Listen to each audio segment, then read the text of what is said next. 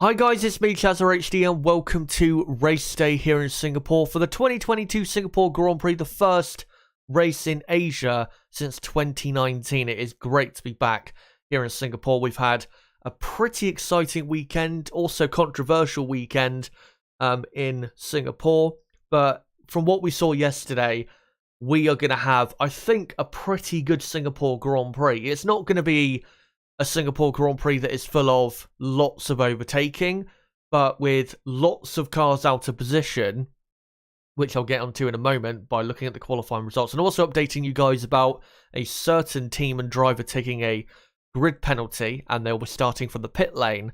I think we're going to have a pretty interesting race today at the Marina Bay circuit, and I think we're going to have, throughout the field, a very competitive race. There'll be probably a 3-4-way fight for the win at the very front between the two Ferraris, Mercedes and Red Bull.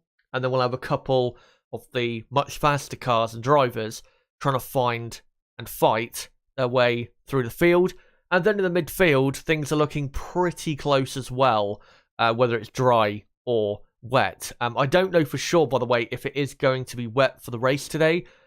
I haven't got my TV on, and the Sky F1 coverage hasn't started yet. I will obviously turn my TV on when we get closer to the start of the Singapore Grand Prix to see what the conditions are like and everything. But I've not heard anything on F1 Twitter to suggest that that it's raining, because if it was, I think I would have seen some tweets about it. I haven't seen anything in regards to rain so far.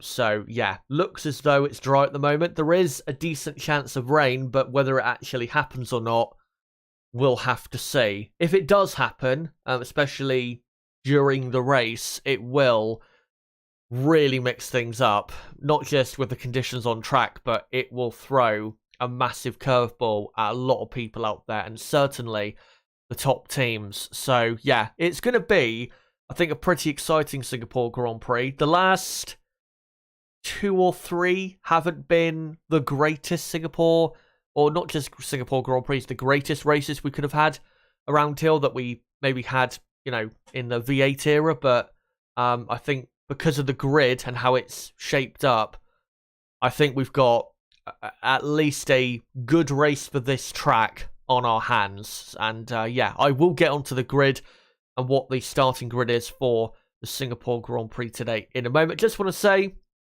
hello to all of you watching. Great to have you all here, and make sure that yeah, you obviously are around for the start of the race in an hour and 56.5 minutes time.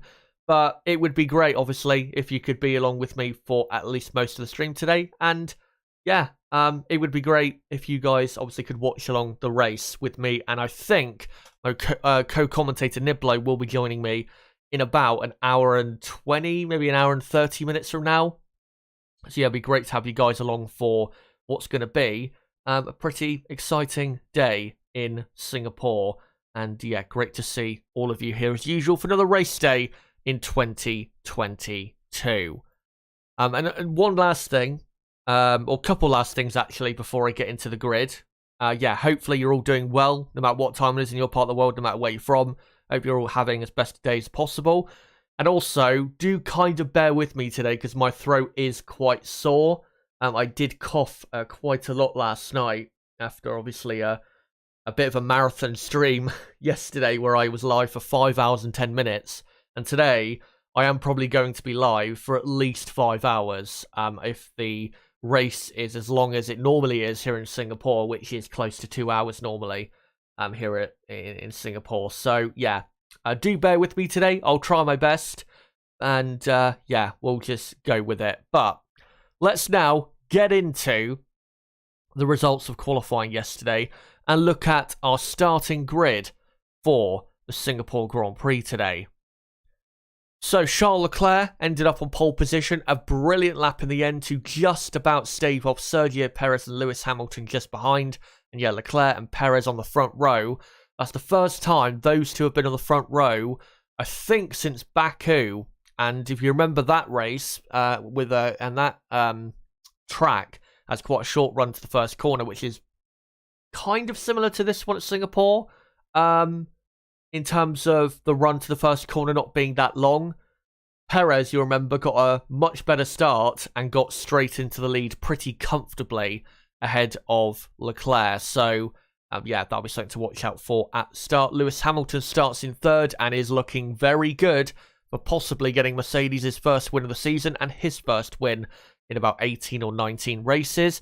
Carlos Sainz will line up in P4 with Fernando Alonso in fifth. What a job Alonso did to be, I think, only half a second away from pole position in the end in a car that we know in qualifying trim around this track should be at best a second off the pace. So Fernando showing just how great of a driver he still is at 40 years old.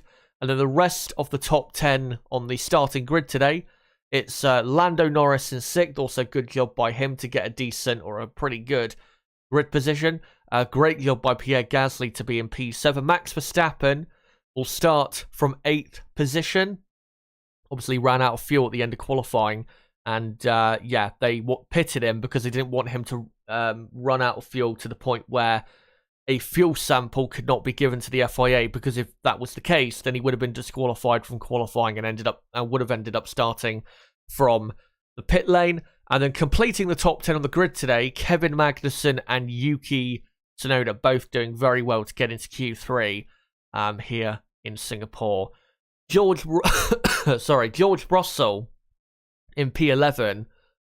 He had a lot of brake problems yesterday, but he will, and the reason I mentioned the brake problems, by the way, is because I think that's a big explainer as to why he ended up in 11th place. He will not be starting from 11th. He will be starting, Russell, in the Mercedes from the pit lane. He's taking on a completely new power unit, and Mercedes, I think, didn't inform the delegates of, you know, when they were or when they did put the new power unit in, and because of that, that's why he'll be starting from the pit lane. So, in terms of the starting grid, it will be then Lance Stroll in P11, Mick Schumacher in P12, P13 will be Sebastian Vettel, 14th will be Zhou Guanyu, 15th will be Valtteri Bottas, 16th will be Daniel Ricciardo, 17th will be Esteban Ocon, 18th will be Alexander Albon, 19th Nicholas Latifi, and then, yeah, George Russell will be 20th / starting from the pit lane. So that is pretty much, except for Russell's demotion to the back of the grid, this is pretty much the starting grid for today's 2022 Singapore Grand Prix. And yeah, there are lots of cars out of position. Perez, I don't think in normal dry conditions would have been on the front row or even in the top three, to be honest. Lewis Hamilton, probably a tad quicker and a tad higher in qualifying than he would have been in normal dry conditions. Obviously, Alonso and Norris and Gasly are a lot higher, or maybe not a lot higher, but a bit higher than you would expect him to be in dry conditions. Max Verstappen, a lot lower. So it'll be interesting to see how quickly he can get through and get past Alonso, Norris and Gasly. And then, obviously, you'll be looking at George Russell coming from the back of the field and to see, you know, how high up the field he can get. I do think he'll finish in the points, Russell, because the Mercedes I expect today will be probably the fastest car on the track. So that does help for Russell. And if there is a safety car after, say, lap 20, then Russell's in a very good position, I think, for the rest of the race after that. Obviously, a 61-lap Grand Prix here in Singapore. So, yeah, those are the real things to look at. And looking at the midfield as well, it's looking pretty topsy-turvy with the starting positions. There's some drivers and cars that are kind of out of position, such as the two AlphaTauris in the top 10, which I don't think would have happened, again, in normal dry conditions. Magnussen in the top 10, I don't think would have happened in normal conditions. And yeah, obviously, you've got, Ricciardo and Ocon and Bottas, who were knocked out in Q1, who I think would have been a bit quicker in proper dry conditions if those were the conditions for qualifying yesterday. So, we've got quite a lot of drivers on the grid who are a lot faster than their grid positions. So, yeah, I think we're going to get a pretty exciting Singapore Grand Prix. It's not going to be a classic or a thriller, but it's going to be a pretty good Singapore Grand Prix, I think, considering the Grand Prix we have had here in the past. And there's much to look out for today in Singapore, and plenty of storylines. Again, the fight for victory, Max and Russell coming through the field, midfield fight. We'll keep an eye on all of that stuff, obviously, during the Grand Prix. But now, let's get into the teams. And we'll start with Red Bull Racing and Sergio Perez on screen. Start with him quickly. At street circuits this year, except for the Canadian Grand Prix, Checo has been so good. Obviously, pole position in Saudi Arabia. He finished, finished second in Melbourne. And then Miami probably would have got on the podium had he not had engine problems during that race. And then obviously Monaco won that race. And then in Baku, finished in second and was leading the race for, I think, 12 or 13 laps in Baku. So, yeah, Checo has had a very good street circuit record in 2022. And it's good to see him right back up there like he was at the start of the season. And I think Perez can definitely win the race today. Do I think he will? No, but I think he definitely can win the Grand Prix. I think really the key, if Checo is going to win for Red Bull, I think the key is to start. I think if he doesn't get into the lead on the first lap, I don't think he wins the race. Because if he can get into the lead, say into that first corner, then because the Red Bull car has the straight line speed to hold off any quicker cars behind, but also you'd expect Red Bull in race pace terms to be quicker than Ferrari, because in the last few races that has been the case. Red Bull have been the quicker team compared to Ferrari. So if Perez gets in the lead, I think that gives him a very good chance of victory, especially if Charles Leclerc, say if he's in second, starts to back up the cars behind him and let Perez run off a bit into the distance. So the start is absolutely critical if Sergio is going to win this race. Max Verstappen starting in 8th. I think what they've got to do with Max is just run him as long into the Grand Prix as they can, and then hope for a virtual safety car or safety car, and then pit him. And then, once they've done that, then they can be, hopefully for them, ahead of the midfield runners, and then start to get after the cars ahead. That's really the only chance I see Max Verstappen finishing any higher than 5th. And I do have him finishing in 5th place today because it is so hard to overtake here. And if he doesn't clear Alonso, Norris and Gasly ahead of him by lap 15, he would have lost so much time to the front 4 cars. He will be quite close to being a pit stop behind all of them, because the pace difference between the midfield runners and the top runners is going to be quite a bit, I think, in this Grand Prix coming up in an hour and 45 minutes, as you can see on your screen.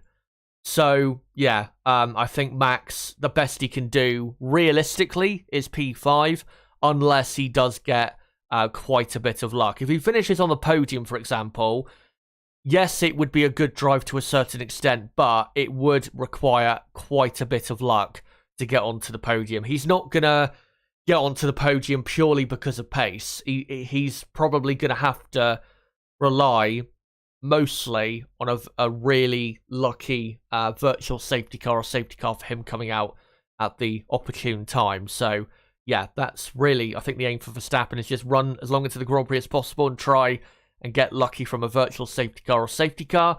And for Sergio Perez, yeah, if he's going to win today, then I think really he's got to get ahead of Leclerc on the first lap.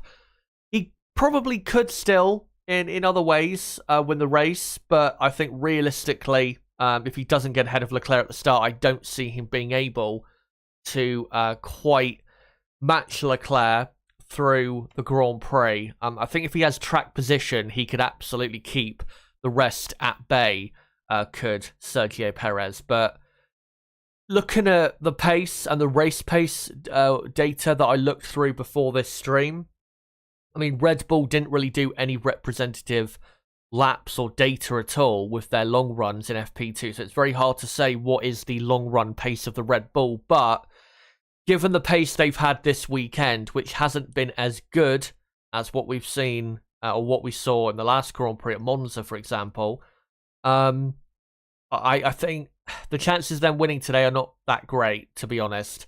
It would take a either great drive from Sergio Perez or an amazing drive / quite lucky drive from Max Verstappen. That's what it would take, I think, if they're going to win the Singapore Grand Prix today. But we'll see. Crazy things can happen in Singapore.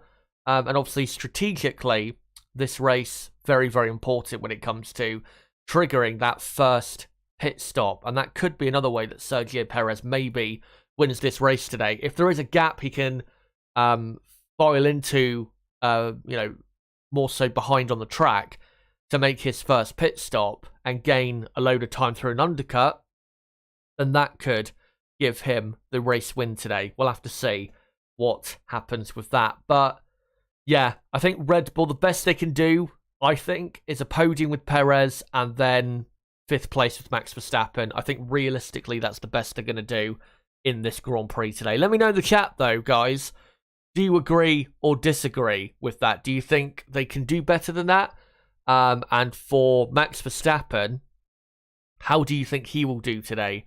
Do you think he'll be, Do you think he'll be able to contend for the podium and get on the podium, or even better than that? Do you think he could win the race? Let me know in the live chat. But we'll move on to Ferrari. And yeah, great job from Leclerc yesterday. He got exactly what Ferrari realistically should have been aiming for, because they did have the best car in at least dry conditions. If Max Verstappen, though, did have enough fuel to finish that final lap and be able then to give a fuel sample to the FIA, Verstappen would have got pole position because he was the final man on track to do a lap. So a bit lucky there with how things played out, but at the end of the day, Leclerc got his lap nailed, and well done to him. Another pole position in Formula 1 and his 2nd consecutive pole in Singapore. So yeah, great job by the Monegasque. Carlos Sainz, I have to say, who ended up in P4, I thought he was pretty poor actually in qualifying, because you'd expect in changeable conditions that Carlos would be, performing very well. I mean, look at Silverstone where it was wet. He was really, really good at Silverstone, and his performance really the whole weekend was very good there. But if you go and look at qualifying yesterday, Carlos just fundamentally lacked the pace of his teammate throughout the entire session. I was quite disappointed with Carlos, and I think because he wasn't able to get it together and ends up starting P4, I think Carlos has cost himself the chance of victory today, unfortunately, for him, because I don't think Ferrari are going to be quick enough for Sainz to go really any higher up the field from where he is starting. In regards, though, to the man on screen, Charles Leclerc, can he win today? Absolutely. I think Ferrari have got good pace. I don't think they're going to... I don't think their race pace is going to be terrible. I don't think he'll be the best out there. I think Mercedes, as I'll get onto in a moment, I think they'll have the best race pace out of any of the teams today. But they will be still pretty quick. You have to remember, in dry conditions or even wet conditions, this track does suit the Ferrari car very, very well. It's probably one of the best tracks for Ferrari to come to with the car they have and the characteristics of their car. Being so good in the slow, medium speed corners and on traction of medium and or out of medium and slow speed corners as well. So they've got a good car for this track, but I just think that the age-old issues with their strategy and operational performance on race day will come back to bite them once again today in Singapore. Because I do think Mercedes will have the better or the best car today out of the entire field. And I think, they'll be racing obviously against Sergio Perez in the Red Bull, who will have definitely good pace, but maybe not the best pace out there. But really, I think Charles Leclerc and Ferrari, I think they're racing against Lewis Hamilton today. And I think Lewis Hamilton is the main threat to Charles Leclerc and Ferrari possibly getting the win today in Singapore. So, yeah, the reason I don't think they're going to win is because Mercedes will have that better pace, and I think strategically Mercedes will outdo Ferrari. I know Mercedes aren't the best team on strategy throughout the entire field, but they're definitely better than Ferrari are. And I think what we'll see is Ferrari get caught with their pants down once again on strategy, and Mercedes either with an undercut or by going maybe a lap or two longer whilst Leclerc maybe has a slight bit of traffic. I think that'll, cause Lewis Hamilton to eventually get into the lead of the Singapore Grand Prix and win the Singapore Grand Prix. Yes, Lewis Hamilton is my favourite to win today at the Marina Bay circuit. But yeah, the ways they can win, I think, really is pretty simple. The ways they can win this race. What they need to do is obviously keep the lead on the first lap. If they lose the lead on the first lap, then I think the chances of them winning are pretty slim at that point, because I don't think Ferrari are the type of team that can really come back from that. But if Leclerc keeps the lead on the first lap, but then builds like a 4 to 5 second lead over the cars behind, which would protect him just about from an undercut, then he would be just about fine to make a pit stop a lap after the cars behind and come out in the lead and keep the lead comfortably. So what he needs to do is not push like crazy, but try and build that gap to the cars behind. But if he can't, which I don't think he will be able to, I think the biggest gap you'll see between Leclerc and the cars behind, if he does keep the lead on the first lap, will probably be, 1.5, 2 seconds.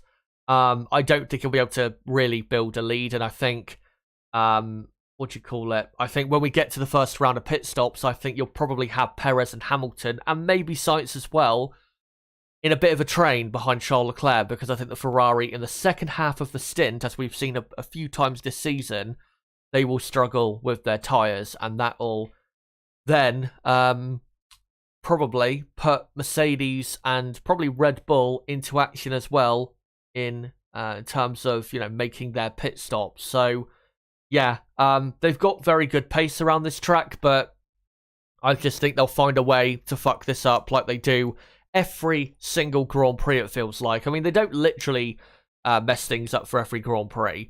There has been obviously 3 or 4 races this year where they've got things right, or they've done the best they could, but yeah, I just think today it's going to be no different for the Ferrari team. And I think there'll be further heartbreak for the Ferrari team and Ferrari fans, as I don't think they're going to win the Singapore Grand Prix today. I think they'll still be close, though, to Lewis Hamilton, who I think will win the race. But I just think, yeah, somehow, some way, they'll get it wrong, and Ferrari will lose the race in Singapore. Now, we'll go on to Mercedes. Not the greatest day yesterday for them. We'll start with George Russell. Actually, no, we'll start with Lewis Hamilton, who now appears on the screen. I mean, his result in qualifying was good, but it could have been better. He could have got pole position. I don't think there's any doubt about that. And I still think he would have been disappointed in not getting pole, because he was only, I think, half a tenth away from pole position. And if Lewis had got pole, I think Lewis would be easily the clear favourite to win today, and I think he would win pretty comfortably from the cars behind. So yeah, not great, them not being able to get that pole position, but I still think they're the favourites to win today, and I think they will win the race today. And I laid out how I thought they were going to win the race this weekend, even in my, I think, Thursday preview, where I went into how I think they'll have the best race pace, which, when, now looking at the data from Friday, is the case. They did have, on average, the best race pace out of anyone else. And I just think if they can trigger the undercut at the right time, or maybe even if, say, other teams are on a 2-stop strategy, if they can go a bit longer into the race and do a 1-stop race, but have fresher tyres for critical parts of the Grand Prix today, then I think they will, or that will be the crucial factor in Lewis Hamilton winning the Singapore Grand Prix. And yeah, I think strategically is where he gets it done. I think he could maybe make a position up on the first lap, but I would be amazed if he got into the lead on lap 1. That would be an amazing start. If you look at the starts of the Singapore Grand Prix from the past, into turn 1, I think we've had the pole man leading into turn 1, I think every single year here in Singapore. So, wait, have we had the pole sitter leading into the first corner every single year? I think, yeah, maybe not every year. Maybe there's 1 year that there wasn't, but pretty much every year the pole sitter has been leading into turn 1. Even Sebastian Vettel into 2017 after that 3-way collision, he was still leading, I think, the race up until the exit of turn 3 and into turn 4.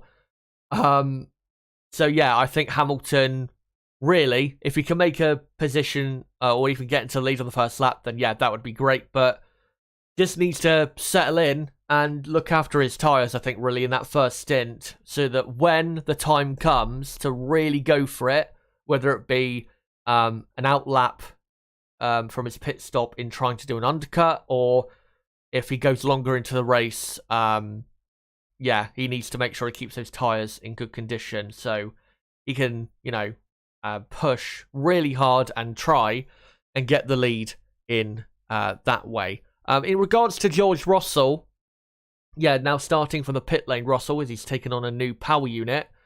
I think the best he could do is probably 7th or 8th, I think, in today's race. I don't think he'll beat all of the midfield runners in the race today. I think he would need a bit of fortune with safety cars and, virtual safety cars as well, really, to get 6th place or higher, to be honest. I mean, the last time a proper front-running car started at the back of the grid was Sebastian Vettel in 2016, who started 22nd and ended up finishing in P5. Now, the reason that was again, I think there was a very helpful safety car, I think about 35 laps in to the race, so just over half distance, and also Max Verstappen, who ended up that day finishing in P6, had a very poor start to the race, so he was busy being held up by much slower cars than himself. So, yeah, I think he's going to need a bit of that, really, if Russell is going to be finishing in the top 6 today. But we'll see how he does. He should at least get into the points, which I think would be a good effort from him. Thankfully, like I said earlier, he does have probably the best car on the track today to come through the field with, so that's good for him.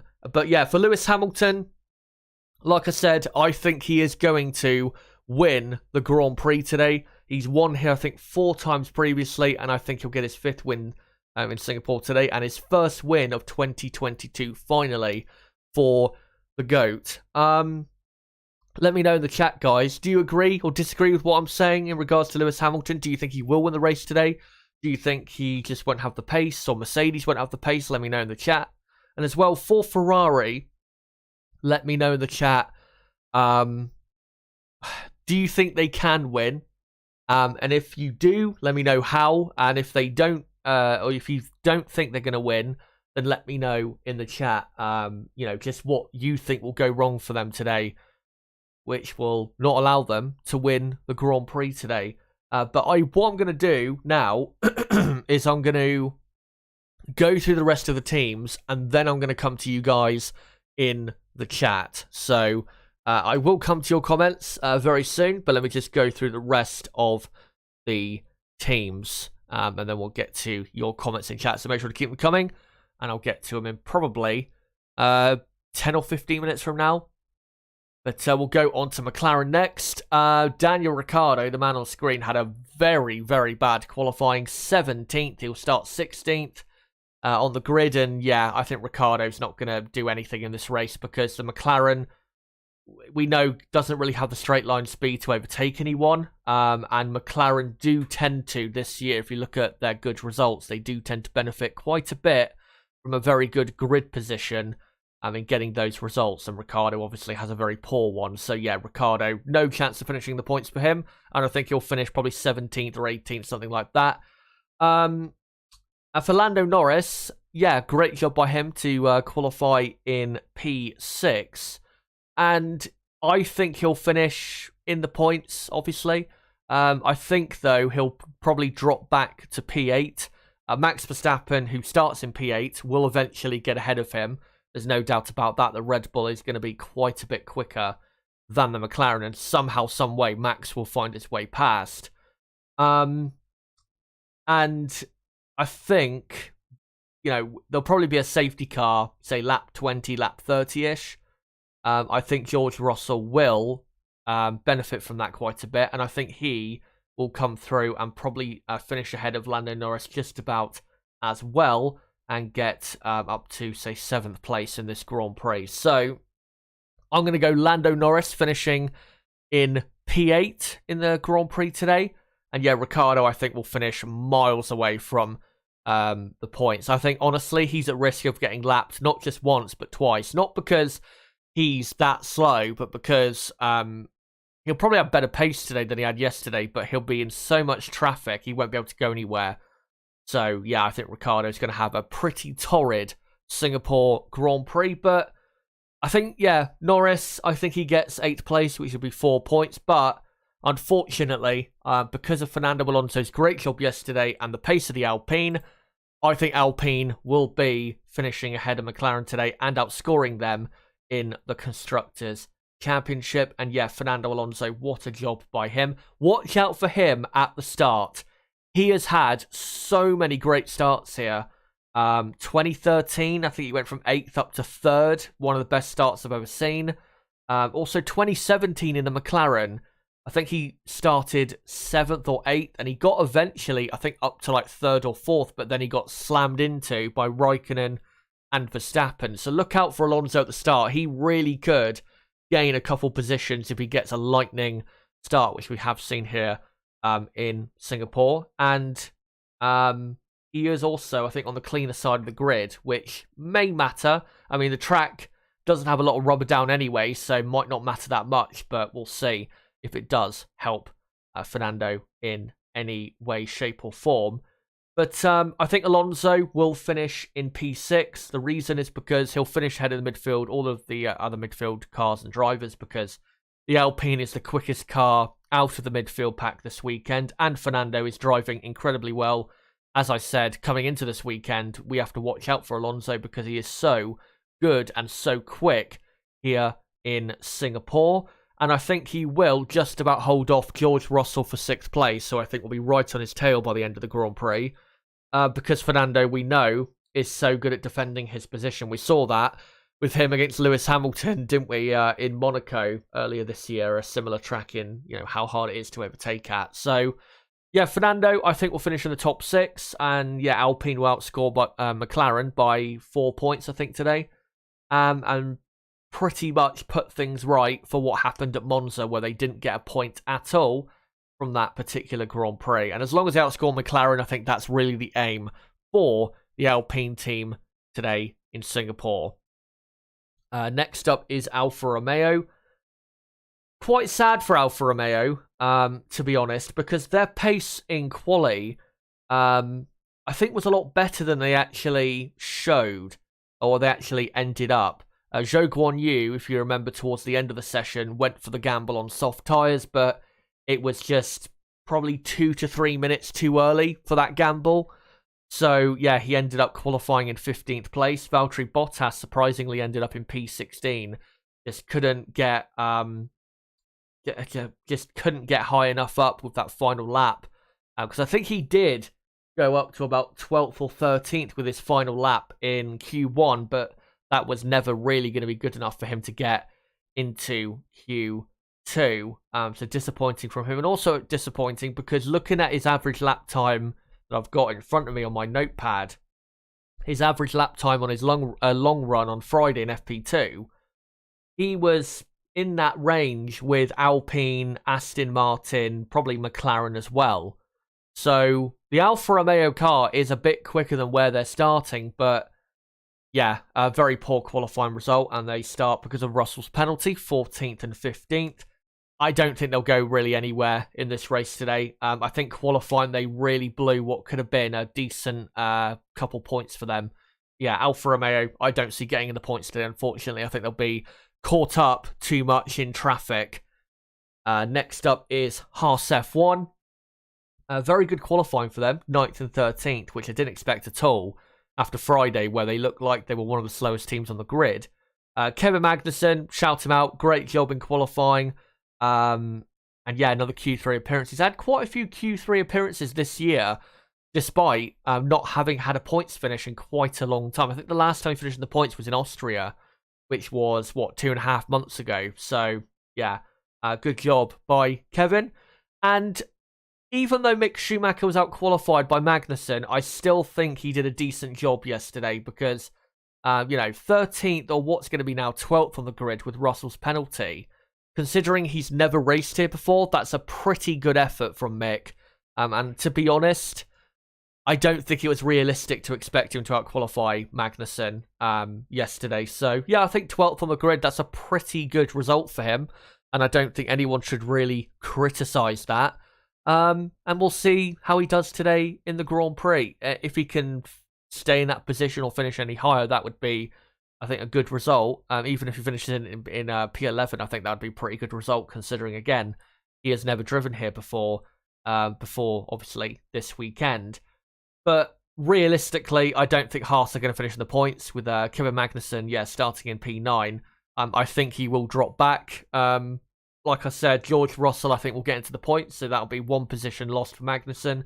And also, Lance Stroll, who is starting in P11, I think Stroll beats Magnussen as well, because looking at the long-run pace from Friday, Stroll in the Aston Martin was miles quicker than Magnussen in the Haas. We're talking well over a second. So, yeah, I think Stroll, with his famous great starts and the very good pace Aston Martin, I think, do have in dry conditions here, especially in race conditions, I don't think Magnussen finishes in the points. So, yeah, I think both Haases will finish outside the points. But, yeah, decent job in qualifying. Let's see if they can hold on in the race.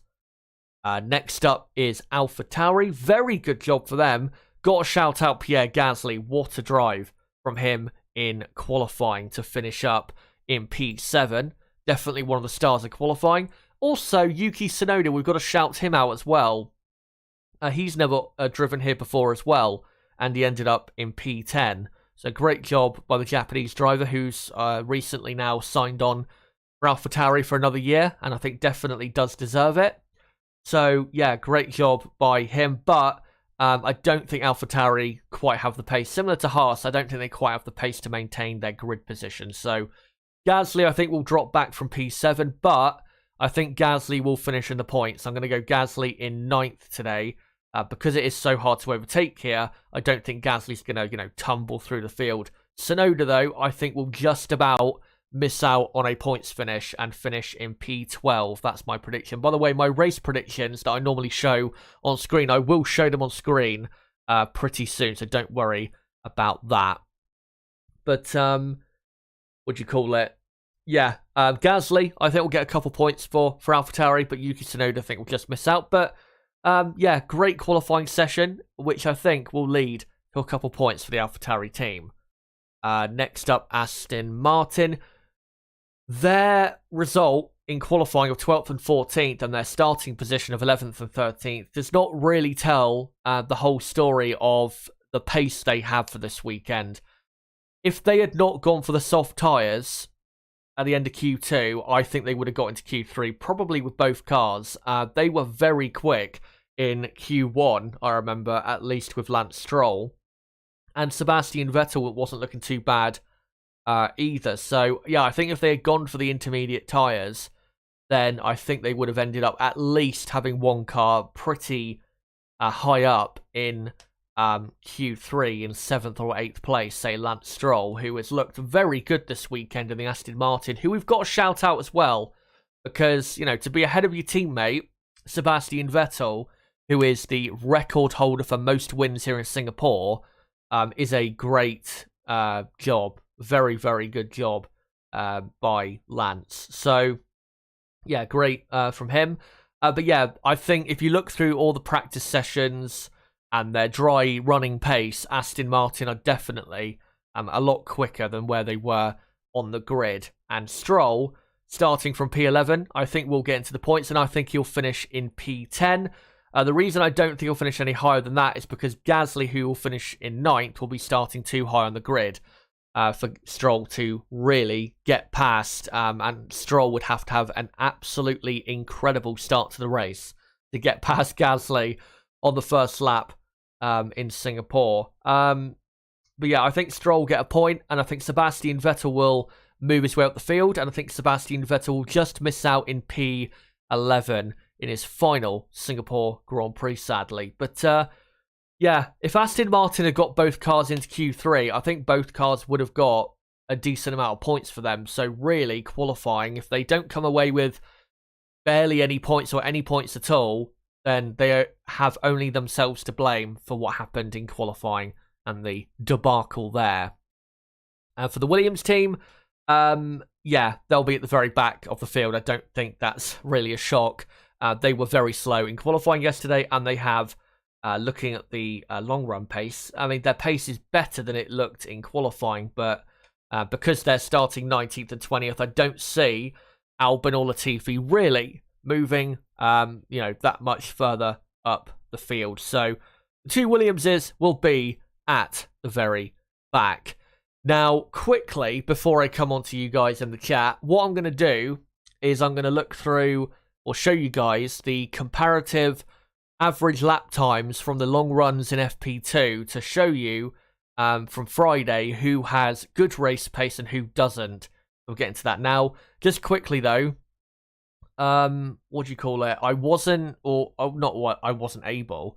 I decided not to show the sector time data today from qualifying. The reason is because the conditions were very changeable, so the sector times would have been not that interesting to look at because they don't really show anything. All they would have shown really is how the drivers who did their final laps were a lot quicker compared to at the start of the session. So yeah, because the conditions were too changeable in qualifying, I will not be showing the sector time data from qualifying yesterday. But let's get into the comparison of race pace between all of the teams from Friday. So let's start with the top three teams. Max Verstappen, his average lap time was, well, there wasn't any. He didn't have, there wasn't enough data really to go through from him to, to calculate an average lap time for him. And the same goes for Sergio Perez. Perez did do two heavier fueled runs, but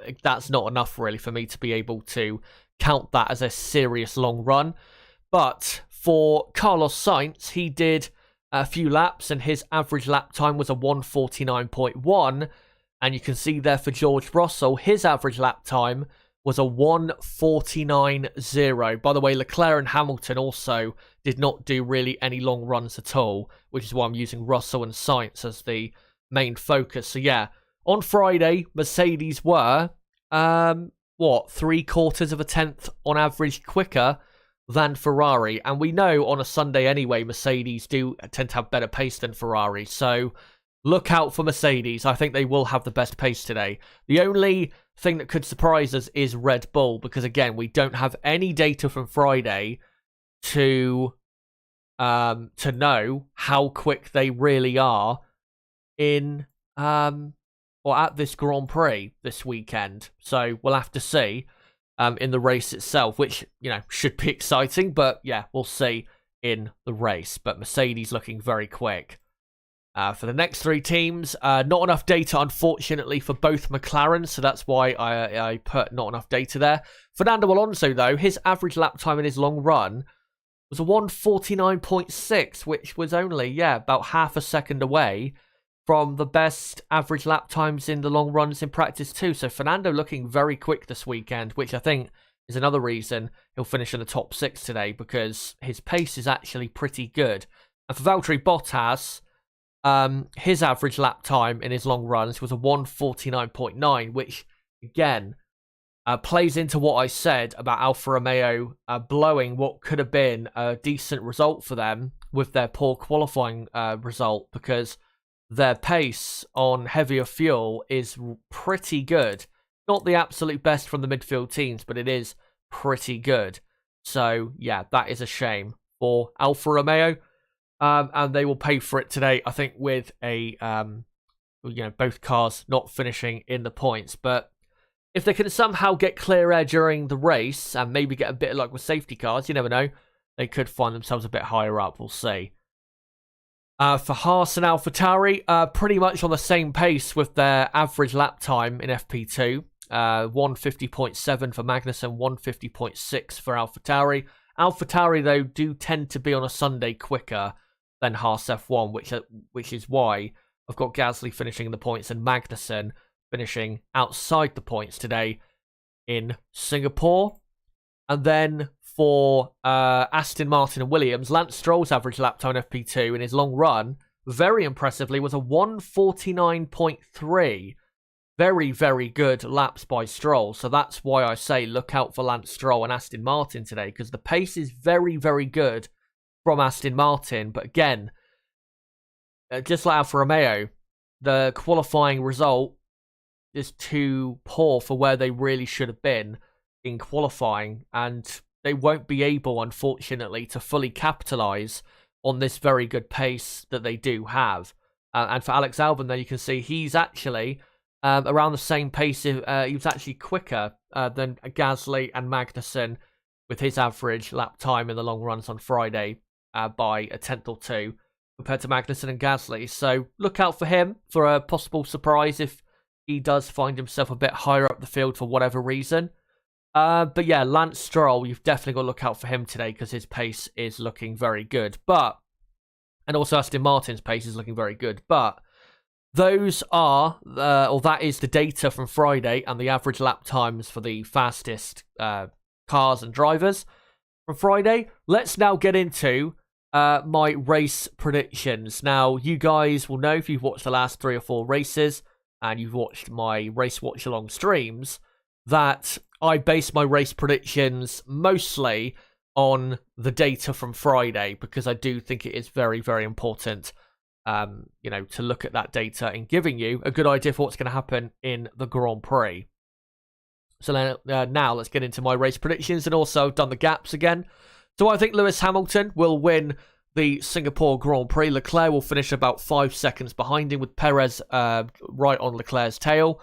And then Carlos Sainz, I think, finishes in P4. Max Verstappen, I'm going to go P5 and maybe just under a pit stop away from the race winner.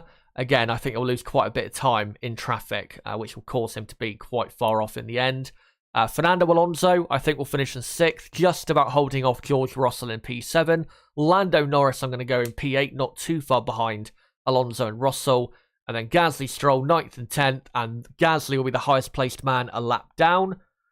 And then for the rest of the field, I'm going to go Vettel 11th, Tsunoda 12th, Magnussen 13th, Ocon 14th.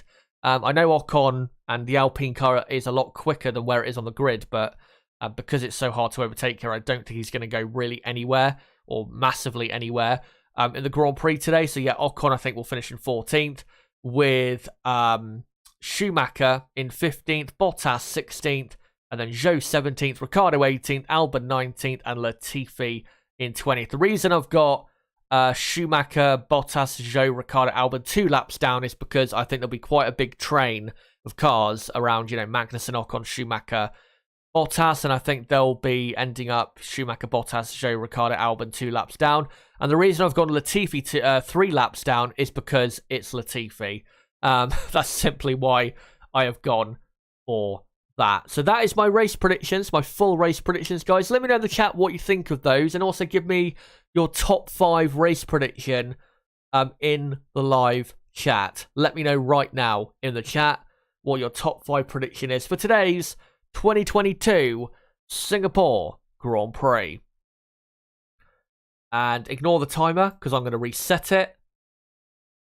We've got actually an hour and 10 minutes to go. So there you go. Hour and 10 minutes to go, guys, until lights out in Singapore. And I'll cut onto these pictures, which will be the pictures you'll be seeing during the watch-along. And let me just move them up a bit in my timeline. There you go. So, yeah, let's come to you guys in the chat. Quickly, though, actually, before I do, if you are new to the channel, don't forget to subscribe for more content like this, because we do Practice 3 qualifying and race watch-alongs for every Grand Prix in 2022. And as well, don't forget, for everyone watching right now, if you have not already, to smash that like button to help the channel grow. And follow me on Twitter at ChazHD5 to help the channel grow. Right, let's have a look at your comments in the chat, and let me also look at Twitter quickly to see if there's been any breaking news. Right, so 15 minutes ago, this is exciting news for you guys. Chris Medland just tweeted 15 minutes ago saying just under 90 minutes until lights out, and it's starting to rain in the paddock. And then 4 minutes ago, he said, big rumble of thunder and it's hammering down now. Pit lane opens in just over 30 minutes. And then he says, I know it's pointless taking photos of rain, but here's a photo of the rain. So it is starting now. The rain is starting to pour in Singapore. And if it's a heavy downpour, then that means that the start will definitely be wet.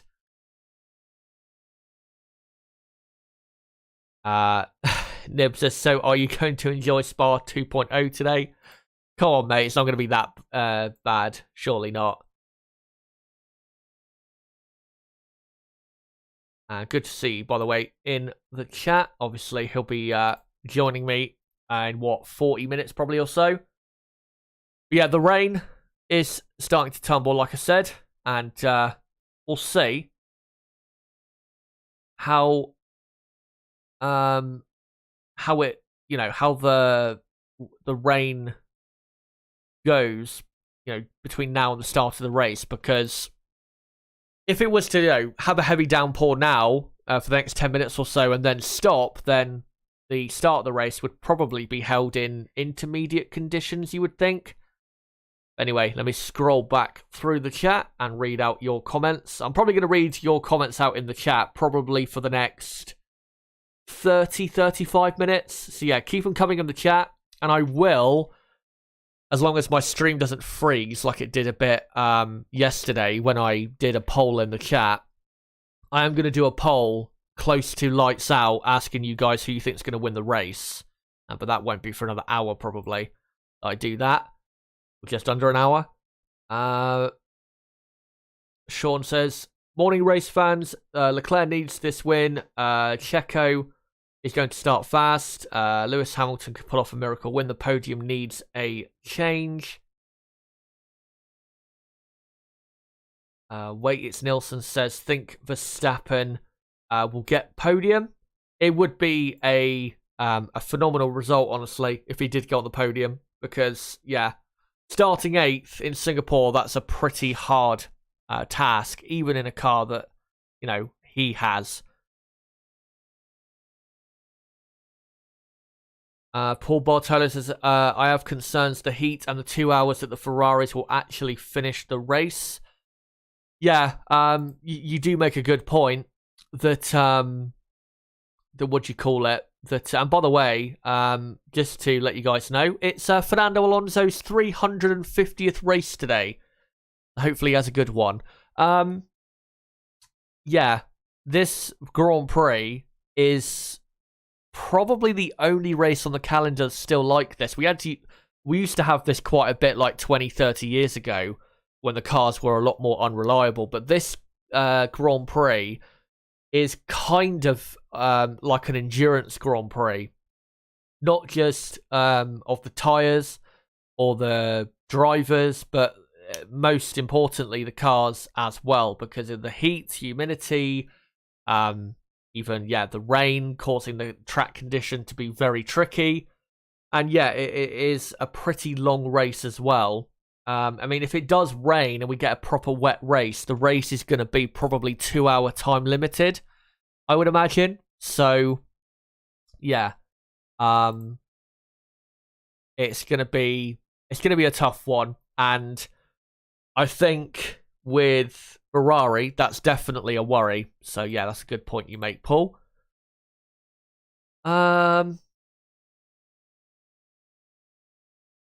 Josiah says Lewis will still easily win this race if it will just take a little longer to get there. Lavgaris says this will be the year when pole man doesn't lead into turn 1. Will F1 says some people need to calm down about Hamilton and Mercedes. Not everyone supports Hamilton. There are other drivers, for fuck's sake.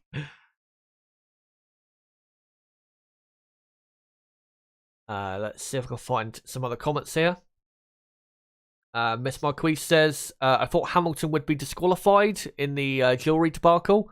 Well, yeah, obviously I cut my stream off yesterday before it was announced, the steward's decision there. And yeah, he was cleared of any wrongdoing. I think Mercedes were fined €25,000 for filing incorrect scrutineering papers, I think, or information. Yeah, the reason Hamilton had it in his nose ring is because his doctors told him, and he also had a doctor's note saying that he had to keep it in because he was having an infection around that area. So, yeah, that's why he didn't get any punishment, thankfully. Frank Trigg says, I think Hamilton will crash into Leclerc, trying to overtake. Verstappen will come through and Perez will let him past. Paul James Squibbs says, Perez and Hamilton make contact and take each other out. Ferrari's engines seize up. Alonso comes through the smoke and debris to take the win. That would be a great story if he won the race today. Just looking as well, Chris Medland has just tweeted, if the and this is what he says, not me, if the FIA radar is correct, we've still got worse rain to come and the pit straight is already flooded, starting to look very unlikely that this starts on time, even an hour away. So this could be a 2021 Belgian Grand Prix situation. Well, at least with Singapore, because it's a night race, it doesn't fucking matter when the race starts, does it? It could start in about 5 hours' time. It doesn't really matter, thankfully. So we're not limited in terms of daylight, which is good. Hello to A Bridges in the chat. Good to see you. Will F1 says Alonso will get to 400 races towards the end of 2024. Yeah. Yeah, it'll probably be on what? Between 470 to 500, something like that.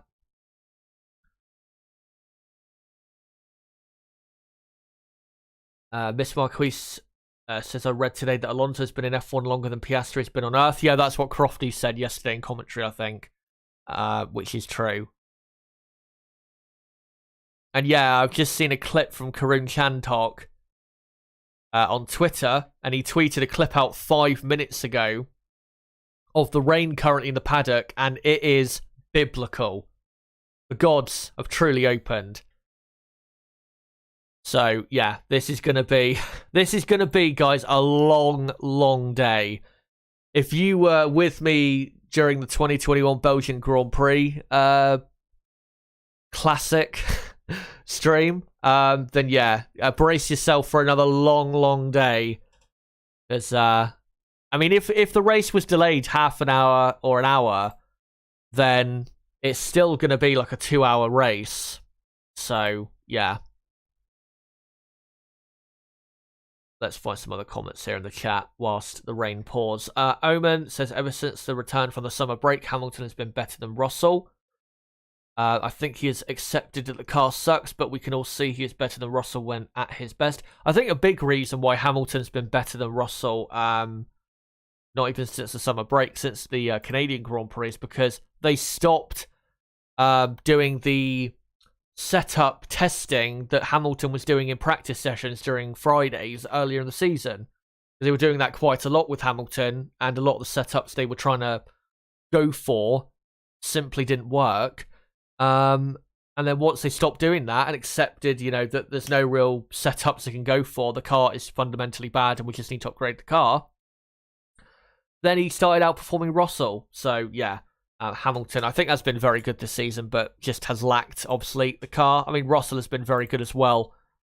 And I still think Mercedes have, I would say pretty clearly, the best driver lineup on the grid. They just don't have the car yet to fight for the championship. Willathorn says Alonso could have had a podium in 2017 if he wasn't slammed into. He would have been P2 after the first lap. Yeah, I think he would have finished in second or third in that race, and he was. Cost a podium, 100%.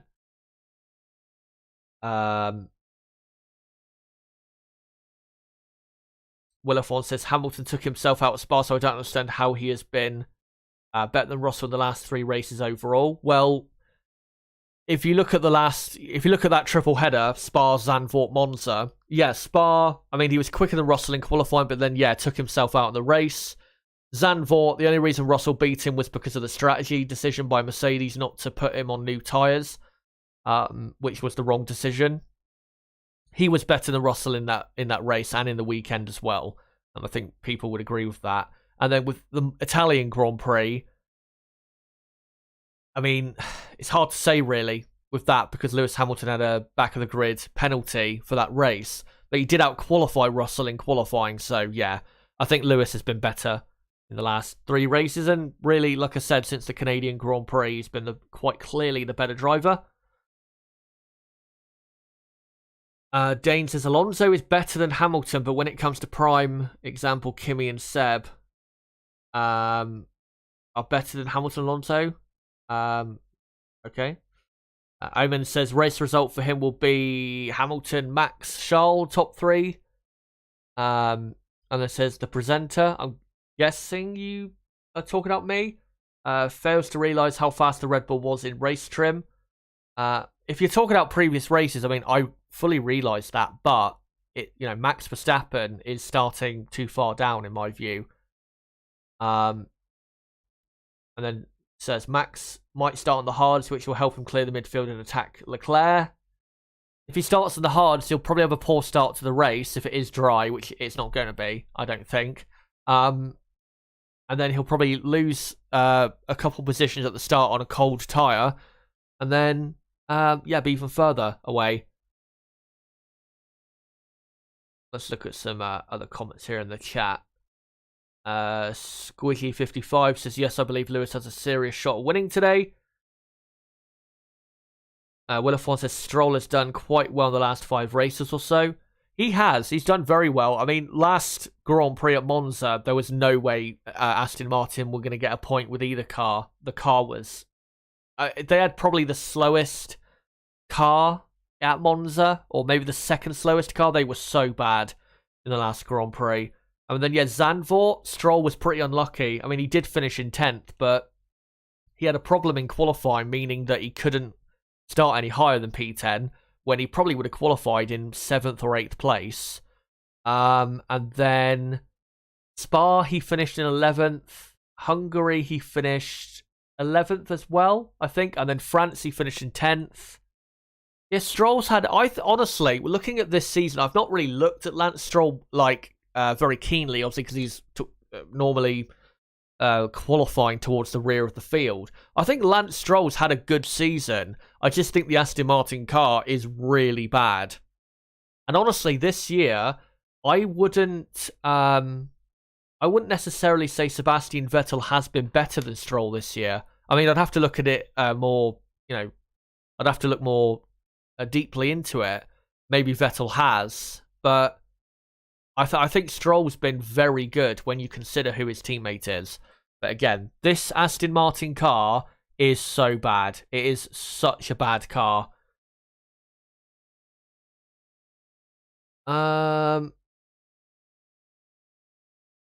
Yeah, I'm just getting to the comments now. Which was after I confirmed that it was raining. Willathorn says their prediction, which is Leclerc, Hamilton, Perez, and then Verstappen, Alonso, Norris, Russell, Gasly, Vettel, Stroll. And then says Sainz DNF after his engine goes into clown mode. Yeah, the top 3 I think is definitely possible. Bit surprised you're going with Vettel in 9th, but yeah, I mean, if it's a wet race, we know Sebastian in wet conditions is a very good driver. Let's just hope he doesn't move across on anyone at the start. But yeah, I think he'll be pretty good in these conditions. I did check DMs. Don't worry about that. Frank Triggs, a safety car start knowing F1's nannies who think rain is too dangerous to race in. Yeah, that's definitely possible. Oh, we have just had an update 2 minutes ago. Start of the race delayed. Next update 30 minutes. So here we go. We're right into that phase again of that we were for Spa. Instead, though, we're starting it even sooner than we did in Spa. So yeah, I'm going to keep the countdown on the screen until when the race was supposed to start, and then I'll, I don't know, restart the countdown when we get to the when we know when the race is possibly going to start. But yeah, just confirmation, guys, the race start has been delayed. And yeah, the next update will be in 30 minutes time. So yeah, we'll see what happens. Let me look at some more comments though from you guys in the chat. Sifat says AccuWeather says the possibility of rain is low. Yeah, well, that's not the case anymore. And yeah, Nib was saying no way the starts on time, going to rain for the next 30 minutes or so. D'Angelo Williams says they hope to disqualify my boy Lewis, but we move still. Thank you for the streams, Chazza. No problem.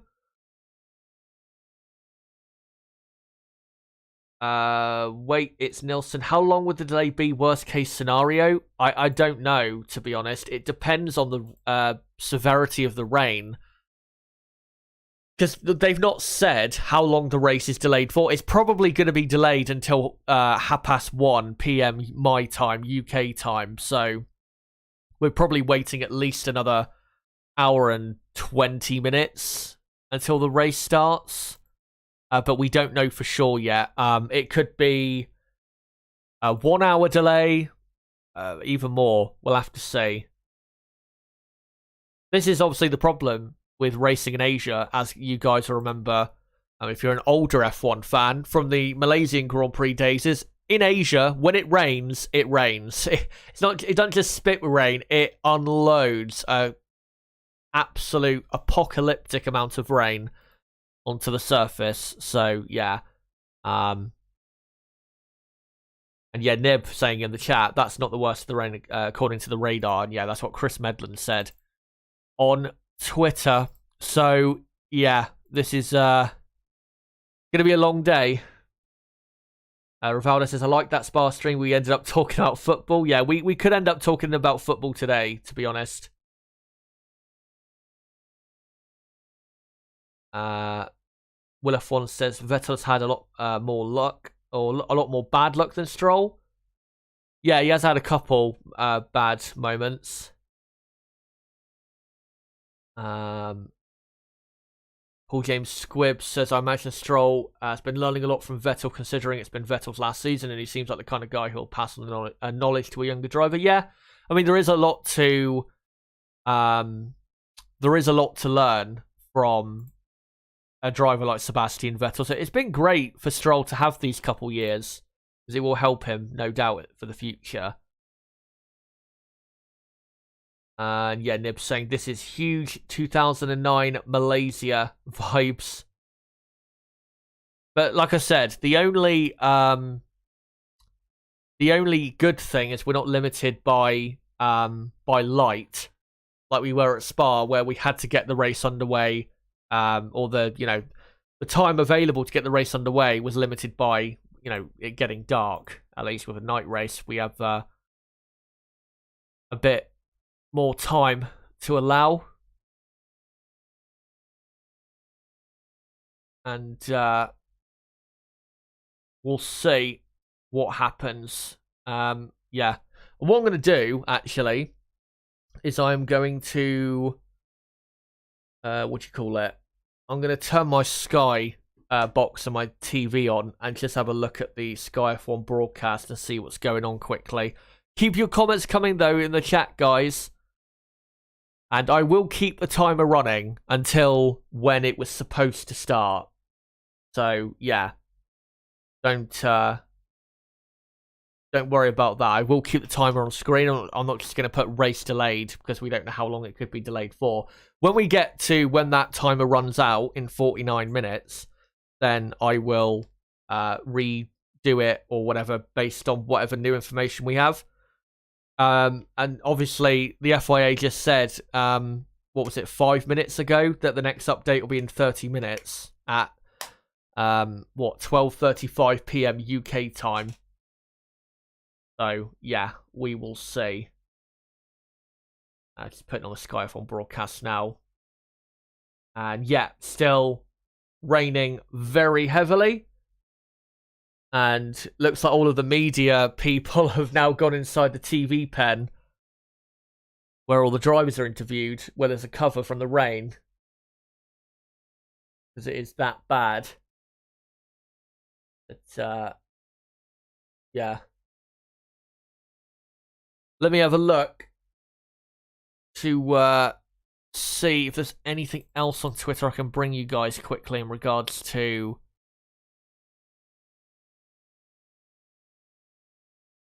news about the weather and the start of the race, possibly. And no, can't see anything at the moment.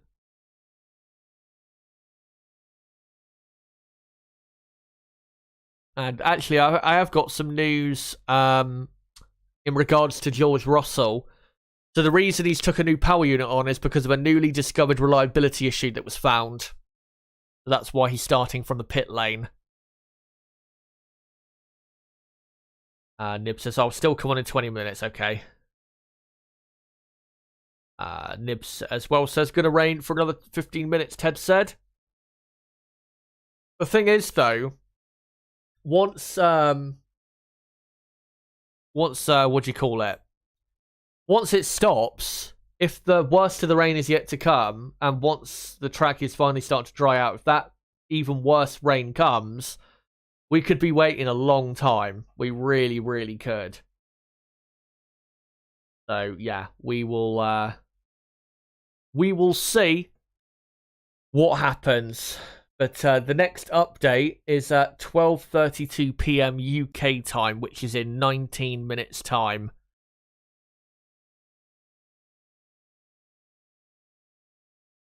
Rivaldo says, Chaz, what do you think about the Red Bull cost cap situation? Are they going to be...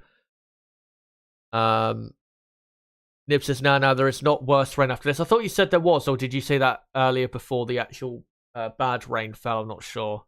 We'll see. Hold on. Rivaldo says... hold on. Nib says, just in this band of rain, the worst was yet to come when I commented it. Oh, right, okay.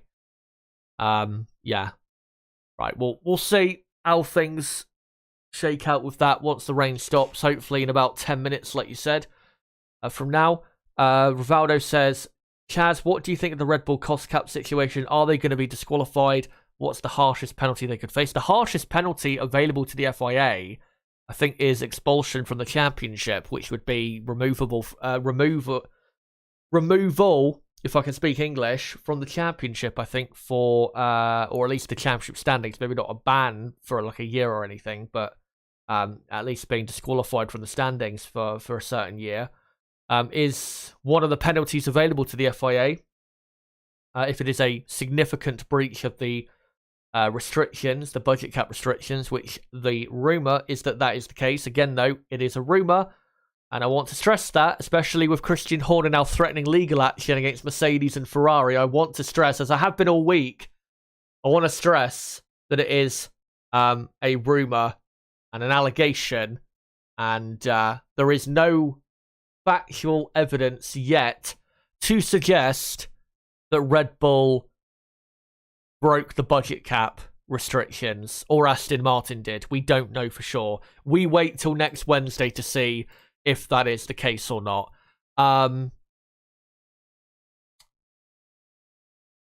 Yeah, with Red Bull though, and the and the let's say they have been found to spend, I don't know, 5 million more than the budget cap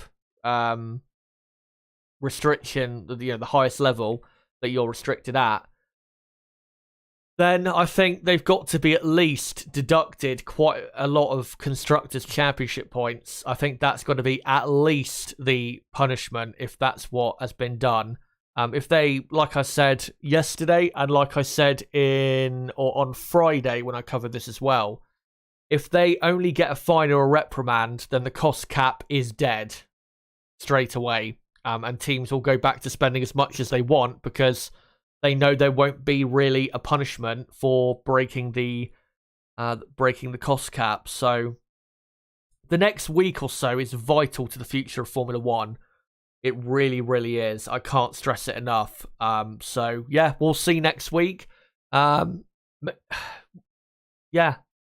that's all I can say is we'll see next week with what happens with the whole situation with Red Bull and Aston Martin allegedly breaking the cost cap restrictions.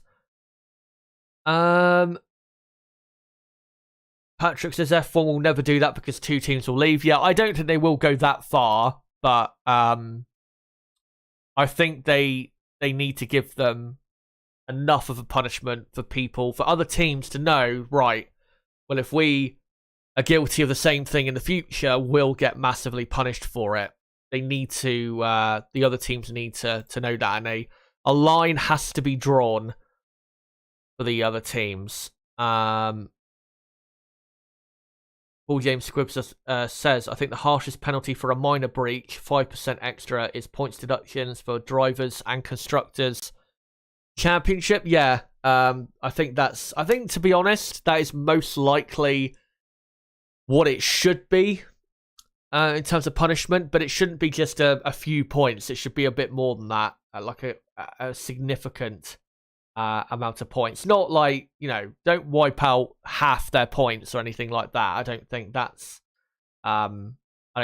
necessary if, again, they are found to be guilty. But there needs to be enough of pain felt by Red Bull in terms of points deduction or anything worse than that, so that they know not to do this in the future, and other teams know as well that there will be proper punishment. Jop says, the thingy Horner said about this being a classic Italian way of trying to distract when a championship gets close to done.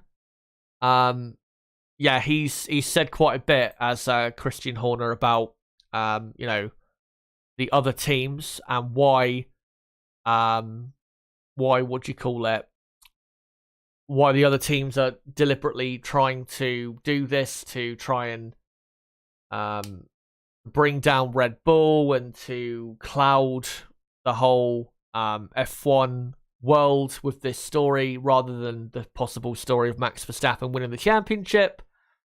Yeah, there's been plenty of words said between those three teams in the last couple of days.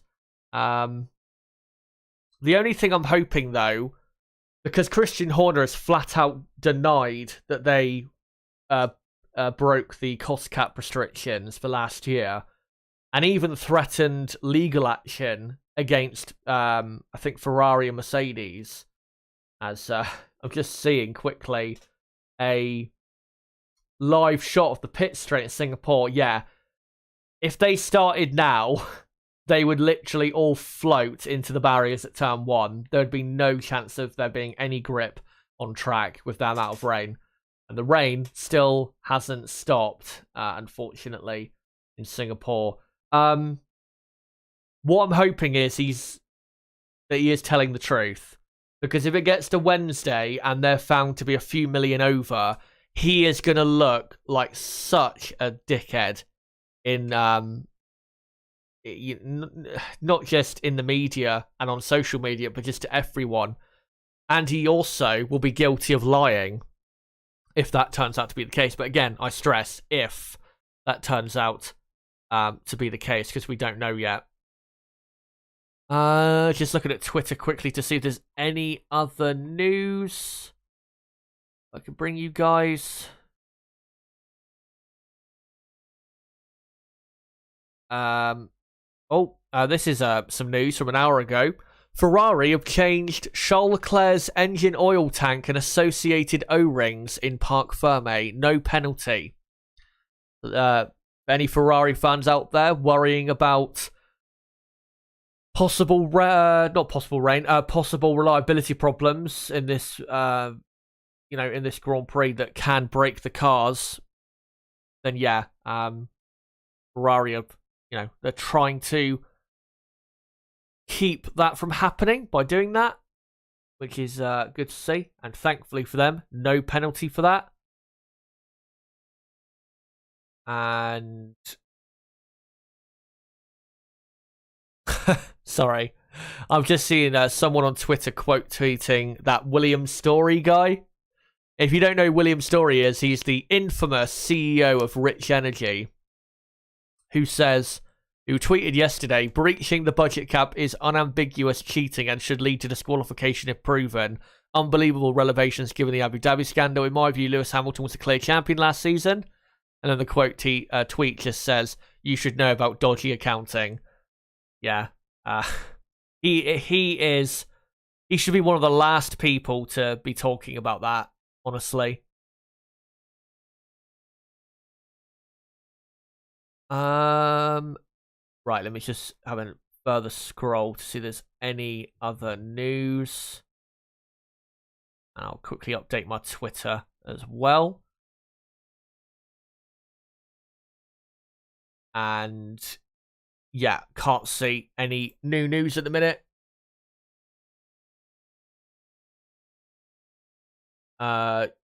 Minimum, oh yeah, as well, Chris Medland tweeted this as well. I'm just looking through my DMs from Nib, who let me know about this. Chris Medland also tweeted 18 minutes ago, pit lane remains closed. Minimum of 10 minutes notice will be given to begin the start procedure. And then 1 minute ago was a clip from WTF1, I think just a video from someone about how bad the rain was. But I'll come back to you guys in the chat. Ken Wallace says, what if Red Bull overspent by more, say, 10 million? If it was 10 million or more, then I think you've got to disqualify them from either last year's or this year's championship, because that is a massive breach, and that is a clear advantage of that's a clear advantage that Red Bull would have had. Spending that much more money than other teams. So, yeah. If it was 10 million or more, then yeah, they've got to be disqualified from the championship standings. The constructors' side, not the driver's side, for 2021 or 2022, or even both. Because that is horrendous. If that was cost cap, maybe another mysterious backroom deal like Ferrari fuel flow. I hope not, because if it is, then it just proves hopeless when it comes to enforcing their rules, which I've thought for a long time, and I still think the FIA are not going to do anything about this, anything properly about this, if it turns out to be true, that Red Bull have violated the restrictions.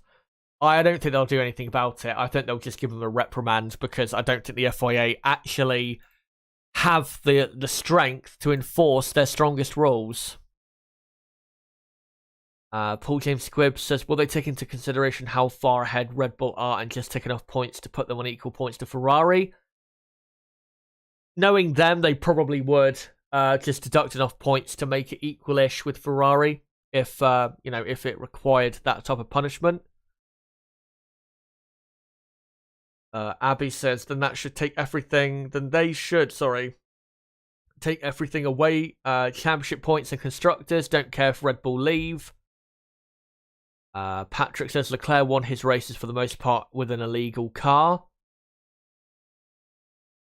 Well, I don't think you're talking about this year, surely. I mean, 2019 he won in 2 races there, Spa and Monza, where, that was definitely an illegal car, and definitely And by the way, Ted Kravitz is currently reporting for the pit lane.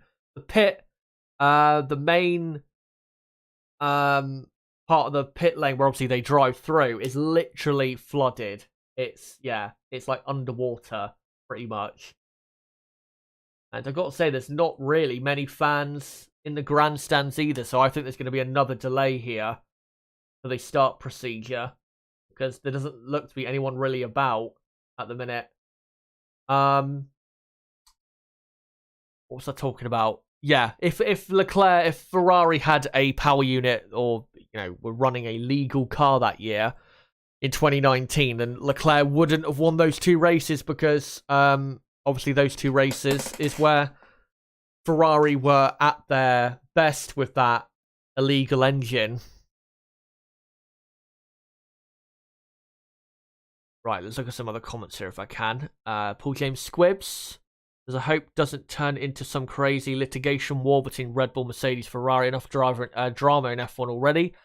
Don't want focus drifting to the courtroom. Yeah, I mean, ideally we don't want that, but the thing is, if it's found on Wednesday that Red Bull did not break the budget cap, then I don't see why Christian Horner should not take legal action against Mercedes and Ferrari for comments. If there is obviously a legal a basis for legal action from Red Bull, because accusations of cheating are very extreme, especially from your direct competitors, not just trolls on social media and people living in their basements. So yeah, if they're not found to be guilty at all, then I would, if I was Horner, I would definitely be taking legal action. Sure. Patrick says weather is a little bit better. Thunder is drifting away. It is still pouring though, really bad with rain. So yeah, we are quite a bit away from a race starting.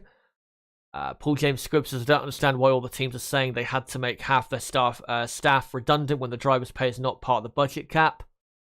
Well, you have to remember that Mercedes, for example, were spending pretty much 500 million, I think, pounds or dollars per season, or close to that, on their car and just their whole team. They were spending that to be as competitive as they were. So to go from that all the way down to 147 million, I think it is. And I think next year it's 140 million, or it might be this year 140 million. That's a lot of money less to spend. So it's not a surprise that they had to, and a lot of people had to lay people off because of that.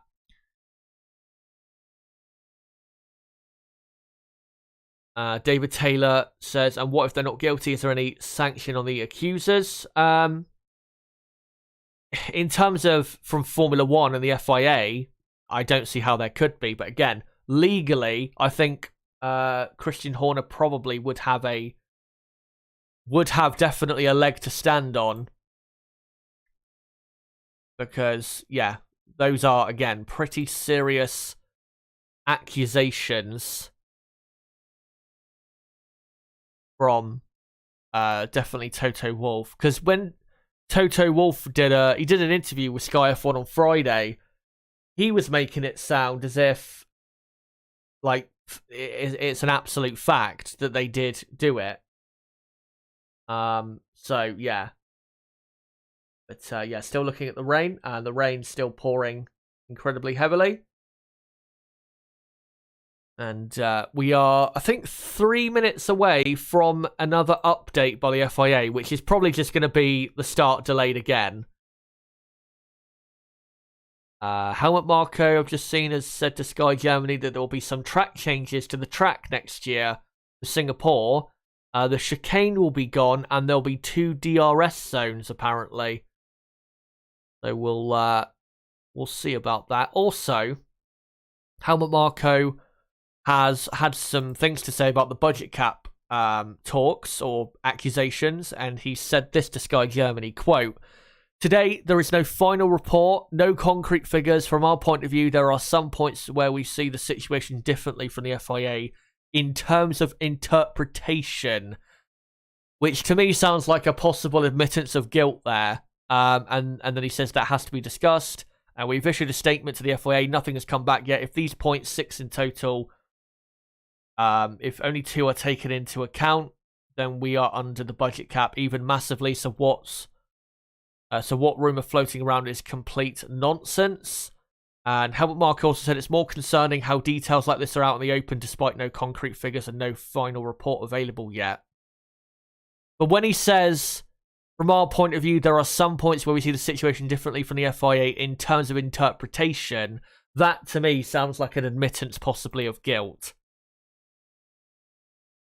To be honest, I don't really see how it can be really interpreted differently, the cost cap. You know, they already know the what do you call it? The rules for the cost cap, you know, what the cap is, what people are exempt, such as the driver salaries, they are not included. By the way, I'm just looking at the radar. Once this rain is gone, which is probably going to be another, how many minutes?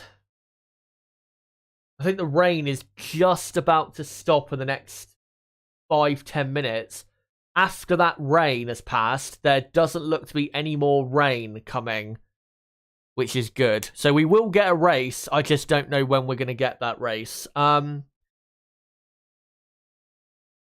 Yeah, I don't see how the cost cap can really be interpreted differently. Because, yeah, the top 3, I think, members, or the top 3 highest paid people in the team are exempt, I think, as well from the cost cap. And the drivers' salaries are exempt. And I think the rules are pretty clear, so I don't quite understand, you know, what he's saying there.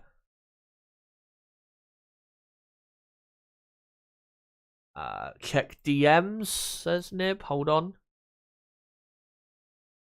Dutch news reports that Red Bull Racing and Aston Martin fined 7.5 million and less time in the wind tunnel. That's what Dutch media are reporting. Well, how much less time? Again, this is not confirmed. Let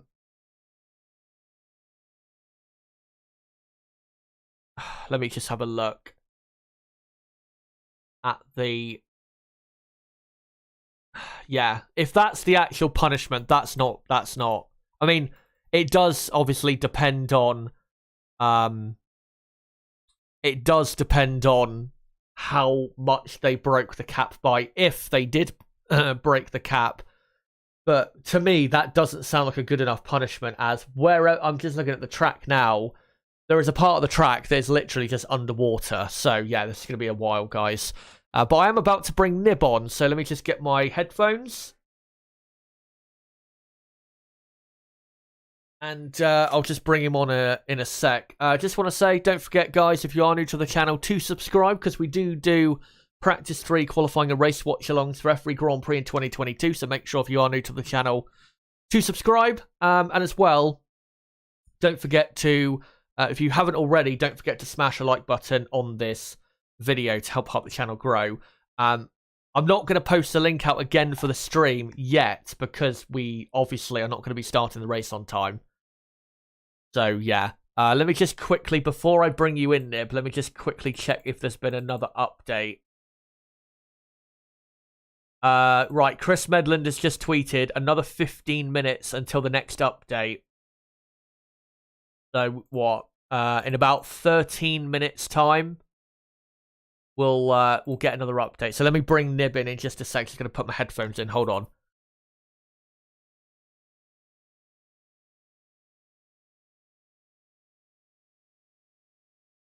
Right, let me just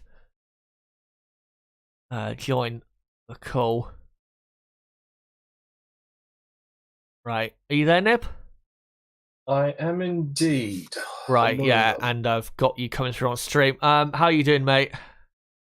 Yeah, we're doing good, mate. At least I know that well, the race will at least finish in 3 hours and 26 minutes. Because of course the 3 hour rule starts in 26 minutes time. So at least there is that. Oh, was that after Spa? Yeah, that's the new thing after Spa. So it has to end by what, 4 p.m. UK time? I think. I don't know. Daylight savings just started, so my time zone calculator's a bit out. Yeah. Yeah. Obviously, great to have you on. Right. So yeah, with the race quickly. From what you've seen of the weather, when do you think we'll get going? Probably not for another hour, in my view, at least. Yeah, I'd say about 55 minutes maybe is probably the earliest. Yeah. We're just getting more photos now of Binotto going into the Mercedes hospitality. They're the best pals now ever since all this stuff has started. And I'm just seeing there's been an update on Twitter from the Australian Grand Prix admin. And the field where they've got like the I think it looks like they've got the festival, like it's drenched. Like there's just a whole bunch of standing water. You can barely see the grass. It's just covered in water. Yeah, it's absolutely horrendous. So yeah, unfortunate to say so.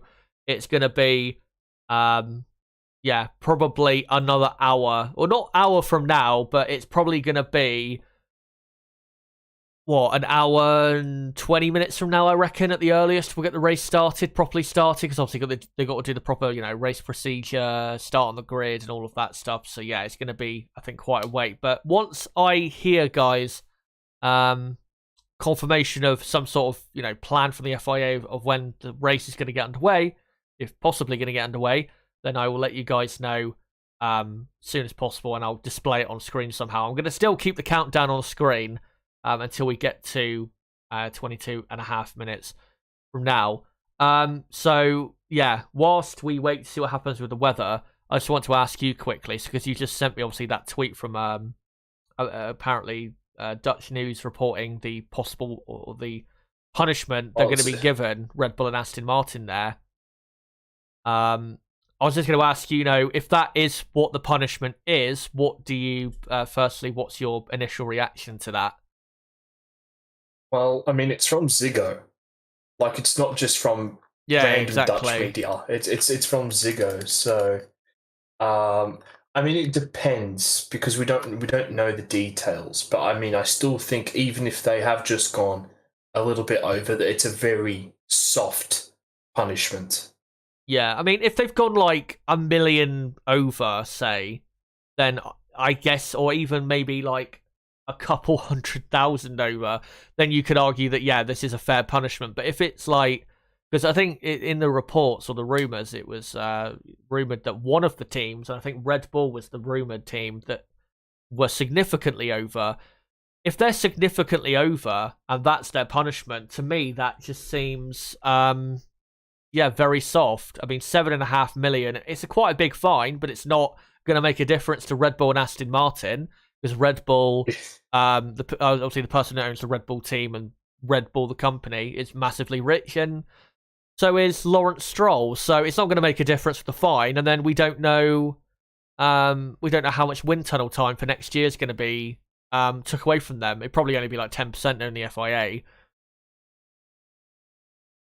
That's I was just looking at Andres Seidel there on the Sky broadcast. Yeah, I'm just trying to listen, so I'll just be deafened for a little bit. Right. If that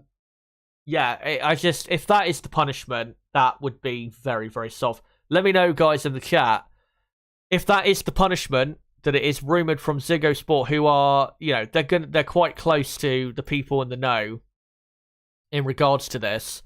If that is the punishment, a £7.5 million or dollar fine, and less time allowed in the wind tunnel for next year, what do you think of that? Is that fair or unfair? Let me know in the chat, and I I'll get to your comments quickly. Seidel wasn't saying anything interesting, so I'm back already. Yeah, what was it I was asking earlier? I was going to ask you, what, again, we don't know how, let's say if they have broken it, we don't know how much they have broken it by. But let's say Red Bull, like I was saying, have gone over by 5 million. What would your punishment be for them? Oh, jeez. I don't know. Like I people have been asking me this a lot of the week. It's like I don't know. Like I seriously don't. I mean, we'll wait and see what the FIA say, and once we know the details of how much they've broken it by, if that's released, because I mean, the Ferrari, we're seeing the Ferrari FIA deal. Yeah. Back at the start of 2020, no details were released on that, even though we knew that Ferrari had an illegal engine. Has it actually stopped raining now? It stopped raining, I think. Yeah, just about by the looks of it. Yeah, it's still spitting, but it's certainly not down. Ted's not even got the brolly out now, so I think. Yeah, I reckon maybe another hour. But what lap times would that? Whoa, dear! What is this guy from the Alpine team doing? He's on a little stool that they sit at the pit lane pit board with, and he's just rowing down. And yeah, just seeing on the radar now. Certainly, the next 5 minutes, the rain will completely stop. But what was, because I didn't watch all of quali yesterday until about Q3. What were that like average lap times they were doing in the wet? In the wet, I mean they were on intermediates, but on intermediates they were doing, what was it, 154, 155 at the quickest, but on the full wet tyre they probably would be doing at least at the quickest probably a 2 minute. If you're looking at like race fuel load on board, you're looking at the quickest 2 minutes a lap. So once the race gets started, if it starts in say an hour or an hour and 20 from now, they're not going to get through the 61 laps. There's no chance of that. No, because it will just take too long. They'll probably, and with safety cars, that will probably happen. They'll probably get through 35, maybe 40 laps at most, I reckon. Yeah. I mean, if there's no safety cars until that point, maybe. The safety car's just heading out now, actually. Yeah, the track look at it, it's absolutely horrendous. You have to wait a while for it to dry out. God. Yeah. Oh, that's just proper puddles. Yeah. Oh, it's going to be really bad heading down into turn 6. Yeah. It's going to be a while to get it dry enough for anything good enough. I mean, there's worse parts around the track. I think in the middle sector it's quite bad. And then, these puddles down the, was it Raffles Boulevard, I think it is? Yep. Yeah, at the start there, it's quite bad, as you can see. Yeah. I mean, I think yesterday, because practice 3 technically was delayed by half an hour, because they didn't allow the cars out on track for the first half an hour of practice 3.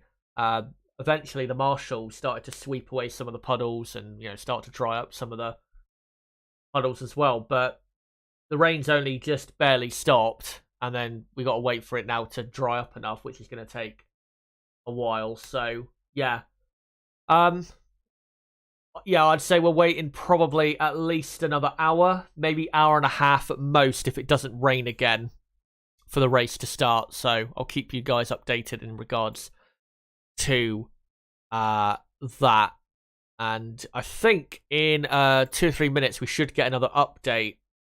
That's literally what I was just about to say. In a minute we get an update of the update. Yeah. Hold on. Rooksfoot just posting in the chat. Apparently AlphaTauri does not have any new intermediates available, but Gasly or Tsunoda, while Ricciardo, Vettel, Latifi, Albon, Zhou have 2 new sets of inters left. Well, with these conditions, I think they would definitely start on the wet tyre. Yeah, they'll be forced to start on the wet. Yeah, and then, I mean, because of how hard it is to overtake here, you could get drivers just going from wet to the dry tyre if you ever got to that point. But looking at the track, I don't think it's going to be dry at all today. So, yeah. And yeah, the track is very flooded, I think, in the middle sector there. At least the pit lane is open, but yeah. I'm just trying to find the tyre data because I saw on Twitter before. But let's see how far. I have to scroll down. We've already gone back half an hour. And it's not there. I did see it quite a while ago, but yeah, I do remember. I think, here we go. So, yeah, I mean, there'll be final wets. Yeah, Gasly, Tsunoda don't have any. Everyone else has one, except for Ricciardo, Ocon, Vettel, Latifi, Albon, Zhou, and Bottas. Some of them have 2, some of them have 3. So it won't really matter, I don't think. Although for Gasly and Tsunoda, that's certainly not ideal. Although typically, a rub-it-in Inter is actually quite good. So yeah, we'll see. A further update will be made in 10 minutes. Yeah. We love that. We love an update of the update of the update. Yeah. By the way, I've just hit the timer because obviously the race is not going to start in 15 minutes. So I'm just, putting there. Yeah, race is delayed. And I will give you guys updates in regards to, and obviously we'll give you updates in regards to when the race actually gets underway. Let me just look in the chat quickly, though. There's some comments. Nello Angelo says, if they take away constructors' points, would that not give Red Bull more time in the wind tunnel? Would the penalty extend to that? I think they should get less wind tunnel time and testing time. If they get less points, I mean, it wouldn't make a difference to the amount of wind tunnel time allowed because as long as they finish in the same position, it wouldn't make a difference to them at all. So, yeah. Simon says, no one is accusing Red Bull. They are all repeating rumours in their own words. This is an attempt to avoid litigation and still stir the pot. Politics. Astro Stevo says, if true, seems light as penalties go, while they could have had or could have been DQ'd from the whole championship or lost points. Paul James Squibb says, would including drivers' pay in the budget cap make it more interesting? No, I don't think they should include driver salaries, to be honest. Yeah. Teams with the best drivers having test money for car development? No, I don't think they should.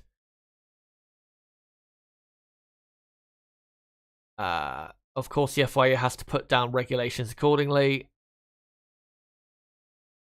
Let's see if I can find some other comments quick.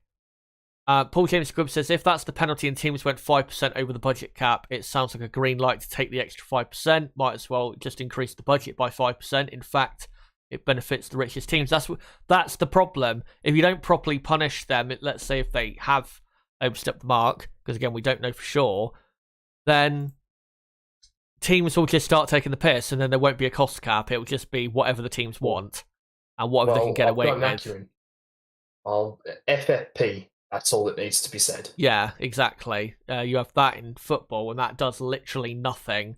I mean, I don't even want to imagine what Paris Saint-Germain's wage bill is in, obviously in football. It's got to be at absolutely disgusting levels compared to what it should be. Yeah, well, what about when City got suspended from the Champions League, but then, for 2 years, and then they just got off? Yeah, exactly. They just got it overturned. Just a joke. Yeah. I gotta say, the safety car drivers absolutely hooning around. I don't know what's Ted saying here. I'll listen to Ted for a moment. Right. Yeah, he is trying to push as hard as can. To try and find out properly at good speed, obviously, what the grip of the track is like.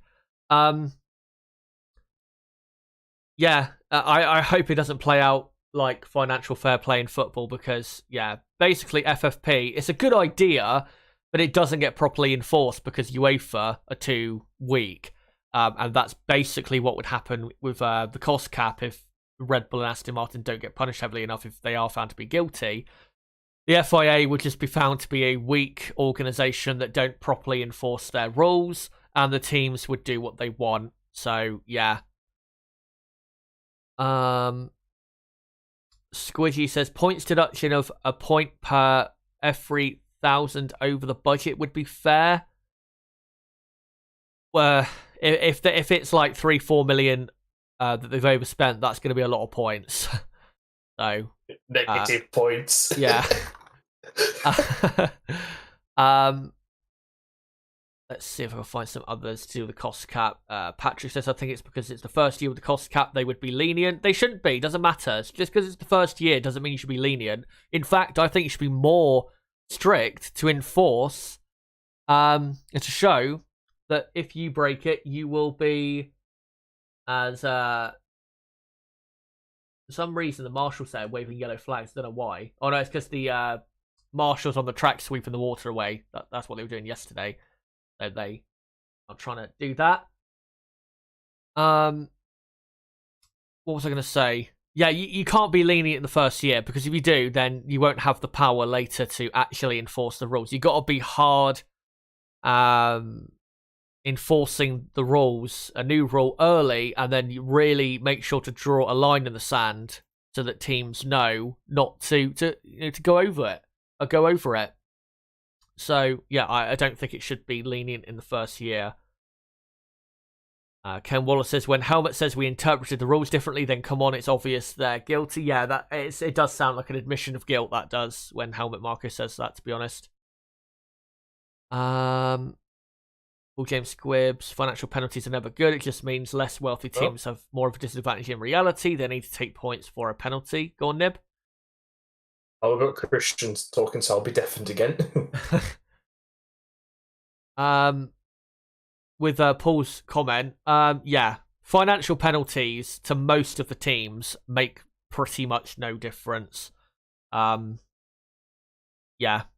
it'd be just a bunch of bullshit. I mean, if you actually go back, I think there was a report Ted Kravitz actually did for ITV back in the day during Spygate, when McLaren got their, I think was it $50 million fine for the Spygate scandal. And he actually did a piece on how McLaren would still be fine despite that fine, because of the amount of sponsors they had and the amount of money they were getting from those sponsors. They'd be able to pay it off pretty easily and not really suffer that bad as a team, or anywhere near as bad as it, would have been for another team. So fines, unless it is a monumental amount, considering the net, the worth of the team, then it doesn't really matter, the amount of fines you issue. Paul James Squibbs says, can't be lenient in the first year, so it will set a legal precedent for subsequent rule breakers using their arguments. Exactly. Why is the race delayed? It is because of rain. I should actually put that quickly in on the screen. Let me just do that. So race is delayed. Hold on. Let me just place it a bit better. Due to heavy rain. There you go. Yeah, race is delayed due to heavy rain. I will, again, and we'll let you know if there is any update in regards to when we're going to get underway. The track is drying. It's definitely drying. It's stopped raining, and the marshals are doing a good job of drying the track in the best way possible. But, yeah, we are still going to have to wait probably another 30 minutes at least until we hear like a proper update from the FIA in regards to when we're getting underway. Thrill says, watch this, guys. Ferrari's going to send Charles out with soft tyres. When is the race going to start? Again, I don't know. We'll have to see. Rooksfoot says they're worried if Yuki has to get out of the car for any reason, he'll drown.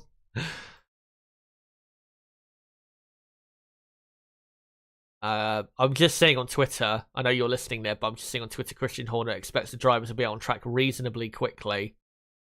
That's what he says. And yeah, the rain has cleared. So no more rain from what I can see from the radar. I don't think we're gonna have any more rain for the rest of the Grand Prix. So yeah.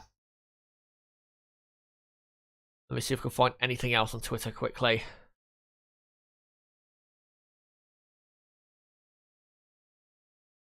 Can't see anything at the minute. The only update, really, a positive update, is that the FIA, about 30 minutes or so ago, opened the pit lane for the teams to be able to be there. Which is, yeah, a positive, but nothing. What? Formation lap will begin in 10 minutes. Formation lap? That's what Philip Horton's just tweeted. Formation lap. Race will start in 10 minutes. Well, Chris Medland's just tweeted. Oh, hang on. In an hour. Sorry. I was going to say, Jesus fucking Christ, that's a bit much. In an hour. Sorry. Right, so pit lane open at 2025. When was that? Or no, that's not. So 1 hour and 5 minute delay overall. So, right, so I'll redo the timer quickly. The race will start in or at 5 minutes past 2 UK time. So let me just quickly redo my graphics. I was gonna imagine that 10 mad scramble to get out on I'll get the car ready. That'd be funny. Anyway, I mean, honestly, I think that they probably could start this in about half an hour. Yeah, but yeah, nah. Right, let me just get timer on screen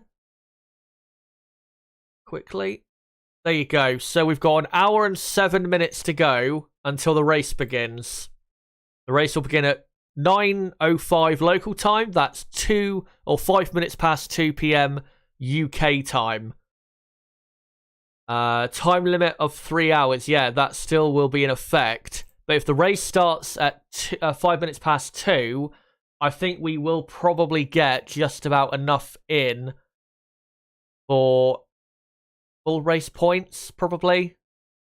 Or at least, you know, like I said earlier, about 40 laps. So I think at least we'll get in if we do start at 5 past 2 p.m. UK time. So 1 hour and 6 minutes we've got to wait for the beginning of the Singapore Grand Prix. So make sure to stick around, guys, because we will get underway. And obviously the grid is still as it was for the start of this race. And the cars should be coming out of the pit lane in about 25 minutes time, I believe. 25, 30 minutes time. We will be on getting something happening in the next few minutes or so. I just want to say again, if you are new to the channel, don't forget to subscribe for more content like this, because we do practice 3, qualifying and race watch-alongs for every Grand Prix in 2022. And for everyone watching right now, don't forget to smash that like button. Another guy in the chat called Chaz. Looks like it's going to be Spa 2021 all over again. Not quite. Thankfully, we have rules in place now that means we know we're not going to be waiting around for hours.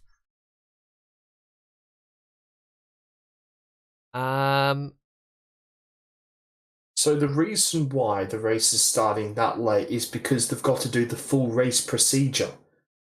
So the pit lane is opening in 26 minutes, then closed in 36 minutes, and then formation lap at 5 past the hour.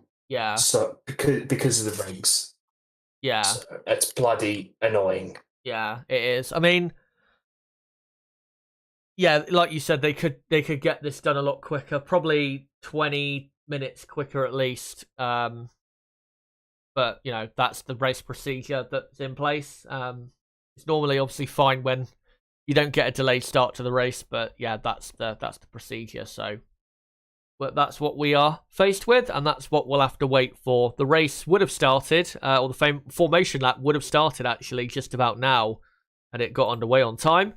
But yeah, we'll have to wait another hour and 4 minutes. Astro Stevo says, did they learn anything from Spa? Well, yeah, I think they did. Thankfully, they did learn something, which is, you know, don't keep people around for 5 hours saying race is delayed, wait for further update. They've made some new rules that limits the waiting around.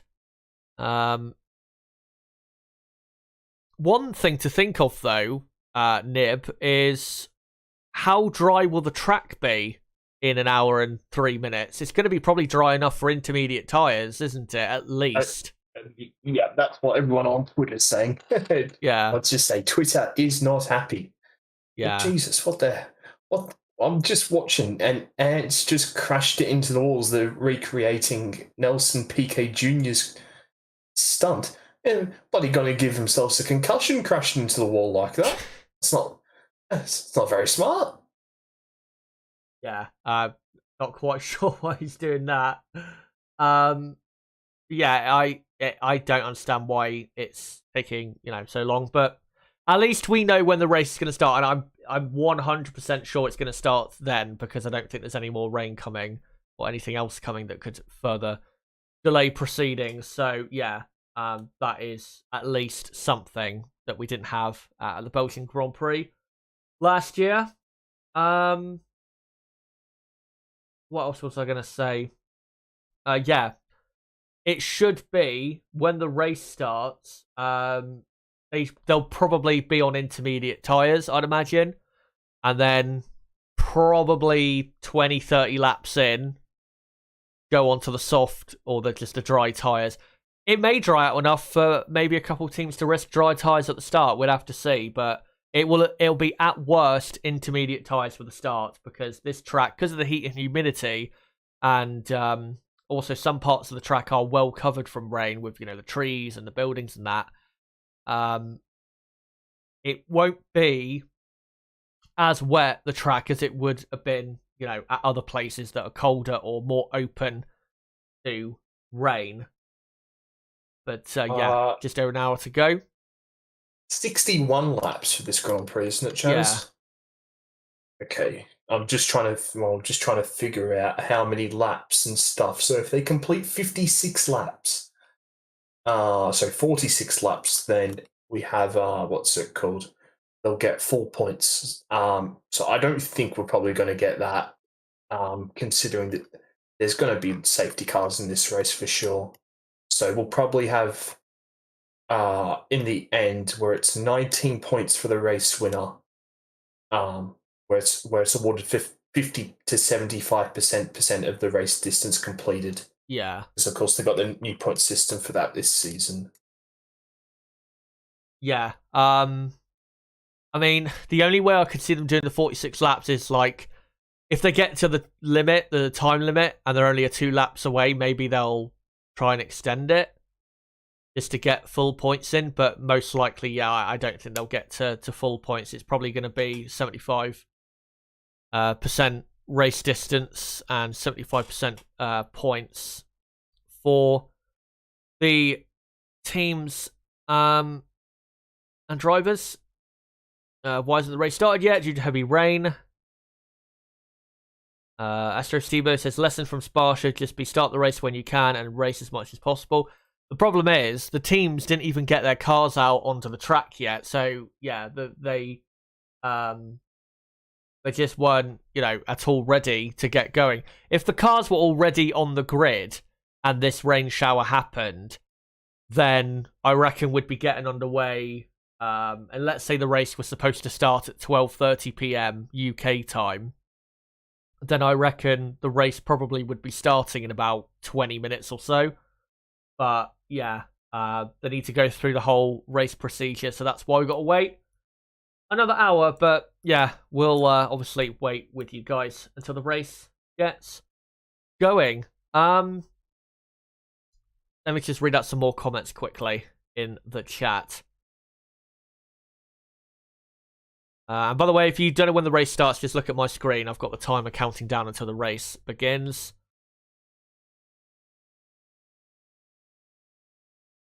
And Paul James Squibb says, how about if the FIA minus the breach amount from the culprits next season cap and increase the budget of all other teams by the same amount, so the culprit effectively loses twice the amount? Well, yeah, but that technically be the same punishment as they're rumored to be getting, which is less wind tunnel time, because they would probably lose that amount of wind tunnel time to the others anyway. So yeah, but yeah, we'll see what happens. To be honest, I've talked about it so much this weekend. I'm not fed up of talking about it, but until we get a further update, there's not really much else to say about it. We'll see on Wednesday, and then we'll go through it, obviously, from there. I am probably going to do a more in-depth stream into it, probably the day after the Japanese Grand Prix, which will be, Monday the 10th of October, I think. We'll probably go more in depth into it once we actually hear what the punishment was. But until we hear what happened or what has happened, we can't say, and can't really give any more opinion than I've given. They need to be given a proper punishment, and that's all I can really say on it. Mate, I've got a very surprising tweet from Will Buxton, who's usually the mouthpiece for F1. He said, what's the point in having wet tyres if wet races are always delayed by the FAA until the track is so dry you don't need to use them? Well, hey, Yeah. too fucking right. Yeah. And on that bombshell, it's time to go to the loo. So I'll be back soon. Right. And yeah, Will Buxton is right. And yeah. I mean, yesterday when practice 3 started, we had wet tyre running for the first couple minutes of when the cars were out on track, but then they all went onto Inter straight away. And it's true. If you're not going to allow the cars out there on the wet tyres, or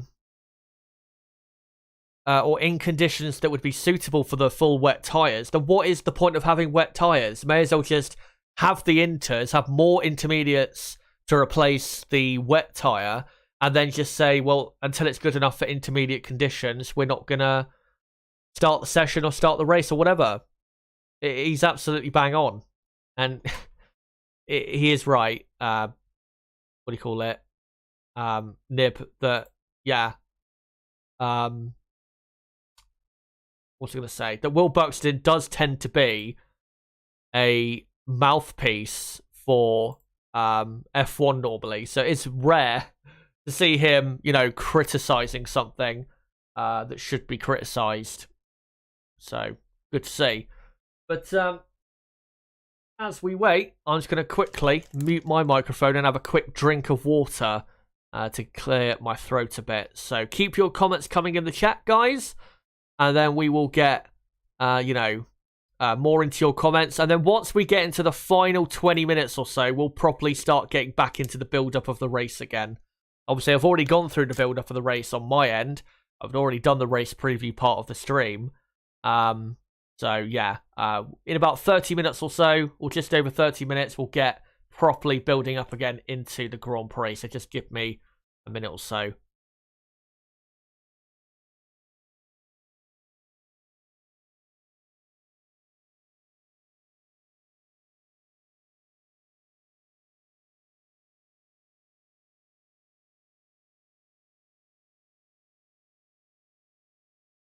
Right, let's see. Any more comments in the chat? MWB says, guys, they want to do the pit walk interviews and stuff. That's why it's delayed. I don't think it's delayed because of that. I think it's delayed because, that's the proper procedure they've had for the cars, coming out of the pits and coming to the grid. And that procedure has been in place for the start of every F1 race for 40 years now? I think 30, 40 years. So that's the way things are done. It's not because they want to get pit interviews in and stuff like that. Please tell me, Ewok, that comment is sarcasm. Because if that's not, then oh my. Ewok says, if they delay the race anymore, it'll start getting dark. Please tell me you're being sarcastic. Rooksfoot says, water spray must affect ground effect cars more than the old ones, in my opinion, if they get their downforce from the airflow under the car and the air is replaced by water particles. Yeah, it probably does. I mean, I will admit I don't have a great knowledge of the technical side of Formula 1 and how it works exactly, which I am trying to improve upon with, my coverage of Formula 1. But looking at the track at the minute, it looks a lot drier than what do you call it? It looks a lot drier than it was, obviously, when it was raining. And I think, we're going to have dry tyres, definitely, featuring in this Grand Prix at some point. Michelle Lamberty, who do you think will win? I'm going to go for Lewis Hamilton to win, especially in changeable conditions. I think that Hamilton is, very good in those conditions and the best on the grid in those conditions. And I think that with the car he has for this weekend, which is pretty competitive, I think he'll be definitely competitive victory in this Grand Prix. By the way. Right. Frank Triggs says we used to have monsoon tyres, indeed. Let's see if there's any other comments I can read out quick. Dane says Danny Rick may have a chance in the top 10. No, absolutely not. No, don't be silly. Yeah. He's 16th on the grid. So yeah, he's not going to. It's a shame because I think if he got because I think the conditions yesterday did suit McLaren quite well. If he had been in the top 10, I think he probably would have ended up in the points. But yeah, he's not going to. He's too far back. Let's see if I can find any more comments here. Lab Gorilla, what we know is that the additional complexity of rain strategy, Ferrari will not win. Yeah, when it comes to switching onto the right tyres at the right time, we know Ferrari, they're going to massively mess up on that. Is the track really that bad? Ask Pro Gaming. Well, it's not bad anymore, but it was, undrivable for sure when it was properly raining. And by the way, hello to Vinstus. It's morning, everyone. Greetings from Florida. Obviously, Florida's had quite a lot of rain in the last few days. Yeah, Lavgura is saying Ferrari and strategy don't go together. You never know. Yeah. Panis won in Monaco in the wet. Yeah, well, back then it was a lot easier, I think, for the drivers in slower cars to to come up into the higher positions in wet conditions than it is now, to be honest. And we have to remember, in that race, only 3 cars finished the race, I think, or 4 cars out of the 22, I think, finished the actual race. So that definitely helped as well. I just want to ask you, Nib, about some of the driver news as of late, because we've had Yuki Tsunoda being confirmed AlphaTauri for next year. Nicholas Latifi announced he's leaving Williams at the end of the year, which is not a surprise at all. Same with Tsunoda, not a surprise. Colton Herta, it's been announced, will not be on the grid next year because the FIA are not going to give him an exemption. And the rumour at the minute is that Gasly is going to be confirmed to go to Alpine and De Vries will be confirmed to go to AlphaTauri. And we're hearing, I think from Canal Plus, that that's going to be confirmed next weekend at Suzuka. I just want to get your thoughts on all of that. What do you think of all those driver moves or driver news? Yeah, both of those will be confirmed next weekend. I'm pretty sure I've seen reported. So, I mean, Christ, De Vries at AlphaTauri. I mean, you know that that there's no one ready at Red Bull to come in into AlphaTauri when they're putting a 28 or 29-year-old in the car. I mean, next year Red Bull. I mean, I assume it's only going to be a 1-year deal for De Vries. Probably, yeah. I mean, Red Bull would never be silly enough to give him anything more than that. I mean, he might do a good job and get himself a seat at another team, but I don't think he'd be at AlphaTauri for another year. Of course, what's it called? A bit disappointing that that Dawn will miss out at least on Alpine. Have we had really any update on Williams? Because I haven't seen anything. I think the rumor is that because I think Logan Sargent needs to finish in the top 5 of the F2 Championship to get super license. Yeah, so I think if he gets the top 5, then he'll get that seat. I think that's the situation there. Yeah, and then so De Vries going to AlphaTauri, like you said, I don't think it's going to be any more than a 1-year deal because if he comes in and doesn't do really anything, then they'll probably want to get rid and put, I don't know, someone else in there, or possibly a young Red Bull driver that may do well next year. With with Gasly going to Alpine, then good move for Gasly, do you think? And what do you think how do you think he'll do against Esteban Ocon in that team? That's a tough one to predict because I think both of them well, I think Gasly's become a bit overrated. I don't know if he's been overrated by people this year, but I think previous years he might have been a tad overrated. I mean, he's certainly a very good midfield driver. Also, did you see that Ralf Schumacher revealed why they hate each other? Ocon and Gasly? Yeah. Yeah, what was it? That when they were still friends, that they who I can't remember who stole whose ex-girlfriend. Oh God! Like they started dating an ex-girlfriend. Oh, I don't know if that was a troll. I don't know if that was a troll tweet or not, but I mean, yeah, bit interesting. I mean, I can't just hashtag open the bloody pit lane. This is painful. It's painful.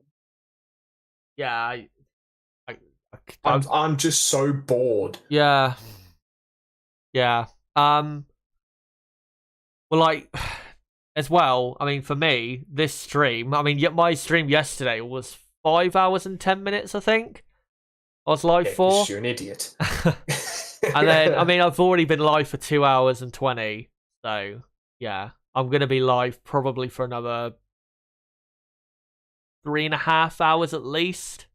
Probably 4 hours. So, yeah, looking forward to it. I was hoping to catch at least the second half of the Manchester derby properly. Yeah, I was as well. I mean, now can maybe watch the first 5 minutes properly, and that will be it. Now I'll be on my iPad the whole entire race. Yeah, it's a shame, but at least it's not like Spa, I guess. Exactly.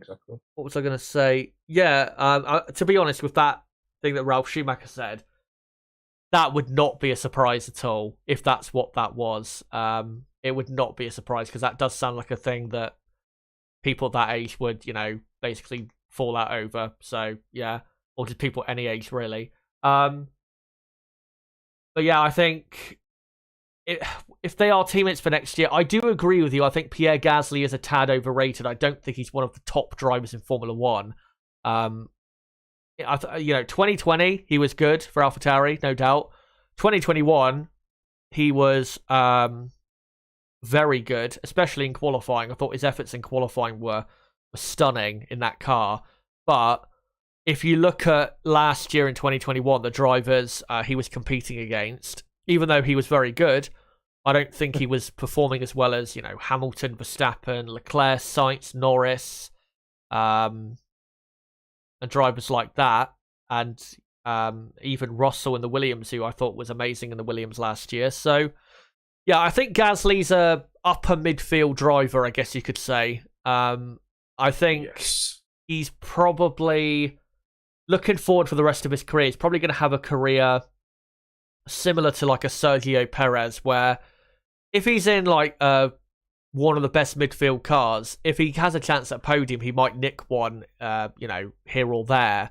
But I don't, and if he ever gets into a top team again, I don't think he's going to be like a championship contender or anything. I think he's probably going to be like what Carlos Sainz is at best at Ferrari at the minute, where he's, you know, pretty much playing number 2 to Leclerc. And I don't even think he's as good as Carlos, really. So, yeah. And against Ocon, I actually think I think he will probably, maybe not in qualifying, but I think in the races, I think Ocon will probably be beating him in the championship. I think in qualifying it could go Gasly's way, but I think in the races, I think Esteban could come out on top there. But it is going to be pretty close, and if Alpine can be as quick as they were, or quick as they are this year, next year, one of the top midfield teams and be maybe a bit closer to the top 3 teams, maybe a tenth or 2 closer or something like that, then it could be a pretty good battle next year. We'll have to see. And hopefully, obviously, Norris and Piastri at McLaren is a good battle. At McLaren, Vince just says 69th like. Cheers for that, mate.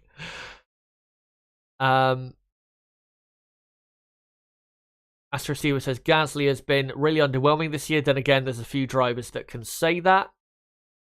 And it says Perez is better than Gasly in my view. Yeah, I'd say Perez and Gasly are. I think Perez this year has been better than Gasly, but in terms of like comparing like their pacing, qualifying, and the race, and their skill, I think they're pretty much at the same level. Gasly and Perez.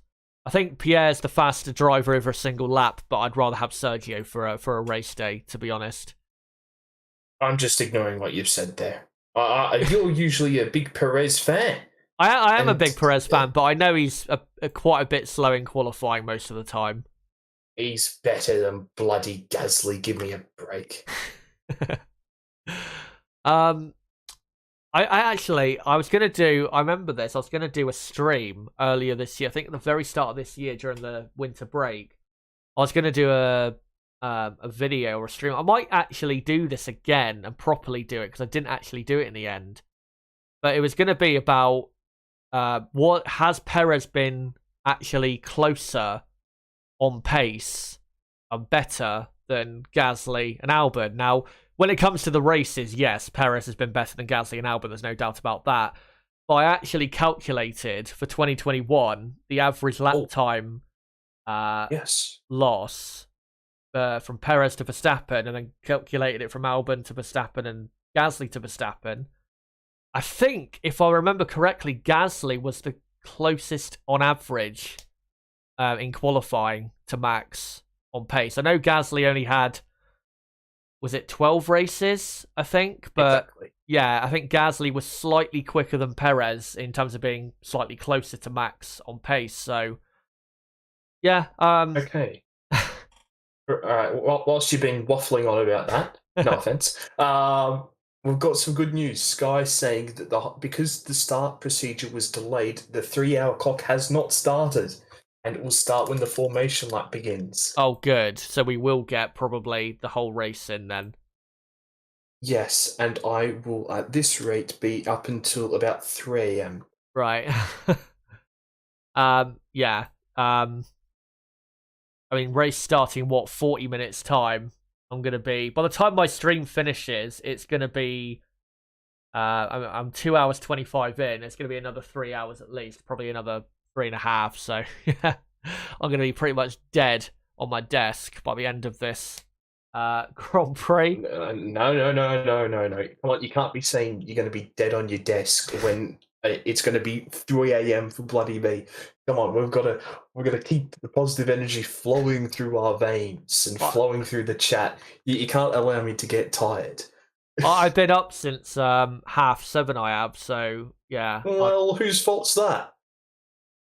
Yeah, true, but I'm really taking this. I'm really joking. No, I know, but yeah, it's just I'm gonna be absolute. I mean, yesterday after qualifying, even though yesterday we didn't have any delays, which I'm so surprised we didn't have any delays yesterday, because normally, like we've said before, when there's rain in F1, the FIA tend to delay everything. Yesterday felt like quite a long day, even though we had no delays. So, yeah, we'll see how today goes. Hopefully, there's no red flags. That would make it even worse if we had a red flag. But we'll see what happens. The issue is if I get tired and then, want to try and keep myself more awake by having a monster, then that makes me piss and I'll miss like half the race. So. We don't want that. No. Interestingly, the McLaren there on intermediate tyres coming out of the pits. A lot of drivers on the wets, I can see. A lot more now. Some more coming out on inters, but I'm pretty sure I saw quite a few on wet tyres. So a bit of a mix already and match. On inters. There's an Alpine there on wets, and yeah, did you just say more on inters? No, I just said it already on inters. Oh right, like okay. Really, really. In fine. Let's see. Just looking at a Red Bull, I think that's on intermediate tyres. Obviously, the tyre choice is not confirmed yet for the drivers, as Verstappen is just going around on wet tyres. But looking at the track, it looks to be pretty dry. Well, not pretty dry, but for wet tyres, it's not anywhere near wet enough. There's a couple corners where it's pretty wet, but yeah, it's an intermediate tyre condition, to be honest. But given we're only 37 minutes out from the race, I think we're definitely going to be under wet conditions for at least the first 20-25 laps. Probably the first half of the race, really. But let me come back to you guys in chat. Like I said, I think 20 minutes ago or something, in about 15 minutes from now, I think we'll probably start getting properly into the build-up of this race again. So, I'll come and back to the chat and I'll see what you guys are saying quick. Perez and Leclerc to collide, says Patrick. That would be quite dramatic. Hopefully it doesn't happen. The conspiracy theorists would definitely be out in force if that happened.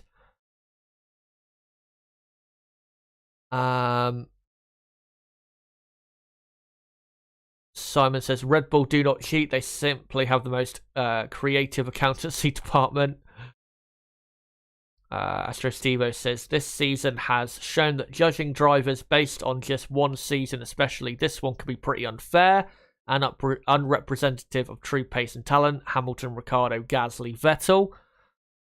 Yeah, if you're going to look at like who currently is the best drivers on the grid, I think you've got to look really at like this season and the previous 2 seasons to this year to look at like who are the best drivers on the grid. Still for me, I'd go Hamilton as the best, with Verstappen second, and then probably after that, I think I did a video on this. I think I had Leclerc third, Russell fourth, Alonso fifth, Norris sixth, I think it was. That's my top 6. And then the rest of the top 10, probably Sainz. And then I think Ricciardo in there, Perez, and Gasly, I think at the very back end of the top 10. But that was because he did have a very good 2020 and 2021, to be honest. And we're just seeing a replay there of Red Bull losing the rear end quite a bit on the exit of the penultimate corner pretty much, as Max Verstappen came back into the garage and has put on now a set of intermediate tyres. As the pit lane, I think it's about to close in about 5 minutes' time. So just about getting out in time is Verstappen, as another couple cars, I think one of them a Mercedes, doing a practice start at the exit of the pit lane. Oh no, it's a Ferrari actually. And yeah, intermediate tyres look to be the tyres of choice. And we'll see in 30 minutes or just over 30 minutes time, we'll see what the tyre choice is for the drivers. Let's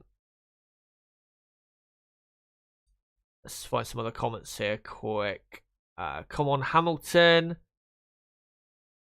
Lab Gorilla says, I found odds of 4-1 on Hamilton to win. Worth some money. Yeah, I think he's got a good chance or victory. Patrick says Hamilton, Verstappen, Perez, Sainz, and Norris prediction. And let me see if I can find any other comments quick to do with the Grand Prix. Roll up actually into the other parts of the chat. Eric, do you think Mick Schumacher will have an F1 seat next year? Does his name give an unfair advantage? I do think he'll be on the grid next year, but that's another name, Nib, that's obviously in a bit of danger at the moment because his seat's not confirmed for next year. And apparently the fight is between him and Nico Hülkenberg for the Haas F1 seat. For me, they've got to go for Schumacher because Hülkenberg, I don't think they gain anything with Hülkenberg having him in the car. What do you think of that whole situation? Exactly. And I mean, Mick has been better since Silverstone onwards. He's been a bit better. Obviously, he had a nightmare start to this season, and those crashes have cost Haas a lot of money. But yeah, I mean, I would certainly stick with Schumacher over Hülkenberg. I mean, I think there are better talents out there to get than Schumacher, but I mean, if it's between them two, yeah, I'd go with Mick as well. I mean, I know we are quite not so high on our as Max has locked up and gone very deep there, down at the end of the Raphael's Boulevard. Yep, at turn 7, and just gets it going again. Thankfully, didn't clip any walls, but yeah, me and you, we're not the biggest Mick Schumacher fans because I mean, this year he's had a. I was saying Hülkenberg and also Mick, I suppose. Yeah, definitely. But with Mick, yeah, I think he deserves a seat for next year. He's shown glimpses at times this year of some really great pace and some great performance. Obviously, Austria, where he finished in the top 6. Silverstone, where he came from near the back of the field to finish in P8, I think it was, or P7, I can't remember exactly. And yeah, he's had as well a few qualifying sessions where I thought he's done pretty well. You actually look at him versus Magnussen, I think he has almost a winning record against Magnussen, if not a winning record against Magnussen in the races this season. The problem is qualifying. Yeah. He gets out qualified too much by Magnussen. Not just too much, but he gets out qualified by way too much on lap time.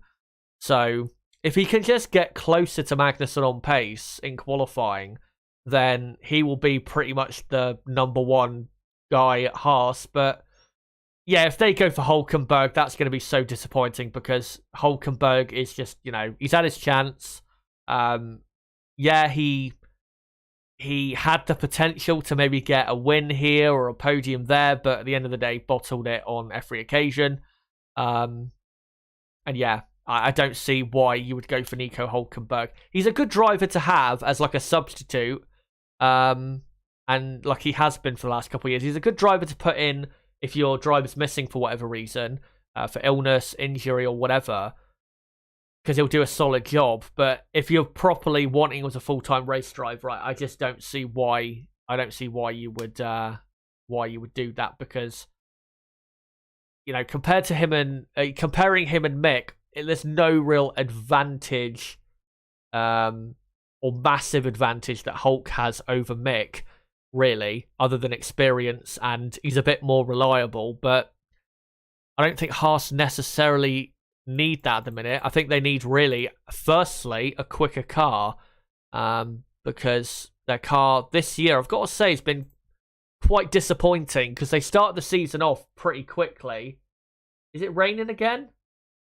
Looks to be. Or is that just rain dropping down? Just it's going to be dripping from a ledge of something, yeah. Yeah. Well, that might make conditions a bit trickier. Yeah, there you go. It's just dropping off from the bridge that goes across the track. Right. But yeah, I just don't think there's any real advantages, massive advantages that Hulkenberg has over Schumacher. So I would go with Mick Schumacher for next year. Dane says Hulk did get a pole in Brazil 2010. Yeah, it was a great pole position he had. Obviously, he almost won the Brazilian Grand Prix. Really should have won that race, but crashed into Lewis Hamilton at the end of the day. And yeah, he had so many chances at a podium. That race in Brazil. What was it? There was a race, I think, obviously Renault 2019 at the German Grand Prix. I think was running second in the wet conditions there, and then he slid off into the wall. And then... go on. We predicted that. I remember when we were doing our watch-along, we knew it was going to happen. We knew it was coming. Yeah. That mistake. Yeah. I mean, looking back, there were so many drivers making that mistake. It was pretty likely, unfortunately. I've got to say, though, like, if you're looking at it on paper, obviously Hulkenberg is the better driver than Mick. I certainly think so. But, I mean, it's just a bit boring going to Hulkenberg, isn't it? Yeah. Like... Yeah, it's like 10 years ago if you got rid of, I don't know, it's like getting rid of Paul di Resta 10 years ago and putting Pedro de la Rosa in his place. It's like, it doesn't really, I don't know, de la Rosa wasn't, that great of a driver, but it's not really, doesn't really make the team any better. It's a sideways move, really. And yeah, I would agree. I think at the minute, Hulkenberg is the better driver, and I think he would do better in that Haas car at the minute. But Mick's a young driver. He's going to get better, I think, and I think it's worth just sticking with him for another year or two. So, yeah. Yeah. We'll see. 1 year deal, for sure. Yeah. Let's have a look at some other comments quick, and then probably in a minute we'll get predicting... or talking out the race properly again. Are you going to give us a full 20 prediction, Chaz? I already did. Oh my god. I already did about an hour and a half ago. Already did it. You're crazy. Yeah. Yeah, definitely. I am crazy. I will fully admit to that. Hold on, I'm just looking on Twitter. Apparently, we'll find out in a minute if the race will be a standing start. But we'll see. I hope the track is in good enough condition, I think, for a standing start. But they're not going to do it, are they? I mean, everyone, they're all going to bloody be starting on the inters. I mean, sure, they've got to do a standing start. Yeah. That's the thing. If they do a start beyond the safety car, then they'll probably end up forcing them to start on the full wets, which would make no sense because the track's not even in that bad of a condition, to be honest. As Leclerc's just sat with his car there, not looking that happy about something. To be honest, shaking his head. As there's the wheeler dealer on the grid, Stefano Domenicali. Right, let me read out a couple more comments and then we'll get into some get back talking about this race again. Actually, one thing I'm going to do quickly is post a link for the stream out, because I was going to do it obviously about an hour ago, but the race was delayed. So let me just quickly post a link back out, and then we'll mate, it's 11 o'clock on a Sunday night. Why are you having beers?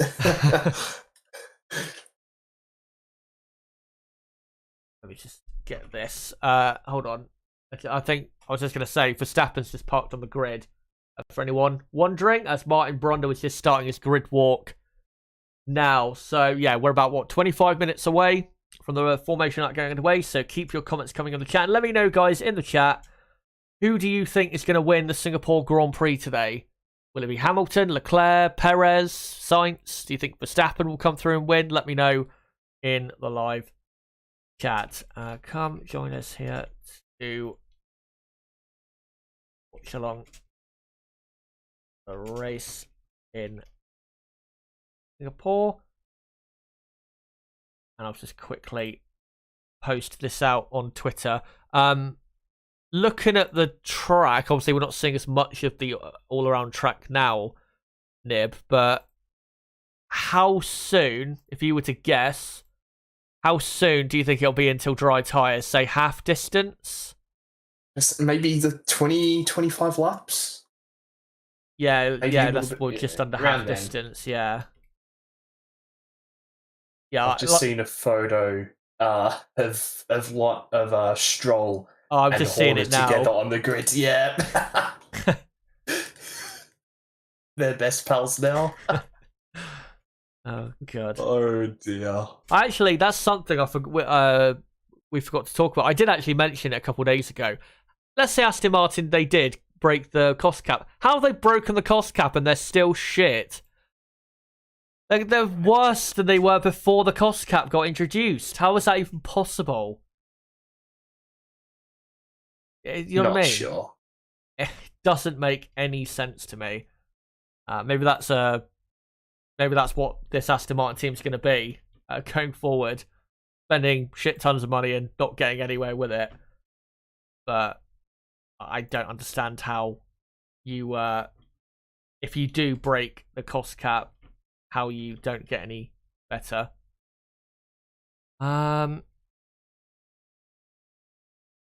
Right, let me just post this out quick.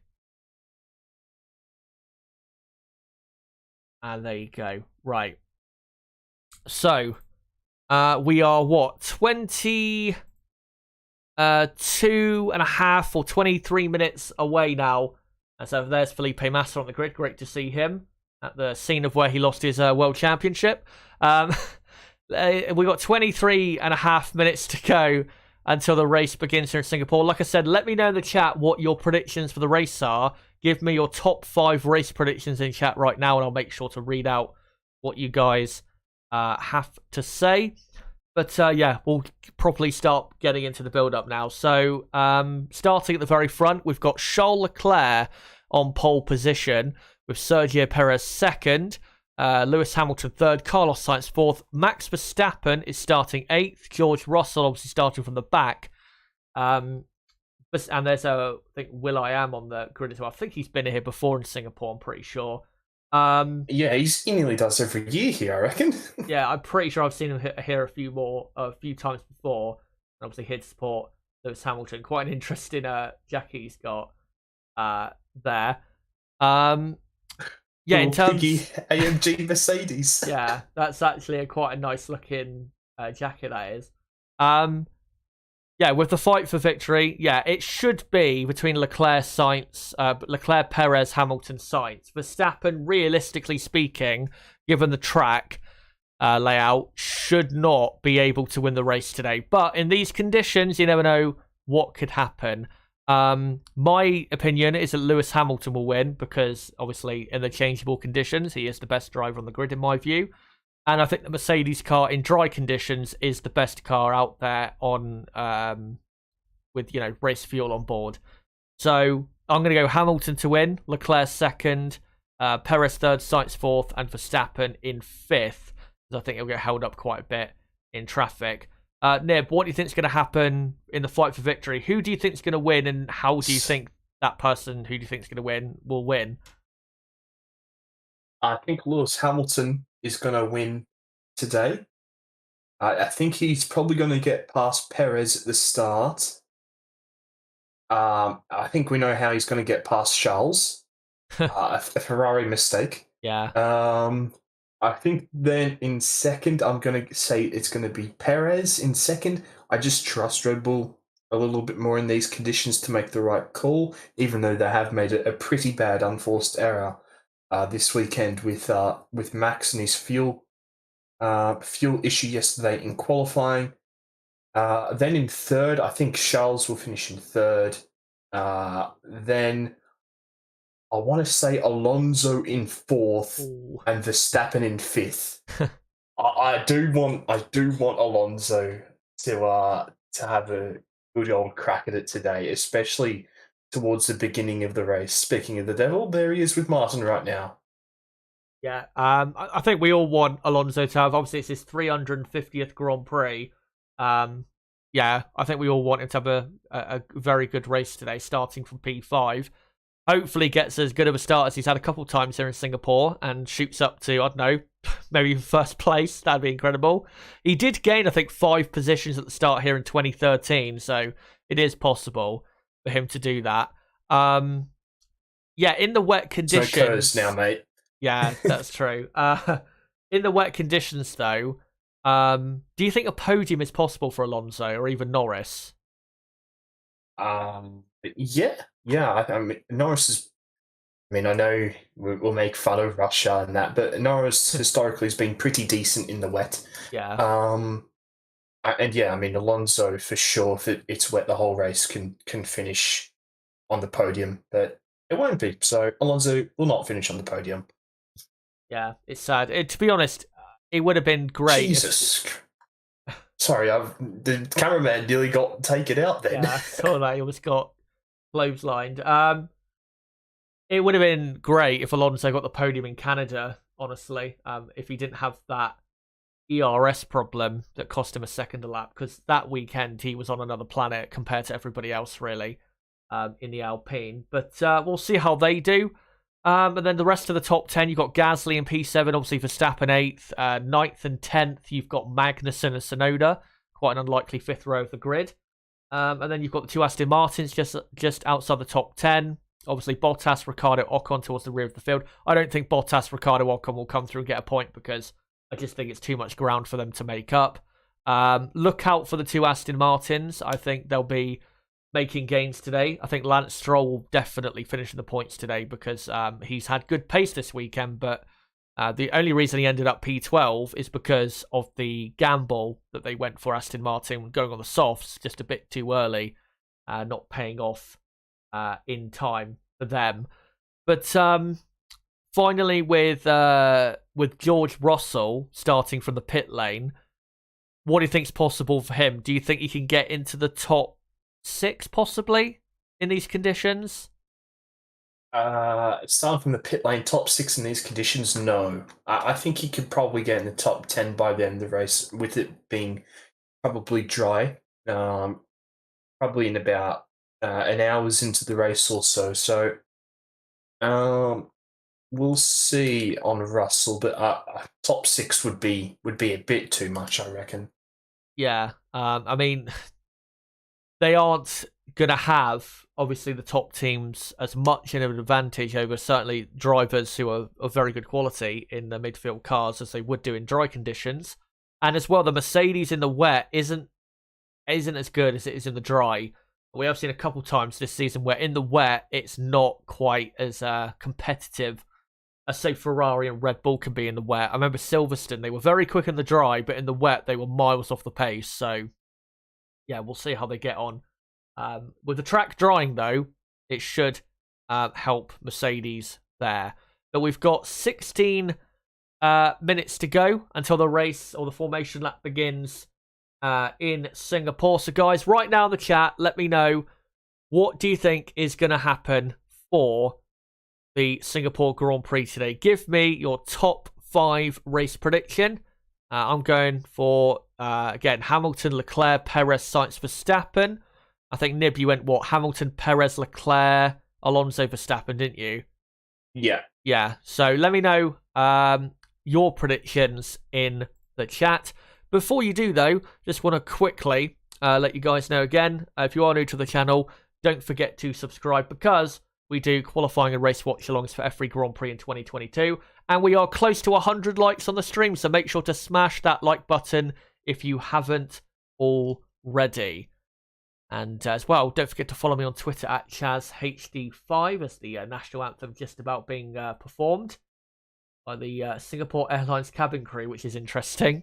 Yeah, make sure to do those things. And I'll read out some of your predictions in the chat now. Anne Lieb says Hamilton, Verstappen, Perez. Rooksfoot says Perez to win from Hamilton, Alonso, Verstappen, Sainz, Ferrari strategy failure. Yeah, definitely on the cards, that is for sure. Lewis for the win, says McLaren for race, Hamilton, Verstappen, Leclerc for the top 3.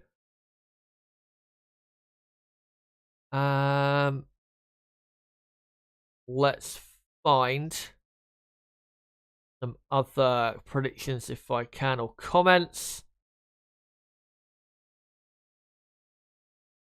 Hamilton, Leclerc, Perez. Seen just there. Brabham is Max, Leclerc, Hamilton. If Verstappen wins today, then he's going to win every race between now and the end of the season without any doubt whatsoever. Even if he starts from the pit lane, any of the other races, he's going to win those races. If he wins today from 8th at a track where it is really hard to overtake, even in the wet, with these cars that are so wide and heavy, then, yeah, I give up predicting different winners for who's going to win, because obviously he's won the last 5 races in a row now. And that's the longest winning streak he has had since, or in his entire career, sorry. Longest winning streak in his entire career. Blade Rice says, I'll go for Leclerc, Hamilton, Verstappen, Perez, Sainz, Norris, and Russell. Ewok says Max, Alonso, Sonoda in 3rd, Ricciardo 4th, Gasly 5th. Sonoda? He was briefly on pole position yesterday. Do you remember that? Yeah. I was watching in Q3. Yeah, that would have been hilarious if it started pissing down with rain at that moment, because that would have been brilliant if he got pole. But I got to say, he did very well yesterday. He's never raced here before, and to get into Q3, that is in wet conditions as well. That is a superb job by him. No, Ferrari will not make a mistake. Kurt in the chat trying to stir people up, saying if Hamilton's on the podium, it's a true miracle. M90 Regal says, I like Russell, he has done well, but he is starting from, 11th or 12th? No, he's starting from the pit lane, starting 20th because of reliability issue that was found when they had a look at the car. Patrick Stroll is good in this weather. Indeed, that's why you need to watch out for him, because obviously he's very good at the starts of races, but also in the wet, he is very, very good. Remember, obviously, Turkey in 2020 got pole position, and then he led the race for what? Was it 40 laps or something? He led for most of the race, and then obviously he had, I think, a slight bit of front wing damage, and then the decision to put one... earlier. Was it earlier than that? Yeah, I swear it was like 25 or 24 laps, somewhere around that. It was in the 20s, because it was after he made his pit stop. Yeah. And it was around about then. Yeah, I remember the pit stop was what messed him up there, because he put on new inters which weren't suited for the track because there was no more rain falling, and I think he had a bit of front wing damage as well. But really, for that weekend, he deserved, really, I think, to win that weekend because of how well he drove that car in those conditions. The conditions at that weekend, on that track at that weekend, were incredibly bad. So yeah, definitely watch out for Lance Stroll. He is definitely one of the people to watch in changeable conditions. Just seeing on Twitter now, Chaz, that in that little period of rain that we had, there was 24 millimeters of rain. So that's quite a lot in that period of time. And before we get underway, I'll be back shortly. Yeah. We've got, 11 minutes to go, pretty much. So get ready, guys, for the start of the Singapore Grand Prix. Bravamos says Max will be third by lap 5. If he is, then I will literally say on stream he is going to win this race. Don't worry, I will say that. I'm not going to stick to my guns if he gets that far up that quickly. Firstly, though, he's got to survive any trouble on lap 1, which would be pretty difficult in these conditions. Celebrity Olympic says their predictions, which is Leclerc to win, Hamilton second, Perez third, does he say? No, at least one of the drivers that qualified in the top 10 will DNF.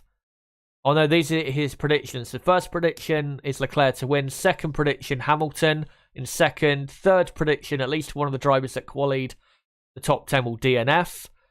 Prediction 4 is Perez will finish in the top 6. And prediction 5 is that Russell will finish below 5th. M90 Regal says, I think he had some throttle position sensor issue yesterday, and that's why he didn't make it to Q3.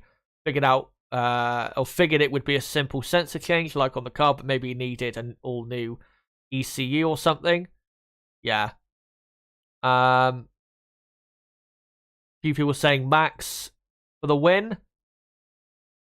If he wins this race in these conditions, then it would. I mean, I said the Belgian Grand Prix might be one of his best wins ever. This would probably be his best win ever if he won in these conditions, considering, again, how the difficulty of overtaking and the lack of grip on the circuit, and in a car that's probably not the best car for this track this weekend. That would be truly incredible if Verstappen won this race, and it would just hammer down further that he is, going to be world champion, obviously, for this year, and a constant threat for the next, 10, 15 years or so. But, yeah, we've got, 8.5, 9 minutes to go. And looking at the pit straight, as obviously they're on the grid at the minute, it's not bone dry, but because I'm sure if they actually set off, there would be a slight bit of spray kicked up, but it is pretty dry on that pit straight. So if they can, get pounding around the track enough without any safety car laps, then it's not going to be a long, long time until dry tyres, I reckon. A Charles Leclerc in the Ferrari just being belted in to his car, obviously starting from pole position, and you can see him obviously now on screen. Can he actually win the Singapore Grand Prix, though? He felt he was robbed by his team 3 years ago. As Sebastian Vettel, his teammate, was given the preferential strategy, and he ended up winning in a Ferrari 1-2. Will he be robbed again? And for what feels like the millionth time this season? We will find out. And we'll find out what's going to happen in this Grand Prix in just about, 10 minutes time. And this could absolutely go down as a classic Grand Prix with the conditions we have. And let's hope it is classic conditions for the Singapore Grand Prix, or a classic race for the conditions here in Singapore today. But now I'm going to get into, guys, my final bits of build-up before lights out in Singapore. So let me just hide that timer and get into it now. Let's get into some final stats before the race begins here at the Marina Bay circuit. So look out, obviously, for Max Verstappen in today's Grand Prix. He's never won the Singapore Grand Prix. Looking for that first win today. Red Bull's last win in Singapore was in 2013 with Sebastian Vettel, who won for Red Bull that day by half a minute. And Verstappen has won 5 consecutive races now in 2022, looking for his 6th win in a row in this Grand Prix coming up. For Ferrari and Charles Leclerc's best finish in the Singapore Grand Prix is second from 2019, again, where he felt he was robbed by his team. Ferrari won the last Singapore Grand Prix in 2019 with Sebastian Vettel, and again, it was a Ferrari 1-2. And Ferrari have won in Singapore 3 times since 2010, in 2019, 2015, and 2010. The 2015 win was with Sebastian Vettel, and the 2010 win was with Fernando Alonso. With Mercedes and Lewis Hamilton, look out obviously for him. Lewis Hamilton has won the Singapore Grand Prix 4 times since 2009. 3 wins for Mercedes and 1 for McLaren. Mercedes have won the Singapore Grand Prix 4 times since 2014, and Mercedes' last F1 win was 18 races ago. Can they break the drought today? We will find out. In regards to Fernando Alonso, who is starting from P5, watch out for him. He's always been very quick here. He has taken the podium in Singapore 5 times in total, and he's won the Singapore Grand Prix twice since 2008, even though the 2008 one he shouldn't have won, as that was due to Crashgate. He has, though, Alonso, finished in the points at every Singapore Grand Prix, except for 2015 and 2017. His last Singapore Grand Prix in 2018, he finished 7th in a McLaren car that was quite poor. And then the... What? Quite poor. And then the final stat with Sebastian Vettel. He won the last Singapore Grand Prix in 2019 with Ferrari, and he is the record holder for, as you can see on the bottom, the most wins in Singapore. He has won the Singapore Grand Prix 5 times since 2011. Watch out for him in these conditions from P13 on the grid. And let me quickly just get into the starting grid now for your Singapore Grand Prix of 2022. So on the front row, it is Charles Leclerc on pole position with Sergio Perez in second. On the second row, it is Lewis Hamilton and Carlos Sainz. On the third row, Fernando Alonso and Lando Norris. On the fourth row, the two ex-Red Bull teammates Pierre Gasly and Max Verstappen, who is able to win the championship today. He needs, as I'll get into later, at least a race win to do so. On the fifth row, it is Kevin Magnussen and Yuki Tsunoda in 9th and 10th. 11th and 12th, it is Lance Stroll and Mick Schumacher. 13th and 14th, it is Sebastian Vettel and Zhou Guanyu. 15th and 16th, it is Valtteri Bottas and Daniel Ricciardo. 17th and 18th is Esteban Ocon and Alexander Albon. And on the back row, it is Nicholas Latifi and George Russell. Russell, though, is starting from the pit lane and is, starting from last here in Singapore. And let's quickly get into those championship standings and the championship permutations as well. So Max Verstappen, leading by 116 points in the Drivers' Championship, needs to be leading at the checkered flag of this race by at least 138 points to be world champion. Leclerc comes into this race in second, with Perez third, Russell fourth, Sainz fifth, Hamilton sixth, Norris 7th, Ocon 8th, Alonso 9th and Bottas 10th. And Red Bull 139 points clear in the constructors' standings, with Ferrari in second, only 35 points clear of Mercedes, who are third. Alpine are fourth, 18 points clear of McLaren in fifth. With Alfa Romeo sixth, Haas are seventh, only a point clear of AlphaTauri in eighth. AlphaTauri will probably overtake them today. Aston Martin are ninth, with Williams in 10th. And then we finally get into the championship permutations going into this Grand Prix. So Max Verstappen, to win the World Championship, he needs either first place with the fastest lap, and if he gets that, he needs Perez 4th or lower, and Leclerc to finish 8th or lower. But if he just wins the race with no fastest lap, he needs Perez to finish 4th with no fastest lap, and Charles Leclerc to finish 9th or lower. So with his grid position, it's not very likely that he's going to win the championship today, but he can mathematically do so. We'll see if he can win his second world title in a row here in Singapore. And now I'll just get my graphics ready and get everything going. And you can see there, oh no, the starting grid has disappeared for some reason and reset itself. So I'll have to redo it quickly on my screen. But it is a 61 lap Grand Prix. Do you have any info at the minute, Nib, on who's starting on what tyres? Oh, no, sorry. I've not been on Twitter because I've been watching the football, but I'll quickly have a geese for you now. Oh, everyone on Inters, yeah. Right, everyone on Inters, as expected. I'm just doing the running order now to make sure it's obviously totally correct. And the formation lap is going to start in about a minute's time. So I'll just quickly do this. And let me just quickly get this in order. And the formation lap should be pretty long. This is one of the longest laps if not the longest lap on the calendar. So, yeah, it's going to be a pretty long formation lap. And like Nib said, everybody on intermediate tyres. So, let me just get these final few positions done. Just doing the final 5 or so.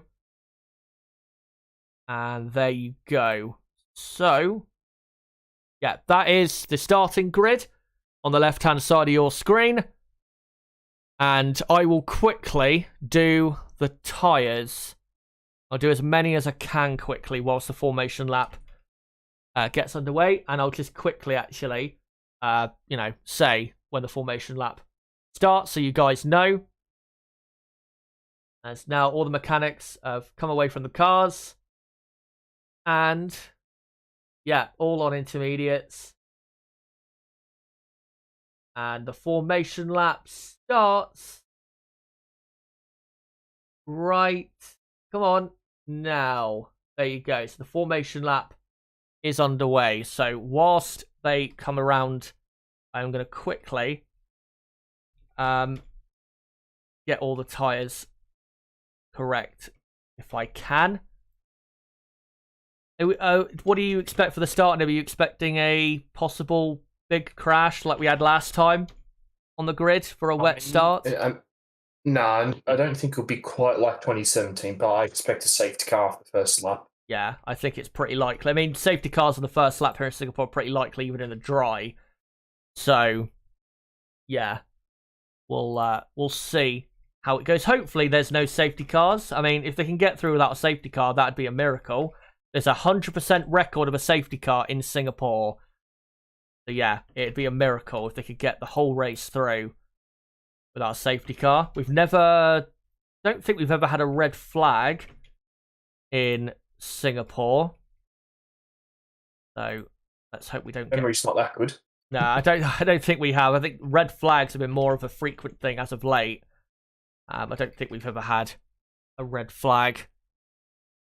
Normally in the past, a red flag would be if something horrible would happen, obviously, or if the track was blocked by, massive debris or a car or something. I think the pack are just coming about halfway through the lap now, and I think I've got all the tyres sorted. There you go. Everyone on inters.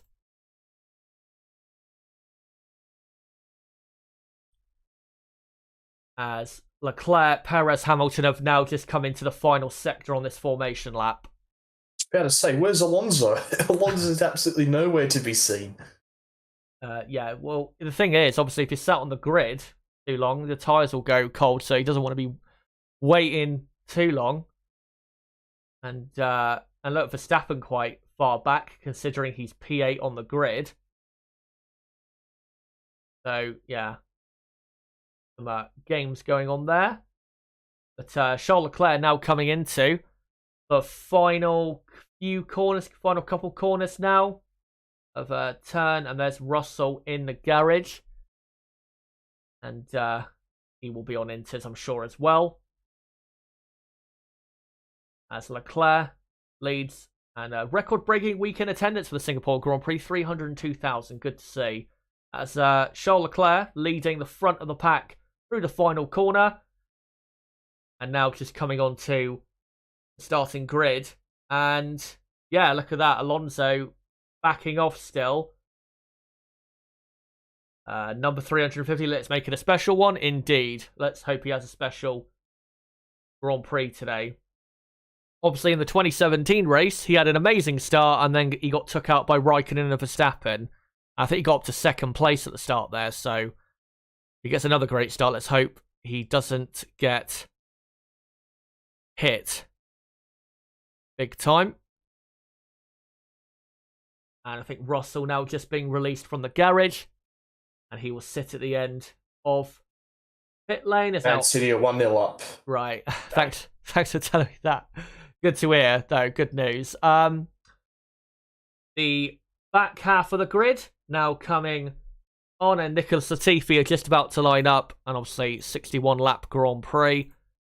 And let me just put it on to number 1 as Latifi lines up now. First Singapore Grand Prix in 3 years. What's going to happen here? 5 lights are on, and it's lights out, and away we go. And Charles Leclerc has not got a good start at all. Sergio Perez leads into turn 1. Sainz has got a good start, but Hamilton tries to get around the outside, but is forced to go off.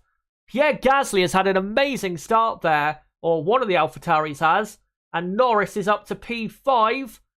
And Perez leading clearly ahead of Leclerc. Disaster already for Ferrari. And Aston Martin there's had a great start. It's probably Lance Stroll. And look at the sparks as they... It's Vettel, actually. Vettel up there. Good to see. And Norris, 5th. Alonso there. Great move. I think overtaking Gasly around the outside. And someone's gone off down there at turn 7. Looked like a Williams or something. As Verstappen side by side there with a Haas. And it is Vettel. Vettel is up to 8th place, I think. He's gained 6 or 7 positions in the first lap. As Max has had a poor start. And he's now side by side with a Haas there that's going to keep fighting him into turn 11. And Max almost pushed into the barrier. Look at that. Daniel Ricciardo goes round the outside of Verstappen into turn 12. Verstappen, though, chucks it up the inside and gets the position back. But Verstappen is down to P12 on this opening lap. And it is, Sergio Perez in the lead. Carlos Sainz is 3rd.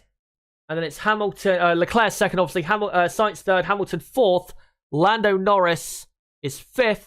With Alonso 6th, Gasly 7th, and Sebastian Vettel all the way up to 8th place. What a start. It's Perez already coming through the final corner now, and he leads pretty comfortably by, I think, a few tenths of a second or so, and begins lap 2 out of 61. So Sergio Perez leading.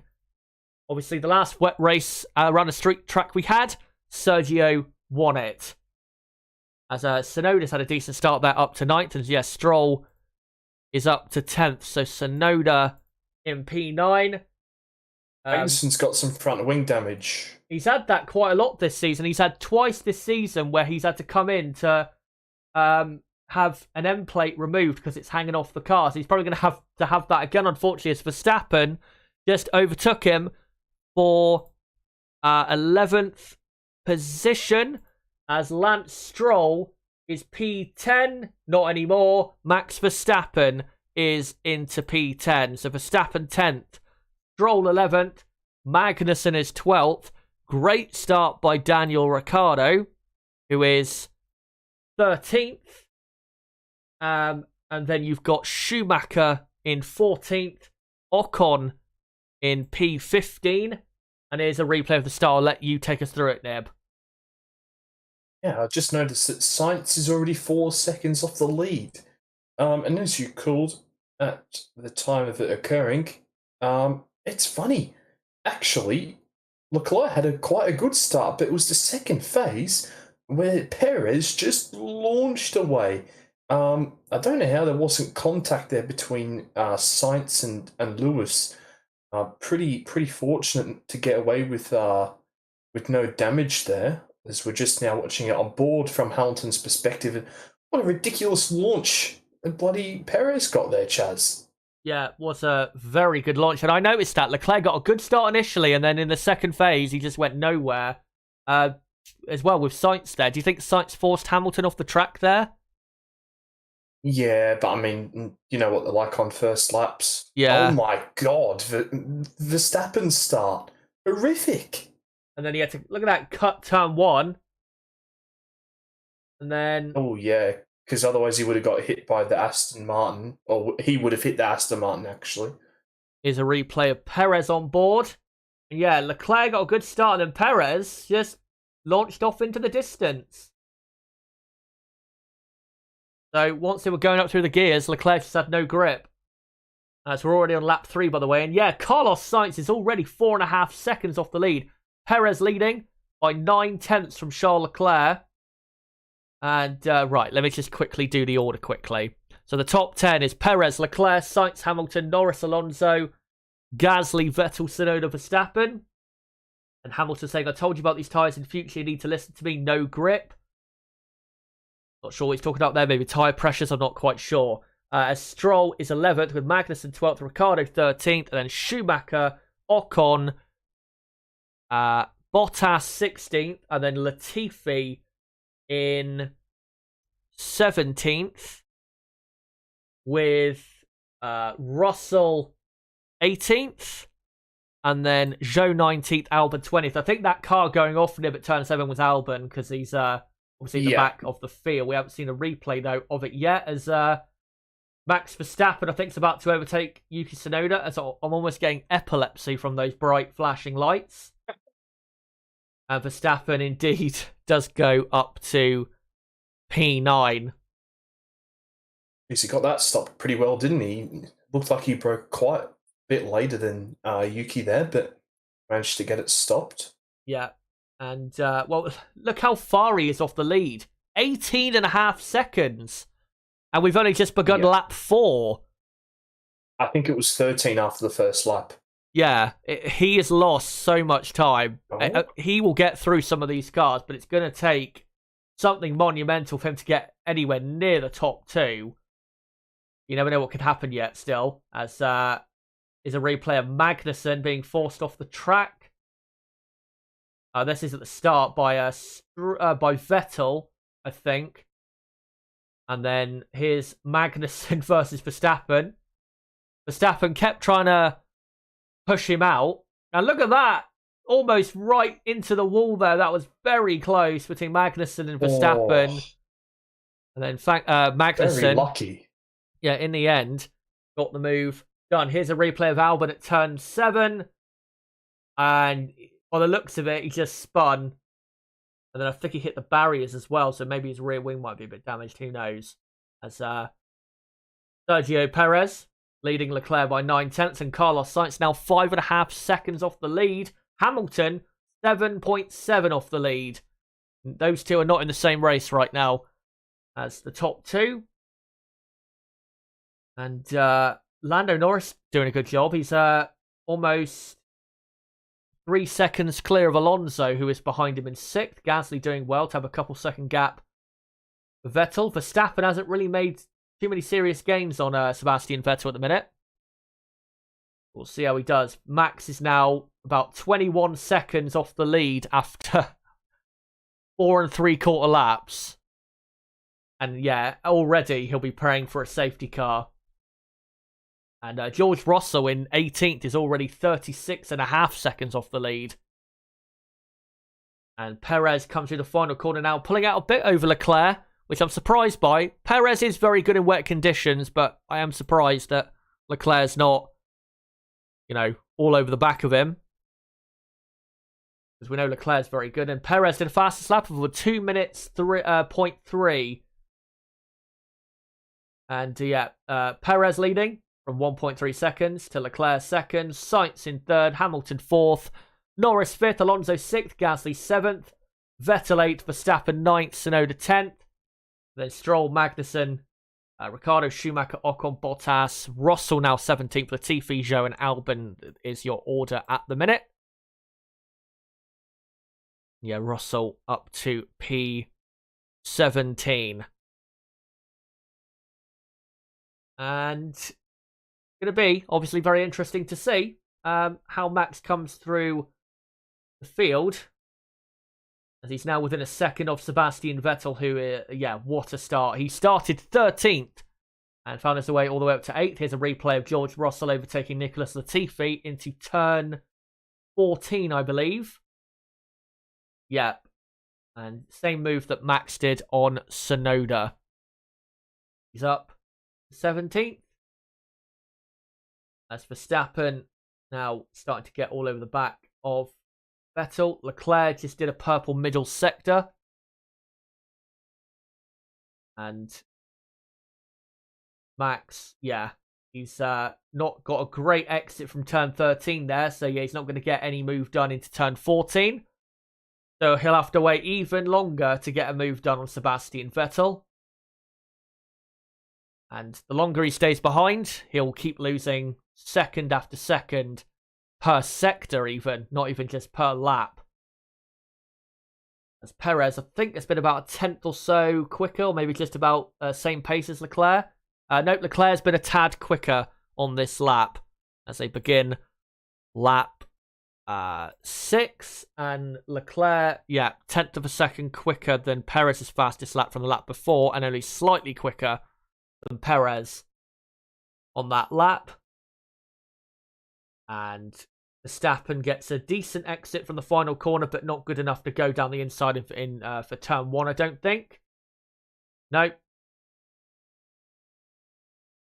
And, well, he should be able to get a move done into turn 7 if he can keep close out the exit of turn 5. They come into turn 5 now. And, no, Max has not got a good exit off that corner, and Sebastian got a very good exit. So Verstappen have to wait even longer. As Leclerc looks quite a bit closer to Perez now. Norris says, or it says on Norris's radio, as you can tell, it's not drying up very quickly. The grip definitely looks to be very bad. Not because, obviously, it's heavy rain or anything, but because there's just no real rubber on the track. It's completely green. And they're on these intermediate tyres, which are on a track that's not really kicking up any spray. Just a damp track, really. As now Perez does a purple middle sector, and Vettel getting, once again, just too good of an exit. And eventually, Nib, Max is going to be, well, he's already a pit stop behind the leader, but he's going to be 30 seconds very soon off the lead, isn't he, at this rate? Yeah, I mean, it shouldn't matter too much because we probably will eventually have a safety car, but yeah, it just shows you in the wet how quickly things spread out. And, well, I mean, realistically, this is the only real scrap that we've got on track, along with the sort of train that we've got behind Kevin Magnussen with Ricciardo and also Mick Schumacher. So, sorry, I forgot about Latifi, Zhou Guanyu, and Albon down there. But yeah, there's not a lot of action, is there, at the moment? No, we are getting this little 3-car fight, though, because Vettel is gaining on Verstappen, or on Gasly, sorry, ahead, as Magnussen, black and orange flag, so they have to come in and put a new front wing on.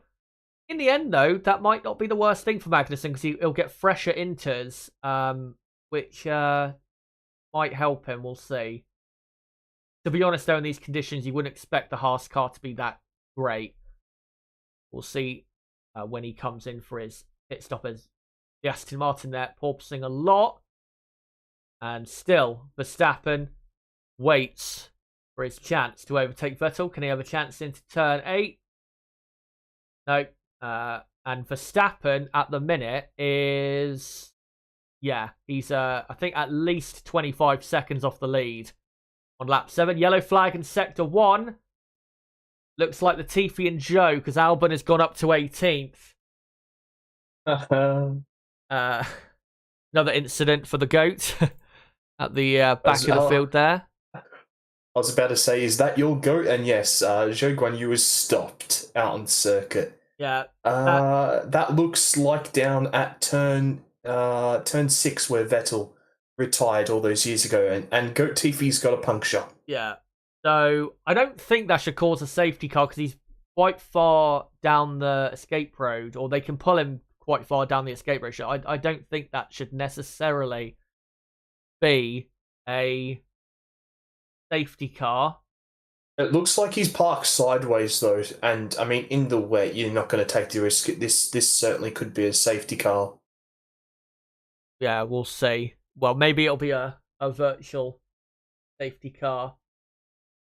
I mean, they've only got to turn the car slightly, but yeah, we'll see. They can be quite trigger happy when it comes to safety cars, virtual safety cars, stuff like that.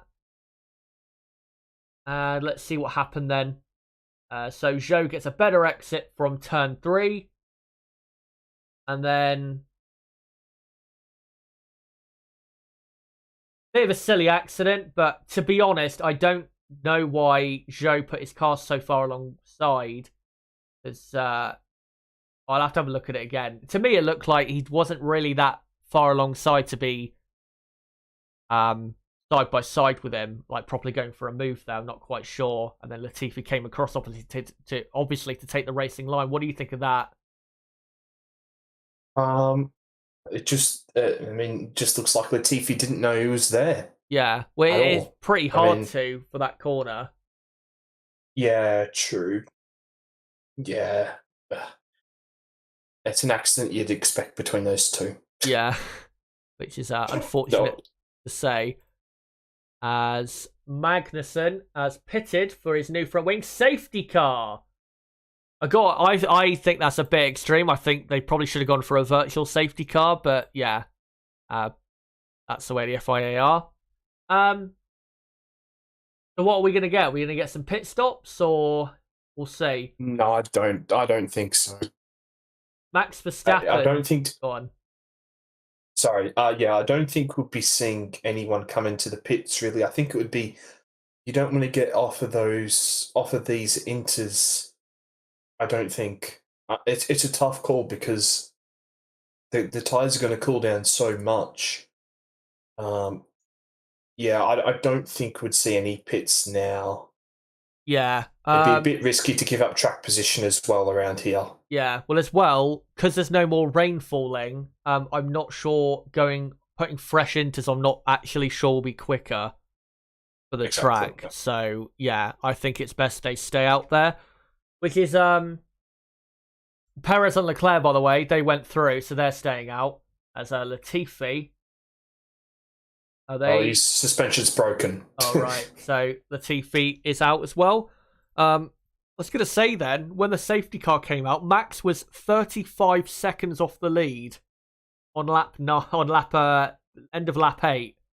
So he will be very happy that the safety car come out to at least give him, make sure he's a bit closer to the front of the pack. But yeah, if he can't get his way past Vettel still after the safety car being released, though, I don't see his situation improving much. But Latifi, is also out of the race in what was a pretty silly collision between the two. And silly as well, considering with the way this Grand Prix is and the conditions, there's going to be chances for points today for those smaller teams. So, yeah, pretty silly accident when it comes to that as well. And yeah, nobody has pitted, which is the right decision. So your order on lap 9 out of 61, as we're under safety car conditions, it is Sergio Perez in the lead, Charles Leclerc second. Let's see a replay quickly of Bottas here. And, that was Russell trying to do an overtake and just going straight on and even clipping the front wing there. Front wing looks to be okay at the minute for Bottas, but let's hope that doesn't fail later. That was a bit of a... I've got to say, Chaz. Go on. Bottas has been so pants lately. Yeah. I mean, it's like Zhou's out qualifying him nearly every weekend. Like, what? Yeah, at the minute he's not doing. But Chaz, he needs a multi-year contract to perform, so there's not the pressure on him. Yeah. Yeah. Yeah, that's the mean. We've said this before that he needs that element of danger there. With the contracts for him to perform, because it was the same at Mercedes. Once he got a new contract, he rarely finished on the podium again. Would he? You can say it, Chaz. He fell off. Yeah. Once he got a new contract. Yeah, pretty much. Was it 2018 where he was having quite a good year until he got the new contract? I think it was both 2017 and 18 as well. I remember 2017, He was only like 30 points away from the championship leader, and then he got a new contract, and then he finished, I think, on the podium like twice more in the like final 10 races. So, yeah. We're now on lap 10. at a 61. And still 51 laps to go here in Singapore. And safety car ending at the end of this lap. Good to see. Just wanted to read out, though, quickly the order that it will be when we get going. So Perez is the leader. Leclerc is second, with Sainz third.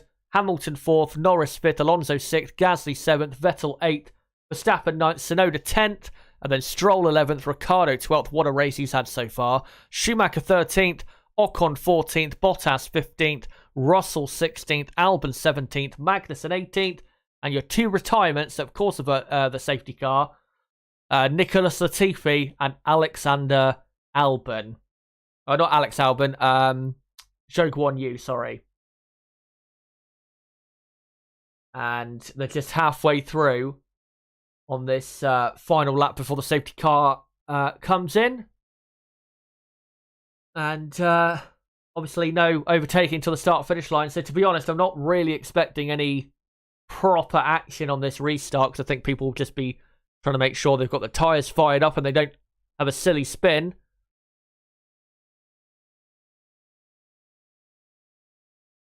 And yeah, the safety car, I think that's now headed back to the pits, and now Sergio Perez becomes the safety car. Just letting the pack back up slightly. Still quite big gaps between the cars at the minute. And Perez now backing up again into turn 15 and 16 and 17. And yeah, just backing up now as he comes into turn 18. And it would be smart from Perez if he got going a few corners before the start-finish line to get those tyres fired up. And that is exactly what he has done. Didn't quite see what that radio message was for Lewis Hamilton. Look at the pack. Then nowhere near closed up enough. Been all caught napping. And Sergio Perez gets this race going again. Lap 11 at a 61. And yeah, Perez leads from Leclerc second. Sainz third. Hamilton fourth. Norris fifth. Alonso sixth. Gasly seventh. Vettel eighth. Verstappen ninth. And Tsunoda 10th. Those are your current point scorers. As Max Verstappen is looking for a move on Sebastian Vettel for 8th. And did he go for a move then? I think he feigned for a move. And he did. He got it done. Don't know why the cameraman cut, or the TV director cut away. And Verstappen is now up to 8th. Good move down the inside of turn 5. So Verstappen is now 8th, and he's now right up the gearbox of his ex-teammate Pierre Gasly. Perez has already got a 1 second lead over Charles Leclerc in second. And we'll see if the gaps pull out like they did at the start of the race. Yeah, Verstappen now all over the back of Gasly. They come through turn 11, 12, 13 just about now. I would say, Chaz, it looks like a cracking move with that dive up the inside. But Absolutely. yeah, unfortunately, we didn't get to see it. No, as Verstappen at turn 13 dives down the inside of Gasly, and now already into turn 14 after the short little straight that does have DRS available for later in the race if it is dry. Verstappen clearly ahead. Is now Sebastian Vettel all over the back of Pierre Gasly's. So Max Verstappen up to 7th, and his next victim is Fernando Alonso, which will be a lot more difficult for him to a lot more difficult of an opponent, to put it that way. As this is Lando Norris, who's got Fernando Alonso all over the back of him for P5, as we're already on lap 12. The stewards are investigating Verstappen and Magnussen for when Max squeezed Magnussen against the wall. That's interesting. It hasn't come up on the screen though, has it? Or is it? Medlin's tweeted it. Oh right, so it might come up in a second. Well, I don't understand why they'd be investigating that. I mean, it was a bit touch and go, but seemed to me to be just about okay. As there you go. Oh no, that's Latifi and Zhou under investigation for causing a collision. Latifi will probably get a grid penalty for that, or Zhou, who knows. Should be Latifi. As Alonso is still close to Norris ahead. What do you think they could honestly give Verstappen a penalty for that? That's very harsh if they did that. Maybe they just want to give a reprimand. Maybe, yeah. As Big Erling has just made it too. As Max Verstappen, yeah, not getting anywhere in the back of Alonso at the minute, but he is a bit closer than he was the lap before. Obviously, the lap before he was overtaking Vettel and Sainz Gasly. is dropping off quite quickly again, isn't he? Yeah, he's so Perez is leading by a second from Leclerc. Carlos already almost 4 seconds off the lead. I said it. I think yesterday and at the start of today's stream, was very disappointed with Carlos's performance yesterday in the wet, because he's been very good here in Singapore in the past, but I was expecting a bit more than 4th on the grid. As Leclerc does the fastest lap of the race now on lap 13, and yeah, he just doesn't have the pace. I don't understand why. Maybe a setup thing, not quite sure, but just doesn't have the pace anywhere near the pace of his teammate. As Lando Norris in 5th is only 1.4 seconds behind Lewis Hamilton ahead. And Alonso is... actually, no, I think that's a gap back to Alonso, sorry. From Norris to Alonso, about 1.5 seconds now, as Alonso's lost a bit of time.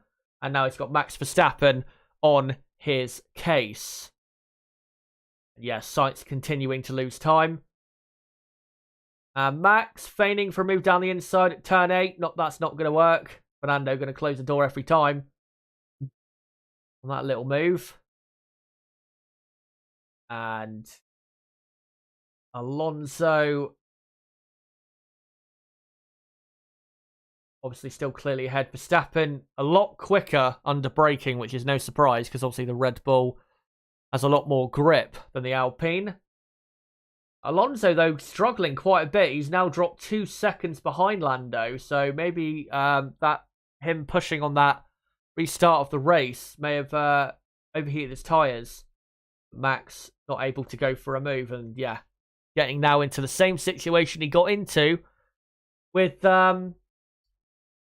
The longer he stays behind, he's going to lose 2 or 3 seconds a lap to the leaders, and that will cost him any chance of getting a podium from this Grand Prix. He now slowly follows Alonso through the final few corners.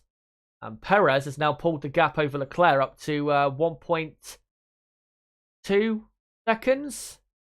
So good pace from Sergio Perez. As we're now on lap 14 out of 61. And yeah, the rest of the field is still in the positions they were in on the restart, except obviously for Max Verstappen, who's gained a couple positions. As still stuck behind Alonso. Let's see if he gets a good exit from turn 7. It's a good exit, but I'm not sure if he's going to be able to go for the move into turn 7. Let's see. No, not close enough. The McLaren there was porpoising quite a bit. Found that great. You know who's done it, Chaz. Yeah, I'm not surprised about that, so I don't think anyone is on the entire planet, to be honest. Other battles, though, to look out on track is Vettel and Gasly fighting for 8th and 9th. Ricciardo is only 0.7 of a second behind Stroll, so Ricciardo is having a good afternoon so far, or evening. And Russell is right behind Valtteri Bottas, just like Verstappen is, compared to Fernando Alonso. So yeah, nothing really going on at the minute, I'll be honest. And looking at the field, as Perez has now pulled the gap over Leclerc to 1.6 seconds. So Leclerc starting to fall away as Carlos Sainz is now 6.5 seconds off the lead. So Carlos must have a imbalance on his car or something, because I don't understand why he's so slow. He's been at least a second a lap slower per lap than Perez in the lead. As Lewis Hamilton now starting to put him under pressure in P4. Hamilton just over a second behind the Spaniard. Obviously, DRS not available in these conditions, so he won't have DRS to help him. As there's now a train forming, interestingly, behind Lance Stroll of Ricciardo, Schumacher, Ocon, Bottas, and Russell. So that's a bit surprising that Stroll's got a train behind him, because normally he's the one making his way through. And no further action about Verstappen and Magnussen, which is the right decision, because that would have been very harsh if they gave him a penalty. As Verstappen close to Alonso through turn 8, but just not close enough. Are you surprised, Nib, just how obviously he won the Monaco Grand Prix in pretty changeable conditions, but Perez is really doing well. His pace is very good here. I mean, am I surprised? Not really. I mean, we've seen over the years that Perez is quite good in wet conditions, of course. We go back to Malaysia 2012, was it? Yeah. With him and Alonso, although he actually did bottle that race win in the end. He definitely should have won that Grand Prix. But yeah, no, I mean, Perez is doing a good job and he looks in complete control at the moment. He does. There's Carlos Sainz on the radio. Not sure what he's talking about, but he's now, I think, 7-8 seconds off the lead. He is losing so much time. Lando Norris even is not too far behind those two. Norris is only 3-4 seconds behind. So, yeah, Carlos just lacking a lot of pace in that Ferrari. As we're on lap 16 out of 61. And still top 10, Perez, Leclerc, Sainz, Hamilton, Norris, Alonso, Verstappen, Gasly, Vettel. So there's Alonso there moving offline to collect some water to give his tyres a drink. Verstappen and trying to get a good exit from turn 3 to maybe do the move he did on Vettel to Alonso, but still not able to do so. And Max Verstappen at the minute is 2.65. Verstappen's about, 14 seconds-ish? 15 seconds off the lead is Verstappen. And the safety car came in only 5 laps ago. So it shows you Max is losing, 2.5, 3 seconds a lap in the traffic here. As Lando Norris doing a good job, only 2.7 ahead of Alonso and 5 seconds behind Lewis Hamilton, who is 4th. And Carlos Sainz now, about 9 seconds off the lead as he continues to hemorrhage time. And Alonso once again gets a great exit. Alonso very smart, obviously, in these conditions. Just like Vettel was when Verstappen was behind him, knowing exactly what to do to get a great exit from the slow corners to keep the car firmly behind. And to be honest, I've got to say, I think all of the drivers out there are doing a great job, because these are tricky conditions.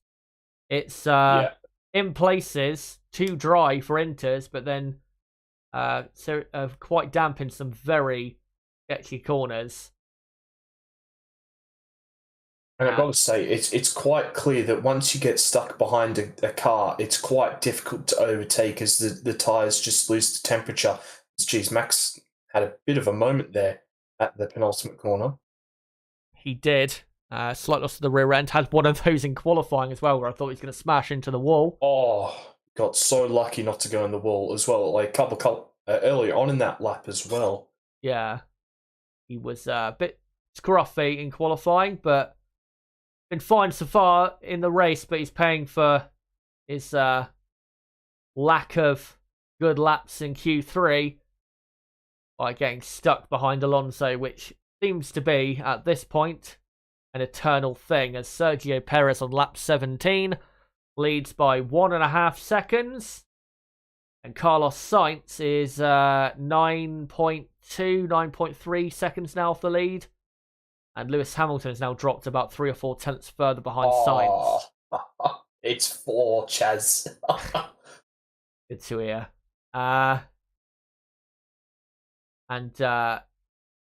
it's just showing on that last lap, they lapped pretty much at the same speed, did Perez and Leclerc. But yeah, the reason I'm a bit surprised that Leclerc's not quicker here is because we know Leclerc's quick in wet conditions, but I also, with how the Ferraris around this track, you'd expect him to be just a bit closer and quicker than he is. But Perez, like you say, in changeable conditions, he is a very good driver.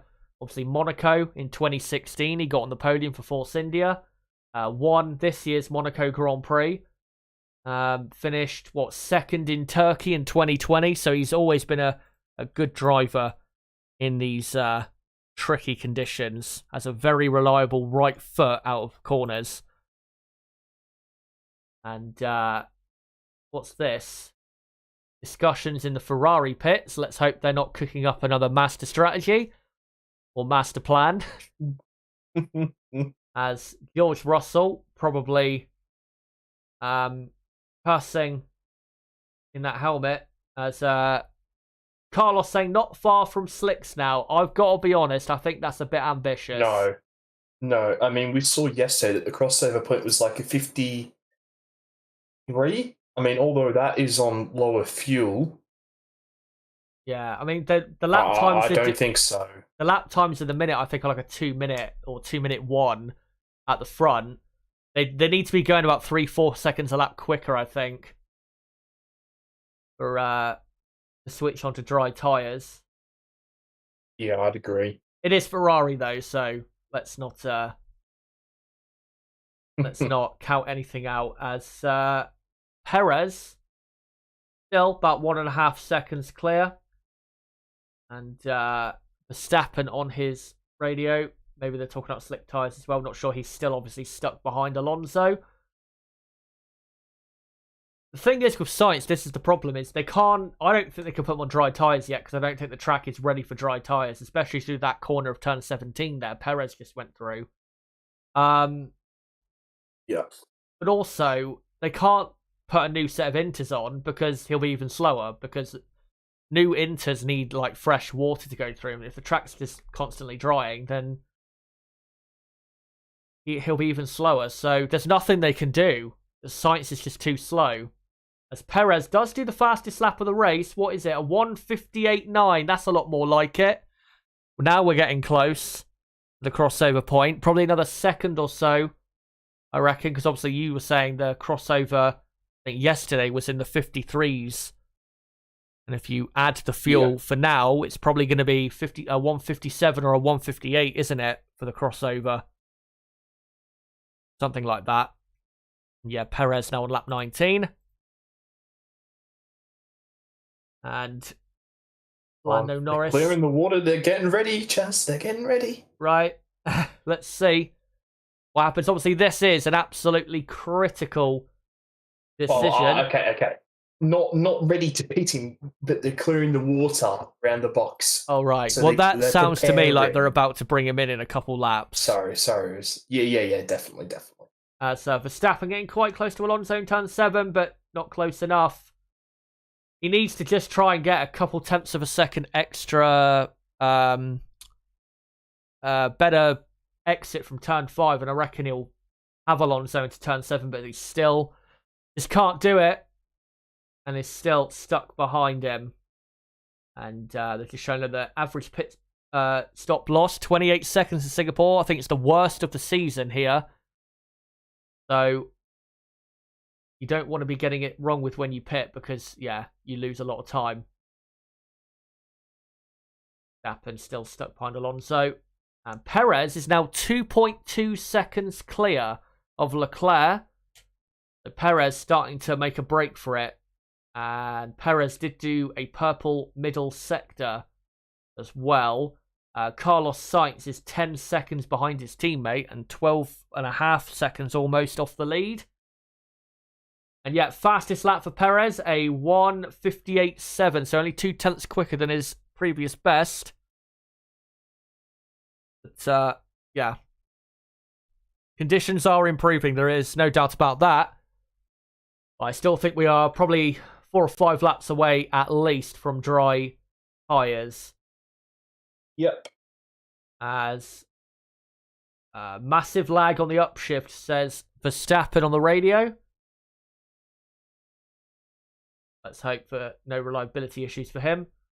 There was that race, though. Do you remember? It's happened a few times in Singapore. I think is it the metro underneath the track causes like electrical problems for the cars. Yeah, for some of them, yeah. I remember. Oh, I can't. It was Sainz and Hamilton, I think it was. Yeah, it does happen around here. Yeah. Yeah, so you do have that to factor in. And yeah, I think it was Hamilton 2015. I think his gearbox or his dash just completely switched off. And then he ended up retiring from the race. I think Sainz had it as well. Or someone had it. I think around that time. As Verstappen continuing to follow Alonso. Really, at this point, guys, we're just waiting for the pit stops because there's no overtakes that are going to be made. I think the reason is because the tyres in not good condition at all because there's no water on track, really. Is there any dry line, Alpine ask to Alonso, because I cannot see. Oh, no, Alonso says to Alpine, because I cannot see from my car. And they say, at the moment, they are slowly appearing, but not very clear from our side either. And Alonso says, yep, it can take a while for the slick, to be honest. We're just waiting really for the pit stops, I think, at this point, as Perez does another new fastest lap. And it's now 2.7 clear of Leclerc, as Mercedes are getting ready for a pit stop.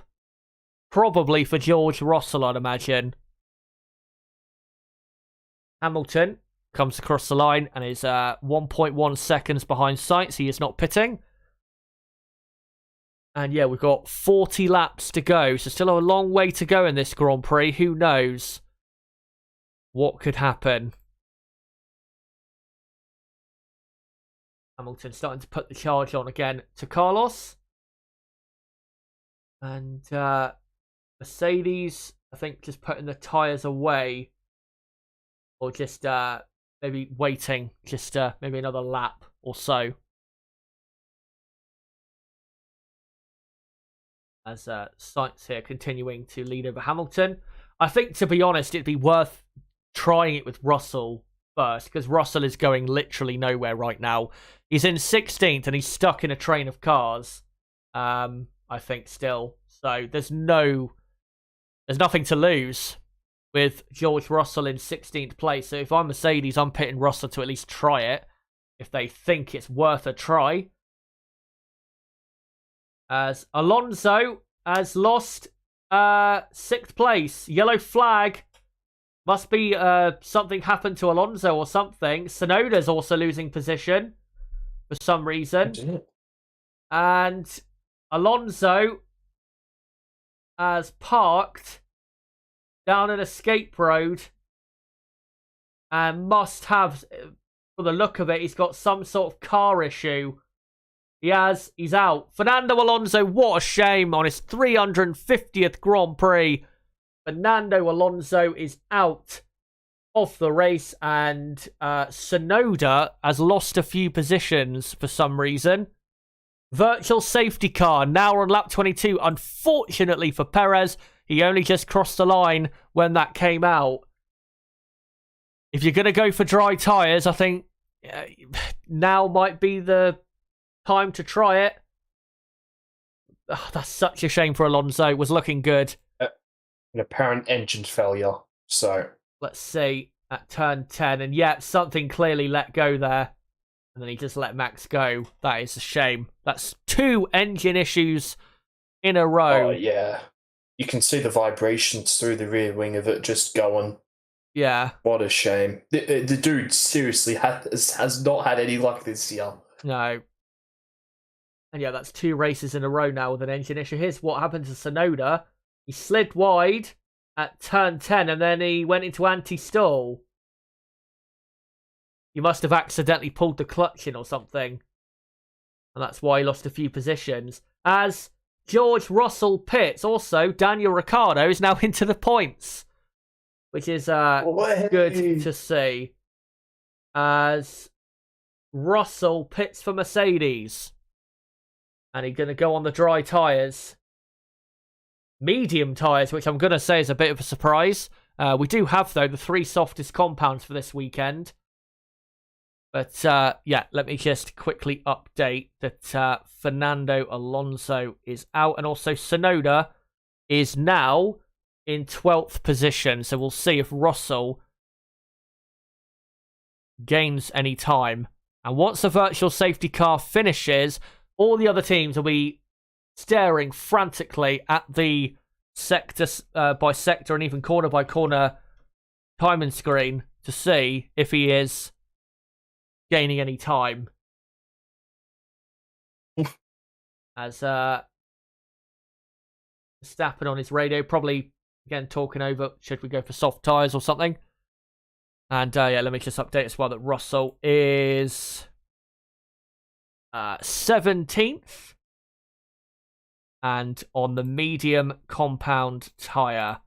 Virtual safety car still out, obviously to clear away Fernando Alonso's car at turn 10. Let's see if the gamble pays off.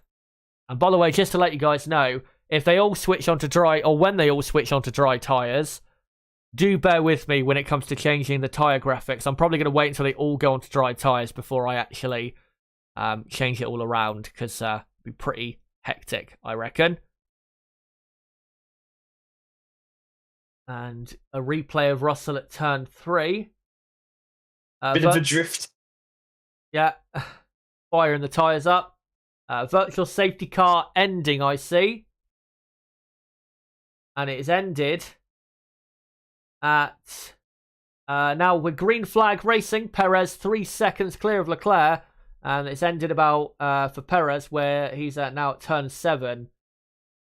So now, we see if Russell can start gaining time. If he gains a load of time, then it'll really help his race, and possibly the race of Mercedes, because they'll have the data from Russell to know whether it's the right decision or not, because Hamilton at the moment is stuck right behind Carlos Sainz, who's been forever slow in this Grand Prix. And Hamilton... Yeah, go on. Russell truly being used as the guinea pig. Yeah. as you said would happen just before. Yeah, it was worth it because he's not going anywhere. And I'm just looking at his... he's 14.5 seconds behind Albon, but he's losing a bit of time. Now 14.8 behind. Yeah, now 15.3, so I think he's struggling to fire those tyres up, unfortunately. As, yeah, so Perez is 2.8 clear of Leclerc at the minute. Carlos Sainz is almost 16 seconds off the lead. He's losing at least a second a lap to the leader, which just doesn't make sense to me, to be honest. As Lewis Hamilton now putting him under serious pressure. As Perez has now begun lap 24. And yeah, Russell is about 3-4 seconds slower than Albon even in the Williams, so it is too early for the dry tyres. But the gamble at the minute has not paid off. Hamilton really, as Verstappen in clean air does the fastest lap of the race, a 1:58.3, not a surprise. But he will soon be right up as he asks, is it spitting with rain? And they say negative, must be just spray. The thing is, though, he's not really behind anyone, is he? To get any spray. But Verstappen is about to get right on the back of Lando Norris, so his progress will be short. Sorry, Chaz. Brentford just tweeted out Brentford, and then the handshake emoji. Man City 4-0 up at half time. Oh dear. Yeah. Good to hear that they're suffering again. Oh, poor Alonso. Yeah. Poor Alonso.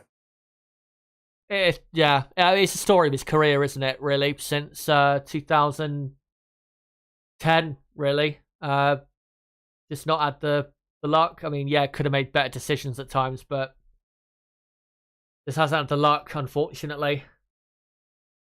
As Russell, he's not gaining any time at all. His tyres just don't work at the minute, so unless those dry tyres suddenly fire up, I think Russell is guaranteeing himself, unless a safety car comes out between now and the end of the race, probably guaranteeing that he's not going to finish in the points, because he's going to be a pit stop behind Albon soon if those tyres don't fire up. As, lap 25. Sergio Perez just did the fastest lap of the race. And is now 2.9 seconds clear of Charles Leclerc. And Lando Norris soon will have Verstappen all over the back of him. I've got to say, though, Lando Norris is driving very well. He's not lapping that much slower, or as much slower, than Sainz and Hamilton ahead, as you would have expected. So he's doing a good job, Lando. And after Verstappen, there's about 12.5 second gap to Gasly. So he's comfortably ahead of the midfield, is Lando. So this is a good drive. And as well, with Alonso out of the race, that gap in the Constructors' Championship is going to start to come down if Norris can get a top 5 or a top 6 today. It's 18 points at the minute. See what it is at the end of the Grand Prix. We reckon maybe... sorry, finish what you were saying. No, you can go. I can't even remember what I was going to say, actually. I was going to say, I reckon we're maybe at least another 10 laps until Slick's perhaps a viable option. Yeah. Like lap 35, 40, around then. Possibly. Russell has lost another 2.5, 3 seconds to Albon. So it's definitely not time at the minute. I think there are certain corners where it is good enough for dry tyres, but I think most of the track is just a tad too damp, and the tyre temperature can't be found. Yellow flag, sector 2. And it's a Williams of Alexander Albon, who's gone straight on at turn 8. And now reverse. Safety car, that will be. Oh, never mind. Well, there's a front wing, though, there. Ooh. That will need to be picked up. We're now green flag again. Maybe they'll just leave it. I'd be surprised if they did. As we're on lap 26 now. Yeah. Alex Albon. Yellow flag, back out immediately. Alex Albon is still ahead of George Russell, but Russell is about to overtake him in a second. Maybe Williams will go for the dry tyres just to try something. And Russell has now overtaken Albon. At least Albon can still continue in the race, because you never know what could happen later on. So Albon is in 17th and missed the replay then. Let me just see another one. And I'm going to assume just locked up. And inside front, and then just went straight on. Thankfully, not too heavy of contact there. And virtual safety car has been deployed. And that is because they want to recover the front wing, in case anyone else slides wide. Thing is, though, I don't think they should. I don't think there's going to be a pit stop under this virtual safety car, because I don't think Russell has proven at all that the dry tyres are the way to go. Yeah, you were spot on as well, because Medlin did tweet that Russell was able to do a personal best in the middle sector, that the other sectors were miles off. yeah. You were spot on. Yeah, the final sector, especially towards, I think, turn 15, 16, 17, it's just way too wet. Not able to keep the temperature in his tyres, unfortunately. Here comes Albon. There is no front wing. He's now a lap down. And what tyres? He's not going to put any new tyres on by the looks of it. Oh, no, they are putting dry tyres on. Mediums I can see going on there. So he's going to try it. So Albon onto the medium compound. Oh no, is he retiring? Yeah, he's retiring from the race. It looks like. Yeah. That's a surprise. I thought it was just front wing damage, maybe a bit of a suspension as well. As they've gone green flag, but they haven't even recovered the front wing yet. What on earth are they doing? And they're not able to get it out by the looks of it. Oh, never mind. They've been able to get it out. They only just finally got it out. They only just got that out nib right before Perez got there. That was pretty close. Thank God. Right. So Alex Albon is our 4th retirement of the race. And George Russell is now the last runner on in the field. And he is 35 seconds behind Kevin Magnussen in 15th. I think Russell is a lap down as well. Yeah, he is a lap down, Russell. Kind of reminiscent of, do you remember the 2016 race? Where that Marshall was still on the track? Oh, yeah, turn one. Gosh, that was so bad. Yeah. So they've got history, unfortunately, around here.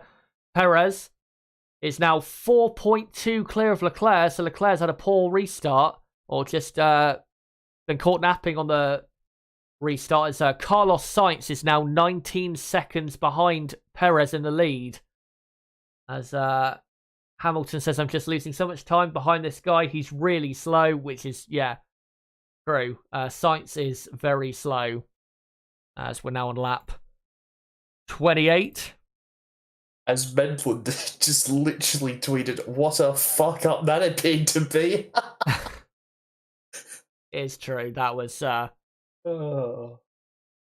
pretty bad. Yeah. Just we're looking at the TV broadcast in a minute as Esteban Ocon. I think he's had the same issue, hasn't he? Look, he's got smoke coming out. Has he also had an engine problem? Or has he just gone straight on? Oh dear. At turn 13, that is.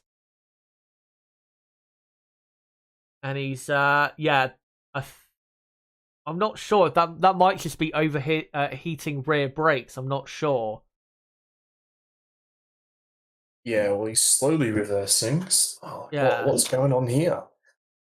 So Ocon is now 15th. He's in neutral at the minute. So maybe he has got some sort of engine issue. And he's just rolling backwards. At least he's not rolling backwards onto the track, but I mean, this might be a safety car. This one. Yeah, possibly. As he's now 16th is Ocon. What a disaster this is for Alpine. Didn't score any points last week, the last Grand Prix. Now they're heading for another. And yeah, Ocon out, it says. On the timing screen. So Esteban Ocon, it appears, is out of the race. Here's a replay of Ocon. He was behind Tsunoda for a while. And yeah, that's some sort of virtual safety car deployed, by the way. That was some sort of issue, wasn't it? Oh, yeah. As Ferrari are coming out into the pits with new intermediates. No, not anymore. They've gone back in, thankfully, because that would have been the wrong decision. We're now on lap 29. Okay. The FIA says that was a replay being shown of the marshals still on track. Okay. Thank God. So, yeah, Esteban Ocon is out of the race. 5 retirements now, and we're just under halfway into this Grand Prix. A half distance is pretty much next lap. So Russell up to 15th now on the mediums. And what a disaster for Alpine. If it stays as it is, Norris finishing 5th and Ricciardo 10th, then the gap will go down from 18 points to 7 points in the fight for 4th, which McLaren, you got to say, they're looking very good now in catching Alpine. That would be such a bottle job if Alpine lose 4th in the championship.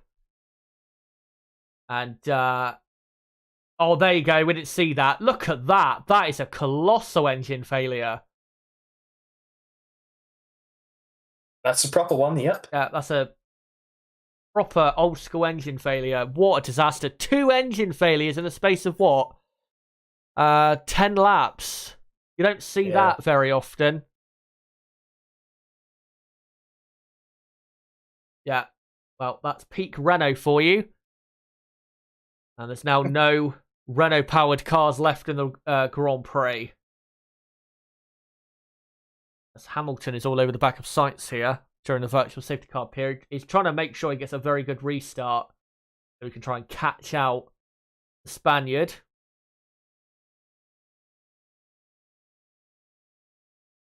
And holy hell. And we're not even halfway through the race just. It was just starting to yawn. Yeah, this has been a long old slog. It really has. Yeah, that's for sure. Let's hope it livens up when they get to dry tyres. If they get to dry tyres. I hope it's not a situation like Turkey, I think, last year, where the track just wouldn't dry. It refused to dry up enough for dry tyres. Hamilton. We need to deploy the leaf blowers.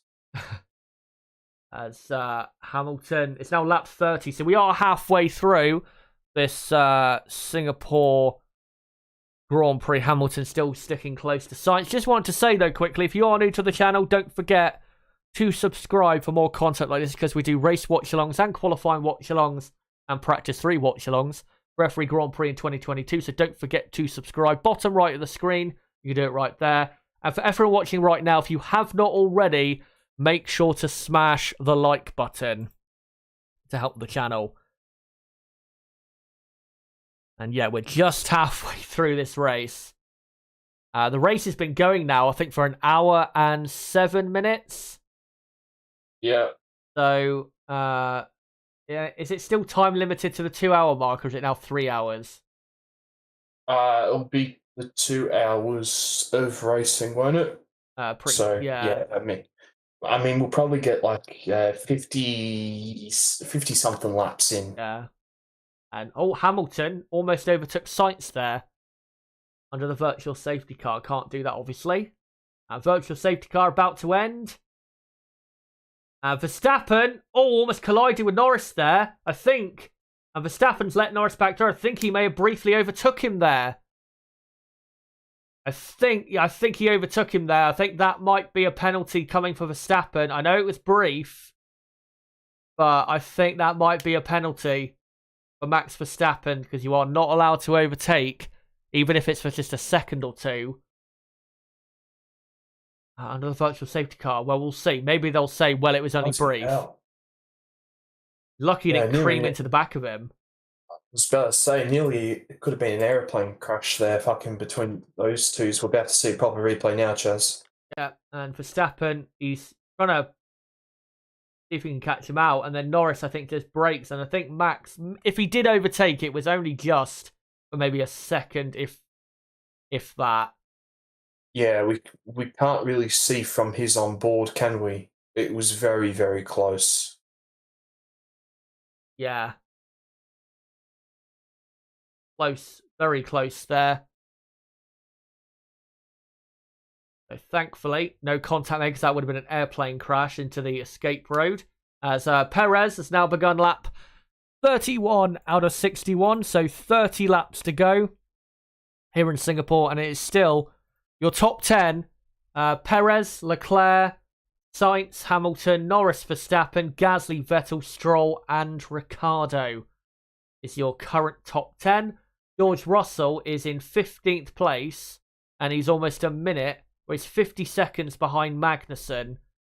But I'll have a look. I'll keep an eye on his whether he gains time on Magnussen or not. As Verstappen is all over the back of Norris. We know Norris is quite keen, not keen, but kind in letting through faster cars. And obviously, this is his good mate, Max Verstappen. But he's not close enough for Verstappen to get that treatment just yet. Hey, you're underscored. Anthony. As Verstappen, now falling back quite a bit. And yeah, Russell is not gaining any time on Magnussen. Still losing quite a bit of time. And he's going to end up 2 laps down if he hasn't already. As the intermediates there. I mean, not looking in great condition, but they look fine to me. Not as bad as they have at other times. And out in front, by the way, Sergio Perez leads by, now does the fastest lap of the race. Perez leads by, now Leclerc does the fastest lap. Leads by 3.1 seconds as Leclerc does a 1:56.2. So we are getting faster, but not quick enough for dry tyres. Max Verstappen, by the way, is currently 21. He's about 35 seconds-ish off the lead right now, is Verstappen. So even if he gets past Lando Norris, I mean, he might be able to fight for the podium with Sainz and Hamilton because Sainz is still very slow, but he has no chance of winning this race, does Max. As Verstappen still desperately trying to get a good exit from turn 3, trying to have a go at Lando Norris. And Verstappen, not a terrible exit from turn 5, but he's nowhere near the back of Norris, who moves offline there, I think, to find some water. Keep the inters cool and in good condition.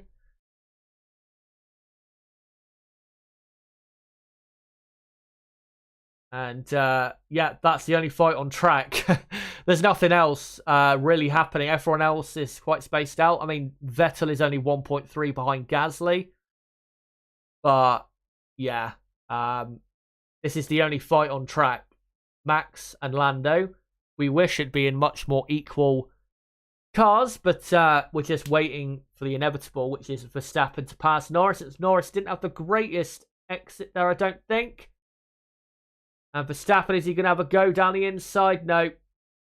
And all locks up slightly. And I was worried he's going to run into the back of him then. Thankfully, he did not, as we're now on lap 33. No fastest lap that occasion, so no more grip being found. I don't think we're going off the inters at this stage. Yeah. Russell has lost a further...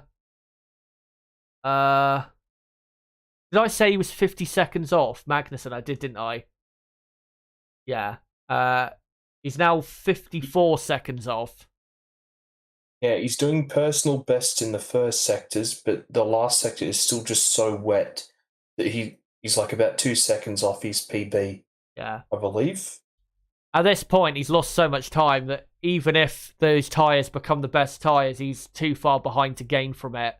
He's almost 2 pit stops behind Magnussen. Hamilton straight on and into the barriers! Lewis Hamilton, I just saw that briefly. He was close to Sainz and he went straight on at turn 7 and straight into the barriers. He's reversed though. No damage I can see. Oh no, bit of damage on the front wing there. Norris has gone past and he now comes out right ahead of Verstappen. A rare error in these conditions from Hamilton. And Norris now 4th. What a surprise that was. Jeez, yeah, I was watching in the little box, and then next minute you're screaming that he's crashed. I'm like, what? He's trolling? I think he just locked up and just couldn't stop. He did indeed lock up, yeah, and it was too late to go down the escape road. As Verstappen, as Leclerc's on the radio now, maybe talking about tyres or something like that. Carlos Sainz is 22, almost 23 seconds off the lead. Leclerc, is he being boxed for dries? No, they're coming back in, which I think is the right decision. Russell has done a purple middle sector, but that final sector, we still haven't seen evidence that he is quick enough in that final sector for the dries to be the tyres of choice. Car looks intact, according to, I think, Mercedes there. They were on lap 34. And yeah, Hamilton. Quite remarkable. Yeah. Hamilton now all over the back of Norris for 4th, so clearly no damage sustained. And, oh no, quite slow through the final corner there. And Verstappen, oh no, I think there's a bit damage in there on the left-hand end plate. Yeah, on the left-hand side, yeah, that's going to be he's going to be told to pit for that. Yeah, and Pierre Gasly has pitted for AlphaTauri. Yeah, I was about to say it's time if you want to go on the dries now, Chaz. Yeah, Russell has just gained 3 or 4 seconds on Magnussen. The dry tyres are the tyre of choice now, and what a decision by Gasly. That might pay off big time for AlphaTauri. And they're going to start piling in. Yep, here comes Tsunoda, Bottas, Magnussen will come in as well. So let me just quickly, and yeah, Magnussen coming in. So those drivers will stay in those positions. Let me just quickly relegate Gasly down to 11th. Russell was going purple everywhere. Well, in first and second sector now. Yeah, and Hamilton, he just went too quick into the braking zone, and then he couldn't, and then he locked up, trying to obviously stop himself. He was way too quick into the braking zone there. And that's what led to him going straight on. And yeah, they're all going to come in for dries now, surely. Well, I take back what I said about 5 minutes ago, saying that we might be on Inters the whole race, and stick with my original prediction of lap 35. Yeah, true. You did say that. As we are just now on lap 35, and Leclerc's pitted. Oh, slow pit stop. Slow pit stop there. 5.3. Perez stays out. And Sainz has stayed out as well. Not quite sure why they've stayed out, but Leclerc... Perez was only a 10th slower than Russell on that last lap. Right, so they're taking the risk there. Bottas has gone onto the soft tyres. By the way, I'll update the tyres when they've all gone onto dries. Just give me a couple laps. Hamilton now pitting for a new front wing and dry tyres. So it's Perez leading, Sainz second, Leclerc third, Vettel pitting for Aston Martin. Vettel might come out ahead of Hamilton here if he has a good pit stop. And Hamilton now goes. Where's Vettel? And it's close. And yes, he's got it done, I think. Has he?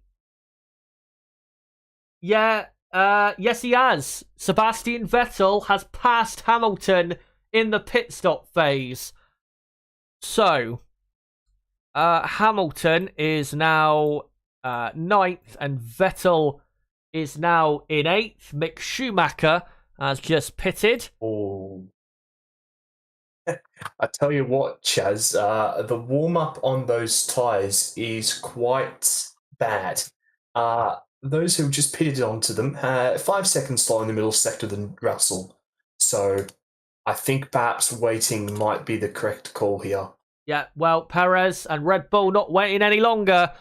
And he is coming in now for the dry tyres. And with this is going to be close. Leclerc nearly went in the wall.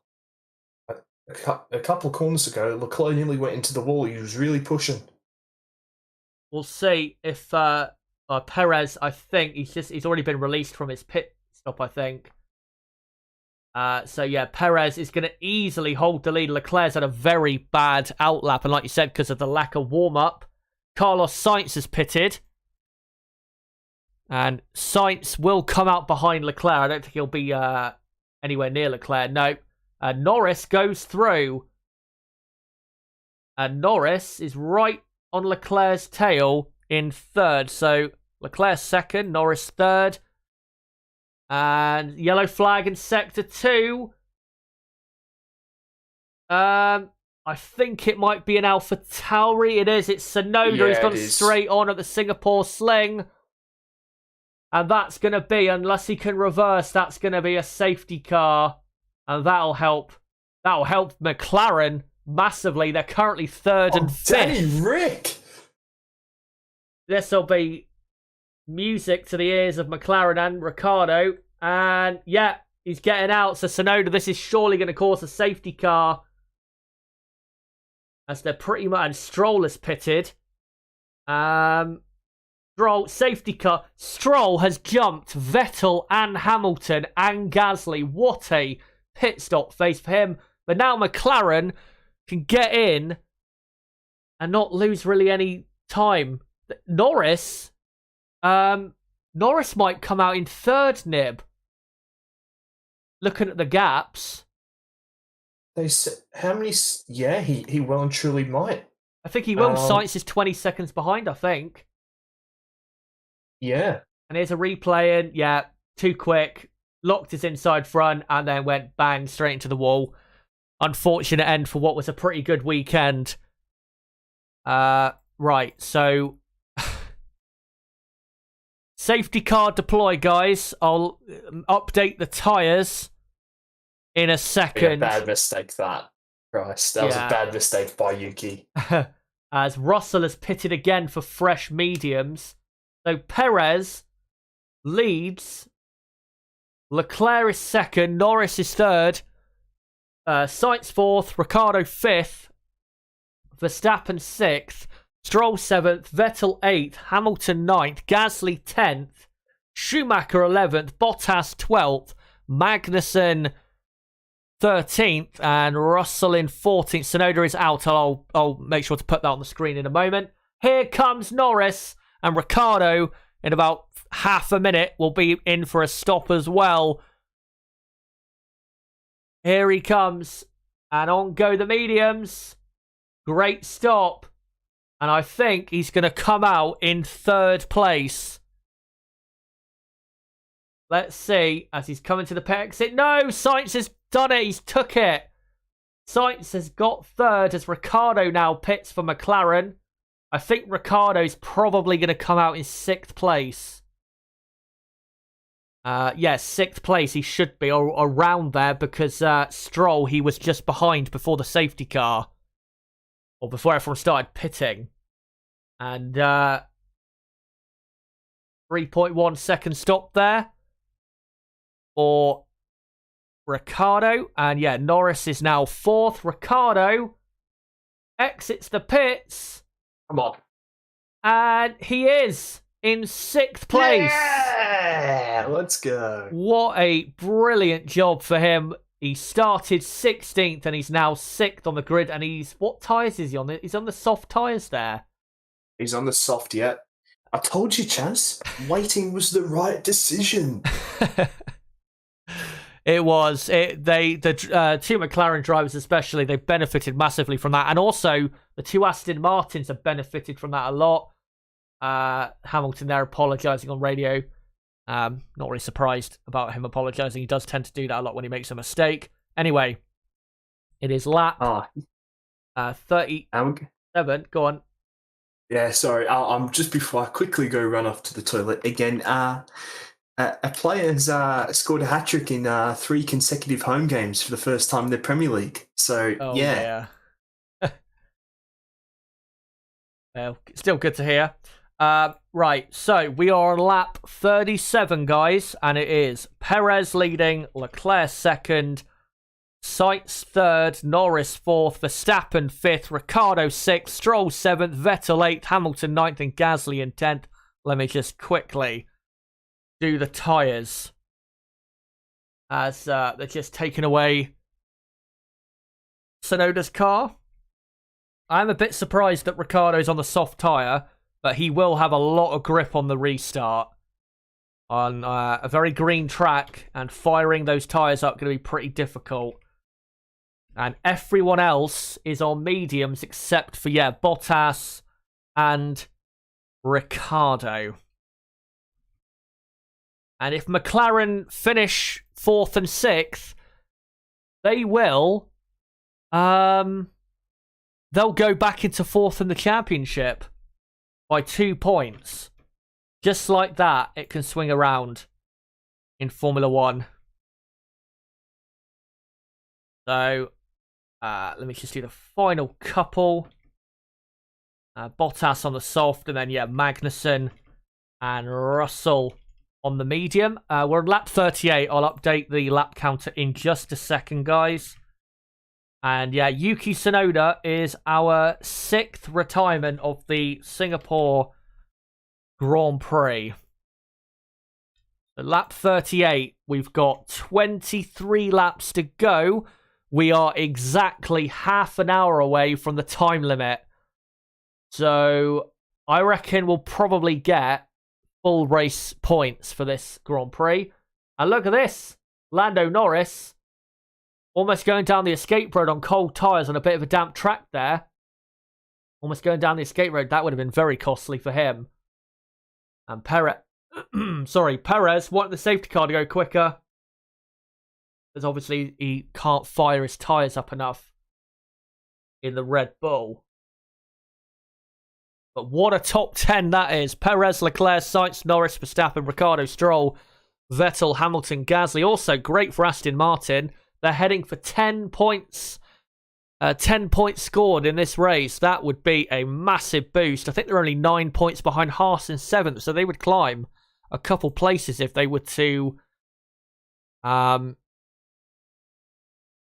If they were to finish where they are. And now the race has been converted, guys, into a timed finish. There is now 38 minutes to go. So I'm going to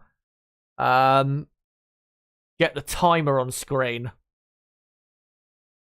Let me just do this. Right, so... when we get to the 37-minute mark, I will get the timer on screen. It's now a timed finish, Nib, if you just come back. Yeah, I'm back to see that City had scored again. And I thought it was Haaland, but I think it's Foden. What's the score, like 7-1? 6-1. And there's been 2 hat-tricks. Oh, fuck me. Jesus Christ. Yeah, we're now going to have a timed finish, which is good. We should be able, I think, to get full race points. Still, the safety car should be coming in pretty soon, probably the end of the next lap. Let me just wait till the time counts down to the 37-minute mark. So 3, 2, 1, and Ricardo's there you go. winning the race on the soft tyres, mate. Come on. If he wins the race, then everyone on that podium everyone there needs to be doing a fucking shoey for that. Salute that. That would be incredible. Latifi has been handed a 5-place grid penalty for the Japanese Grand Prix. Yeah, not that that'll make obviously any difference, but yeah. So we've got, guys, 36.5 minutes to go in this Grand Prix. And the safety car is coming in at the end of this lap. And the people to look out for, I'd say, is definitely, obviously, Verstappen. Ricciardo, for sure, on the restart. His tyres are going to be very warm compared to the 5 ahead. Also, look out for Bottas in P12. He's on the softs as well. And Hamilton, can he come back from 9th to get some sort of respectable amount of points?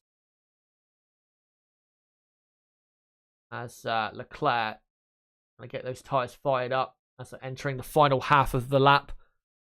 On this final lap under the safety car.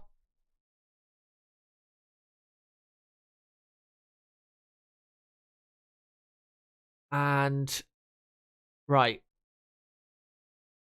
So the safety car's now going off into the distance. And Perez becomes the leader. Really, Sergio Perez should win this race. To be honest, I don't really. Perez is marching off into the distance. Hope he hasn't already gone for it. Yeah, Perez, you'd think, should win this race, but Formula One, we know, it's not as simple as that. And yeah, Perez has really got on with it. And Perez has almost caught the safety car back up there. And now, I think he's gone for it again. He's got to make sure he doesn't pass the safety car line before the safety car. And now, it is green flag racing. And Sergio Perez is your leader, warming his tyres up on the pit straight as they come into turn 1. Leclerc second, Sainz third, Norris fourth, Verstappen fifth, Ricciardo sixth, and then Stroll, Vettel, Hamilton, Gasly. Your top 10 with Schumacher 11th, Bottas 12th, Magnussen 13th, Russell 14th. Russell, I think, is about to overtake Magnussen into turn 1 or turn 3. Russell has got the move done. Russell up to P13 there. And Verstappen down the inside. Oh, what a lockup that is. A double front lockup for Max Verstappen. And he's down the escape road. And he's going to be down in 8th or 9th. He's been passed by the 2 Aston Martins. He's got to pit. Those tyres will be finished, surely. Did he forget that it's a wet track? Probably. He tried to go down the inside of Norris, and Norris, kept, at a reasonable speed. Max just went in way too deep. And now it's Ricciardo up to 5th, Stroll 6th, Vettel 7th, Verstappen is now in 8th position. And will Verstappen have to pit with that double lockup? I think he will, surely. That was a massive double lockup. Yeah, you'd probably think so. We'll see if he does come in at the end of this lap. And here's a replay. So he got a really good run on Norris. Was worth going for the move, but he just went way too deep. And both tyres locked up. He locked him up about 2-3 times there. And then spun the car around.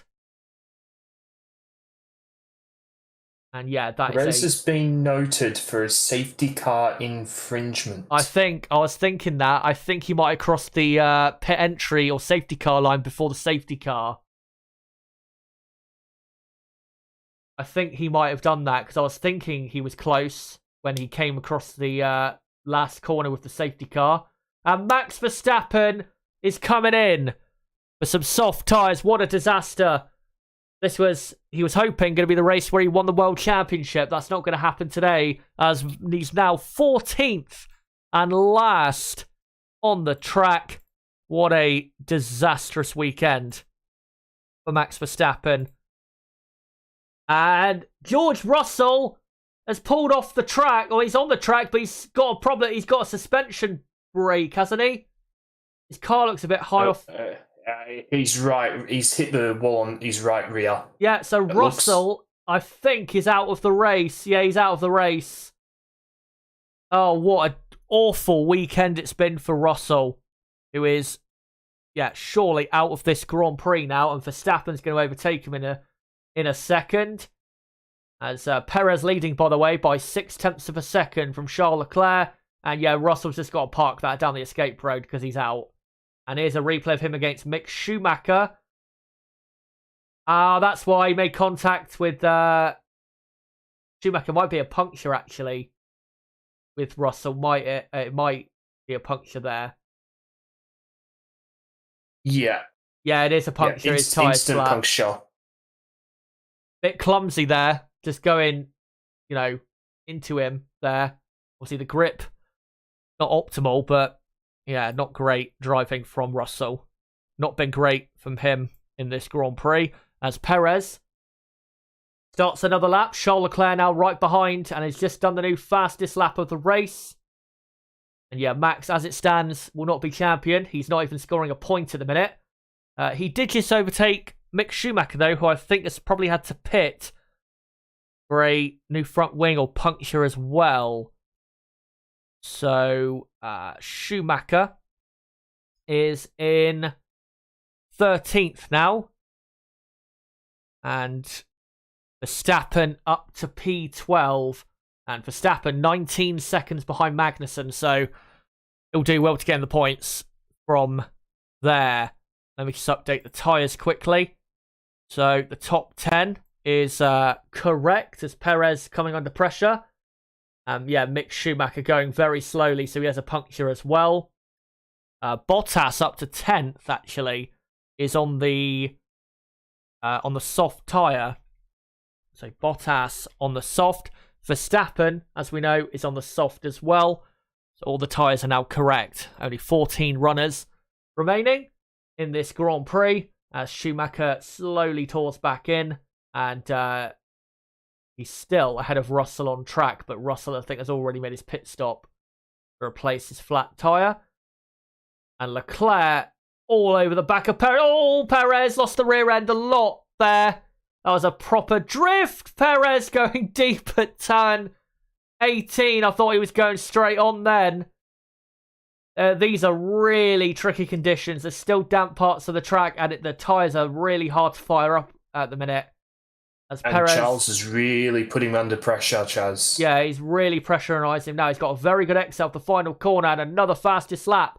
Charles Leclerc, 152.5, as they're both going to come out ahead of Schumacher, who thankfully does not try and get in their way. Schumacher on the soft tyre now, and so is George Russell. And Perez saying I'm having issues with the drivability of the engine. Not good to hear if you're a Sergio Perez fan, but at the moment he's just about keeping it together. Together. Needs to just settle in, if he can, to that rhythm he had before the safety car came out and before they went on to dry tyres, because he was in a very good rhythm before and looking very good. And he's looking a bit better now, Perez. Leclerc getting a bit too aggressive, wobbling the car quite a lot. They're asking under braking or on traction, and he says both, as Perez, in regards to the drivability. Again, though, Nib, Carlos Sainz 7 seconds off Charles Leclerc, and he's got Lando Norris all over the back of him. DRS enabled. Yeah, DRS is now enabled. Look at Sainz; he's got Norris all over the back of him. Yeah, I mean, what has happened with Sainz? No idea. He must just terrible.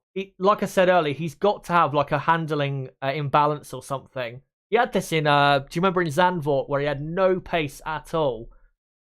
Yeah. And was struggling, as Leclerc really close to Perez in the final corner.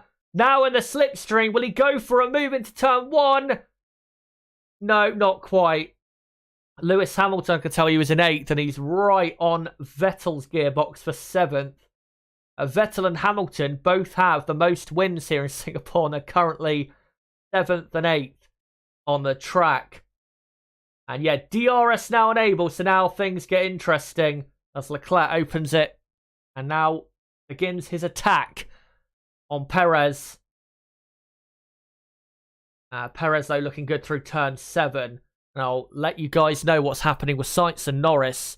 What a great opportunity it would be for a podium for McLaren, for them to capitalise on the struggles of Sainz. And yeah, Norris got very close then to Sainz, but Sainz kept him at bay. Verstappen has done a fastest lap of the Grand Prix, 151.3. He is on soft tyres and in clean air compared to Perez and Leclerc. And yeah, I wouldn't be shocked if Norris got past Sainz for 3rd at this rate. As they look back now further down the track. And there you can see Sainz and Norris fighting for 3rd, the two ex-teammates. And Lewis Hamilton very close behind Sebastian Vettel. Only half a second behind he is. As we're about to enter the final 25 minutes of the Singapore Grand Prix. Let me know in the chat, guys. Who do you think is going to win? Is it going to be Perez or is it going to be Charles Leclerc? As Leclerc and Perez begin another lap. Perez did a fastest lap that time, but Leclerc still right on his tail. And yeah, Norris losing a bit of time this occasion to Sainz. He's now dropped over a second behind the Spaniard. As Leclerc on the exit of turn 5. Not really close enough, I don't think, to go from even to turn 7. No, just 2 or 3 tenths away from being able to have a go, or at least force Perez offline. And this, hopefully, will be a good classic finish to this Grand Prix. So, Chaz, it's good to see that Sainz and Ricciardo are matching themselves in being equally as bad to their teammates today. That is true, unfortunately. As Lewis Hamilton just overtook someone there, I think it was Mick Schumacher letting him through. And Hamilton getting really close to Vettel ahead. And obviously Vettel, thankfully for him, he's got DRS from the back of his teammate Lance Stroll, who is currently in 6th. Leclerc's got a good exit from turn 14. But he's not close enough to go for a move on Perez. Hamilton still all over the back of Vettel, who is now stuck behind another car. Oh no, that's Mick Schumacher. I think the other car must have been George Russell then, who is only a couple seconds behind Schumacher. And Leclerc really close now. Through the final corner they come. And he'll have the DRS down to turn 1. Will he go for it? No, he'll wait. But he is getting very close to the back of Perez. A new fastest lap for Charles Leclerc, 150.3. Oh, he's not had a great exit there from turn 3. Lost a couple tenths. That's critical. And oh, he's had a good exit there, though. That's a very good exit. And here we go, down to turn 7.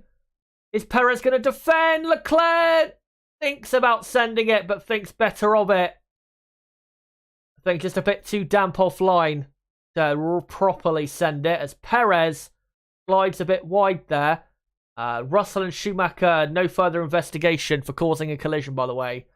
As Max Verstappen does another fastest lap. He's about to overtake Kevin Magnussen, I think, in probably the next lap or 2. And what's weird with Ricciardo is he's 11 seconds behind his teammate, Norris, but he's still pulling away, or got a pretty big gap to Stroll behind. So he's in no man's land, really, Ricciardo.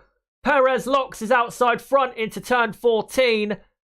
It doesn't go wide, but that's a big lock-up. And it shows that the pressure is getting to him. And Leclerc sliding the rear end beautifully through turn 17. And he's lost a bit of momentum now, Leclerc, because of running a bit wide in turn 16, I believe. Let's see how he, if he gains anything through the final corner. And no, doesn't really. This is going to be a very tense finish to this Grand Prix between Perez and Leclerc, as Max Verstappen is about to overtake Kevin Magnussen for P11. He's only 3 tenths behind. I literally said like 20 seconds ago he'll overtake him probably the next lap or so. He's already about to overtake him. As Leclerc, will he have another go possibly at Perez into turn 7? No, not close enough. Just needs to be about 4 or 5 tenths behind coming out turn 5, and I reckon that he'll be able to have a go. As Verstappen into the final corner, right on Magnussen's tail. But Magnussen keeps ahead. Will Max go for it down the inside at turn 1? No, he will not. He'll probably overtake him down the Raffles Boulevard. And Leclerc still trying to harry the Mexican out front. Carlos Sainz, by the way, has broken free of DRS from Norris behind, but Lando is still 1.2, 1.3 seconds behind the Spaniard as Perez locks up again. And Leclerc on the exit gains a lot of time, but Perez just about keeps the lead.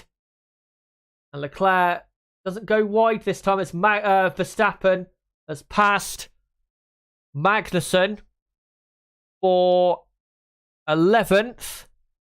And Leclerc all over the back of Perez. I'll update the tyres for Verstappen in a moment. Just want to see what happens here between Perez and Leclerc. He's all over the back of him, only 4 tenths behind as they come into the final corner. And will he have a go into turn 1? No, he's not close enough. But if he stays like this out of turn 5, he surely can have a go at Perez for the lead here. As he exits turn 4 now. And into turn 5 they come. Hamilton still stuck behind the Aston Martin of Sebastian Vettel. And Leclerc, I think, might have lost a bit of momentum, unfortunately. Yeah, he has. Can't get close enough out of that corner. Have a go at Sergio Perez. We're getting now into the final 20 minutes, Nib. Who do you think wins out of Perez and Leclerc here? Oh,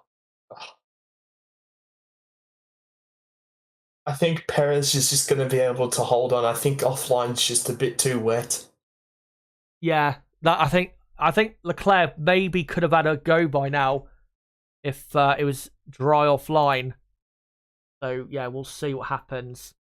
Perez, though, he does look at the minute like he's on the edge of a mistake.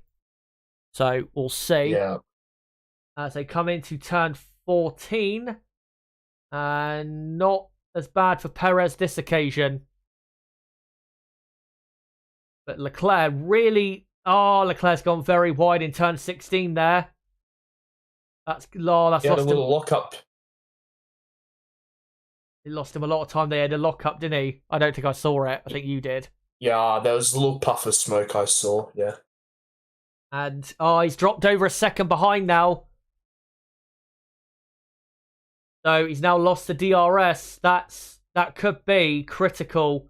As Perez now might be able to breathe and now start to keep Leclerc outside of that 1 second window.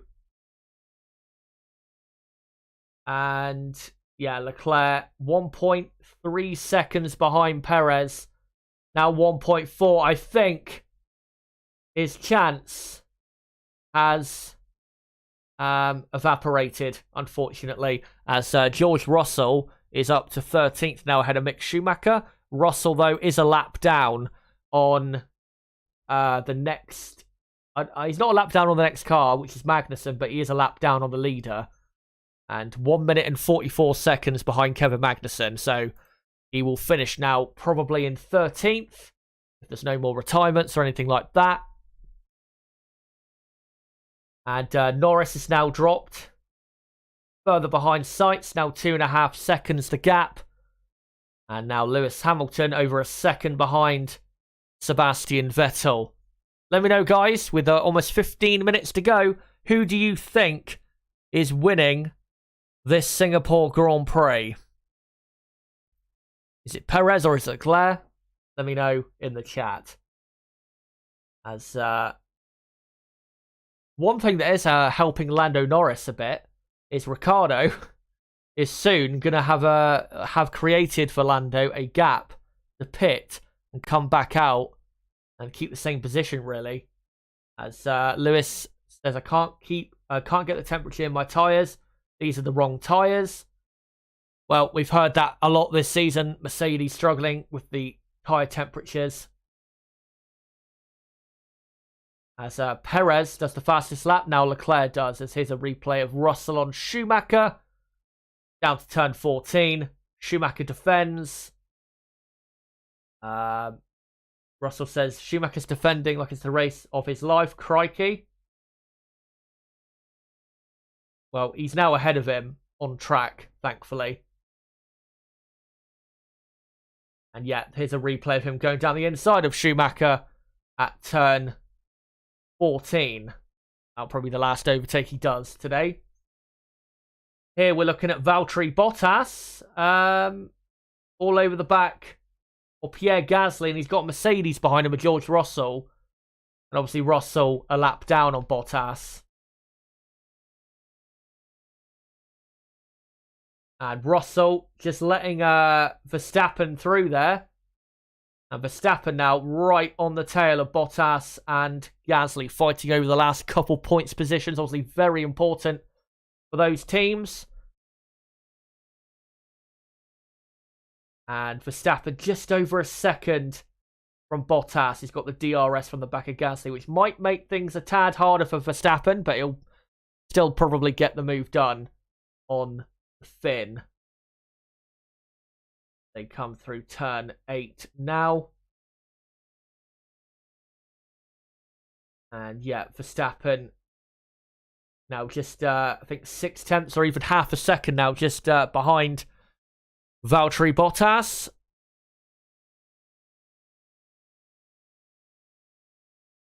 And now he's all over the back of him through turn 11, 12 and into 13. Will he go down the inside into the hairpin? Nope, but he'll get a very good exit surely. And he does. And Max Verstappen will surely overtake Bottas. Bottas will not defend this, and he does not. And Max Verstappen is up to P10. And he should overtake Gasly probably in about a minute or so from now, as Perez is now 1.7 seconds clear of Leclerc. Why? Incident involving Perez will be investigated after the race. Safety car infringement, for fuck's sake. So we've got to wait for ages after the race now. Yeah, I'm going to wake up to see who's actually won the Grand Prix. Yeah, it's so just, you know, there's still 13 minutes to go. Surely they can make a decision. I mean, the race restarted about 25 minutes ago. How long does it fucking take? We want to speak to Perez and whatnot. It's just annoying, isn't it? Yeah, well, I don't see why speaking to Perez is even important, because, you know, he's not going to tell them anything any different. All they need to do is look at the actual evidence. No, he's going to say, oh, sorry. Yeah, exactly. As Verstappen passes Gasly now and is up. No, I will say, though, I am not waiting around for 2 hours after the race finishes to see if he's been disqualified or not, because we're almost at the 5-hour mark of this stream. In about 2.5 minutes, we'll hit the 5-hour mark. So, yeah, I'm not waiting for that. I'll tell you now. And we've only got, what, 12 minutes to go of the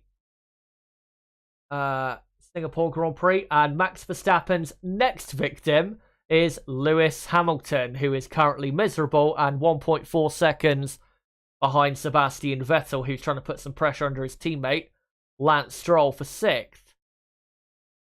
You reckon Max can finish 6th in this race? Yeah, he could even finish. He could even catch Ricciardo. Oh, okay, don't be ridiculous. Ricciardo is quite slow, though, compared to the front four, and obviously that's the pace that Verstappen's on at the minute. Why have you got to rub it in, man? Well, it'll be close. It might be a final minute of the race type thing. Because Ricciardo is, what, 11, 12 seconds ahead?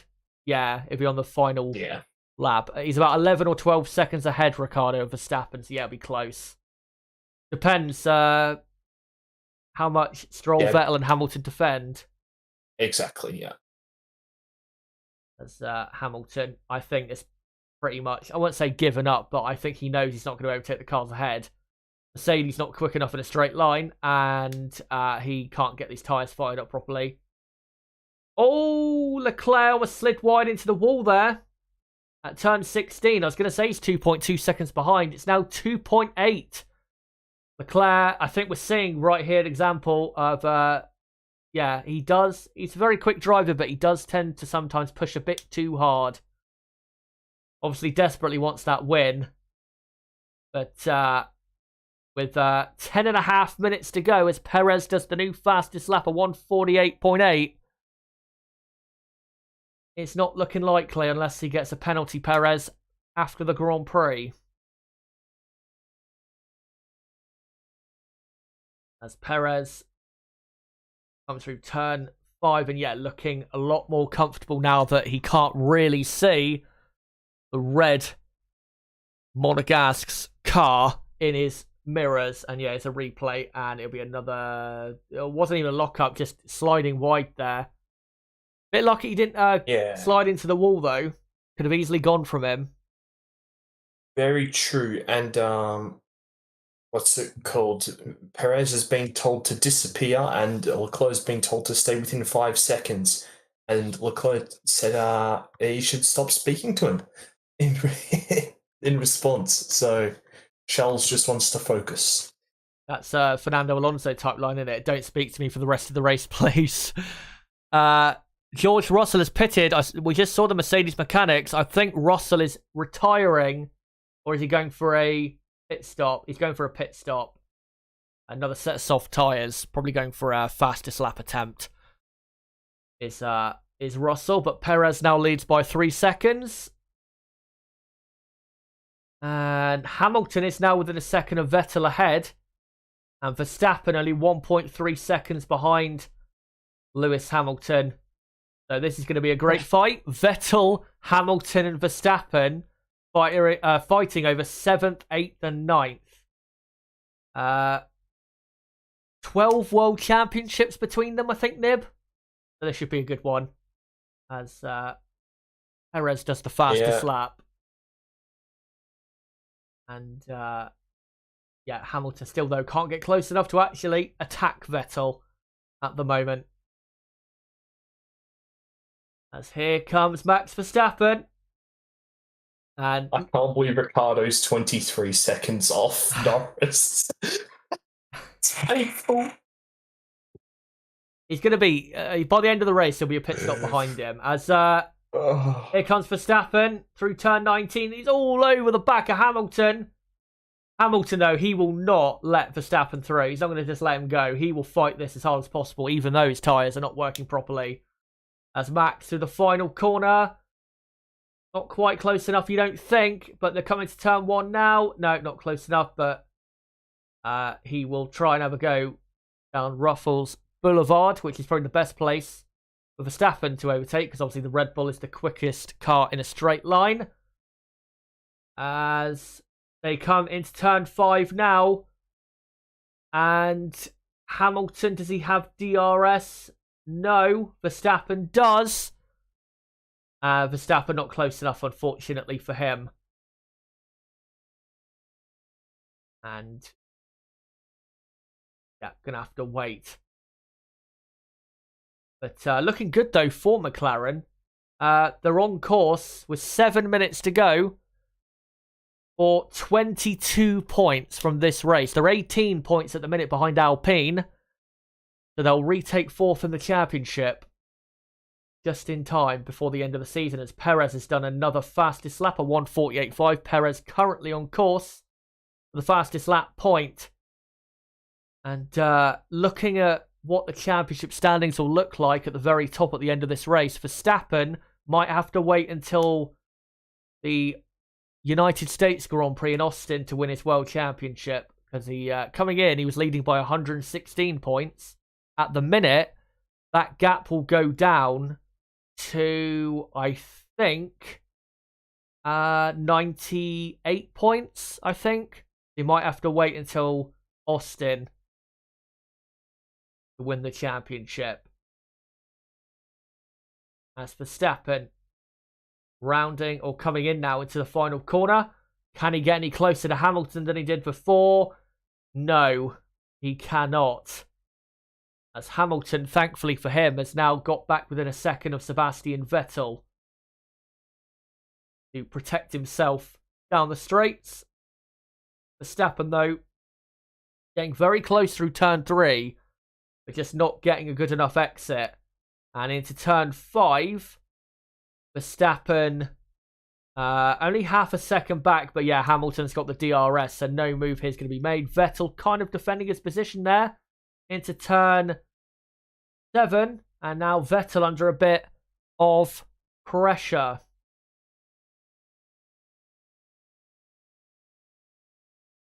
And yeah, what a fight this is. Again, 12 world championships between the three, fighting for the last few points here in Singapore as we enter the final 5 minutes of this Grand Prix. Just to let you guys know, I will be around for probably 30 minutes to an hour after the race finishes to react with you guys to the events of this race. So make sure to stick around and, yeah, let me know Really sausage. what you thought of the race, and let me know obviously your driver of the days and the rating out of 10 for the race that you would give this Grand Prix. Oh, jeez. Difficult conditions there through 16 and 17. And Verstappen, he's able to get very close to Hamilton in the slow corners, but just can't get that good exit to have a proper go at him, unfortunately. And Vettel, I think, is just about far enough ahead of Hamilton to keep E7 as Russell, I think, as he's done a purple first sector. I'm surprised Russell hasn't done the fastest lap yet. As Hamilton, a bit close coming into turn 3, now into turn 5 they come. And Hamilton, he's got a good exit, Lewis. And now they come down to turn 7. Can Hamilton get close enough? No. Mercedes just not quick enough in a straight line to have a go. And the fight continues. Oh, I gotta say, Chaz, I don't know whether or not it's because I'm that tired or just because they've been going that slow so far this race that it looks like everything's in 1.5 speed. Yeah. Like, it just doesn't look right. As well, the last time we were here, the cars were lighter, I think faster, so yeah, they look pretty pedestrian around this track, these cars. And Perez, by the way, as we're entering the final 3 minutes, Sergio Perez leading by 4.3 seconds. So if Perez is to get a 5-second penalty, then he's almost there to, get in the gap to Leclerc. As Verstappen, again, close through these slow corners to Hamilton, but he's not able to get a good enough exit as Leclerc is still going on. I think there's pretty miserable, to be honest, how another Grand Prix has been lost, not because of his team, but because he had a poor start. If Leclerc had... if he had kept the lead on the first lap, which we're now in the final 2 minutes, if he had kept the lead, I think Leclerc would have won this pretty comfortably. But wasn't to be. Not to be, at least at the minute. As here comes Hamilton on Vettel. Down to turn 7. Vettel defending to the inside. And Lewis gets a brilliant exit when he go down the inside into turn 8. No, but Hamilton goes deep. And Verstappen goes through, and Lewis Hamilton's misery is complete. He is down to 9th. I mean, we know what happened there. He went on the wet part of the track, and he just went straight on. Yeah, that was. He tried. He thought about a move down the inside, and there was just no grip, and that's why he went straight on. Yeah, you can just see on the colour of the tarmac that there's no dryness on the inside of that corner. Yeah. Surprisingly poor race for Hamilton in these conditions, hasn't it? You'd expect him to be mastering these conditions, but it just hasn't happened. Yeah. As Verstappen is all over the back of Vettel now. Can Max get 7th? I don't think he'll get 6th. I think Stroll's got that. But can he get 7th from Vettel? Looks possible. Looks very likely, actually, as we've got final 30 seconds to go. I think after the timer stops, is it one more lap after that? Yeah. Right. So we're about 15 seconds away. Now 10 seconds. Don't know where Perez is on the track. I think he's towards the end of the lap. As Verstappen, can he have a go at Vettel down Raffles Boulevard into turn 7? He's going to send it, is he? No, he feigns a move. Is he now going to go through on turn 8? No, he's not going to make the same mistake as Lewis Hamilton. So the timer is up. And I think we've got one more lap to go. I don't know where Perez is, though, so I can't tell you whether he's crossed the line or not. But to start that final lap, which is not great for the viewers at home, especially the people that are just tuning in for the first time. As Verstappen still all over the back of Sebastian Vettel. Not able to get close enough. And yet we are now on, guys, the final lap of the Singapore Grand Prix. Niv, quick word for our, I think, going to be race winner, Sergio Perez. Yeah, what a drive from Perez. Now 7.5 clear of Leclerc. Yeah, great job by Perez, isn't it? Yeah, Perez, I mean, he looked a little bit shaky when Leclerc was putting him under pressure, but he held his nerve. And it's been a very nice and very good drive by Checo today. A ridiculous second launch at the start, and yeah, he hasn't really put many foots wrong, has he, Chaz? But geez, I mean, the FIA have got to work, just got to be better today. I mean, you could have started that race so much earlier, and now I'm sat here at 2 a.m. watching a Grand Prix that should have been done like an hour ago. Yeah, absolutely. And we hope that they're not going to take too long in investigating Perez's possible safety car infringement, as they're saying, push to the line to build enough of a gap. And Verstappen, by the way, has overtaken Sebastian Vettel for 7th. I'll update that in a second. As here comes Sergio Perez. He won in Monaco. He will now win in Singapore. What a drive from Perez as he comes to the line to win the Singapore Grand Prix for the first time in his career. Red Bull's first win in Singapore in 9 years. Charles Leclerc will finish in 2nd. And then it will be Carlos Sainz 3rd. Double podium for Ferrari. The team, organisationally, they did fine, but Leclerc just got too poor of a start in the end. And that's why he lost the win at the minute. We don't know what's going to happen, obviously, with the possible penalties. Lando Norris finishes 4th. Great drive from him. As Ricciardo, we've got to wait another 20 seconds or so. 30. We're still waiting. He's 31 seconds he was behind Norris. Stop rubbing it in. Stop. It doesn't matter, though, because he's going to finish in 5th place. Let's just wait until he gets to the line. I'm on 5 seconds behind, so I'm still waiting. Daniel Ricciardo finishes 5th. Great job by Ricciardo. Yeah. 6th is Lance Stroll. 7th Verstappen. 8th Vettel. 9th Hamilton. 10th Gasly. Bottas 11th. Magnussen 12th. Schumacher 13th. Russell 14th. And your retirements from this race: Tsunoda, Ocon, Albon, Alonso, Latifi, and Zhou. And that, guys, is the Singapore Grand Prix of 2022. Do we do a shoey for P5?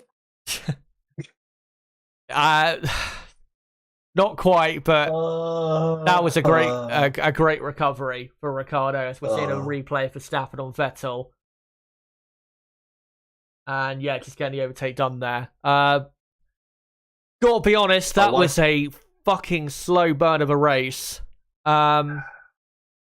Right, so, and I know obviously you're not going to stick around because you'll be knackered. I don't blame you at all. Like literally, I'm going to hop into bed in a couple of minutes and I'll be asleep within about 10 minutes. Like, yeah. absolutely cooked. Right, quickly before you go, driver of the day and rate the race out of 10 for us. Honestly, it's tough. I mean, maybe Perez and Vettel. Yeah. I don't know on driver of the day. I mean, Vettel had a ridiculous start, and I mean, Perez just didn't put a foot wrong, did he?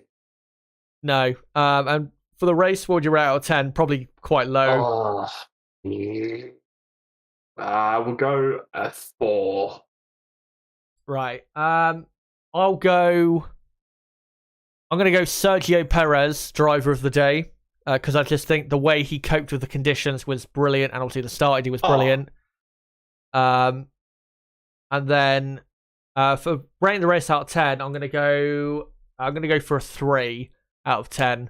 That was, until the dry tires, that was a pretty boring race. And even when they got the dries on, it wasn't anything special. You're telling me that you rated a Grand Prix higher than me? Yeah, I think it's the first time ever. Yeah, I know.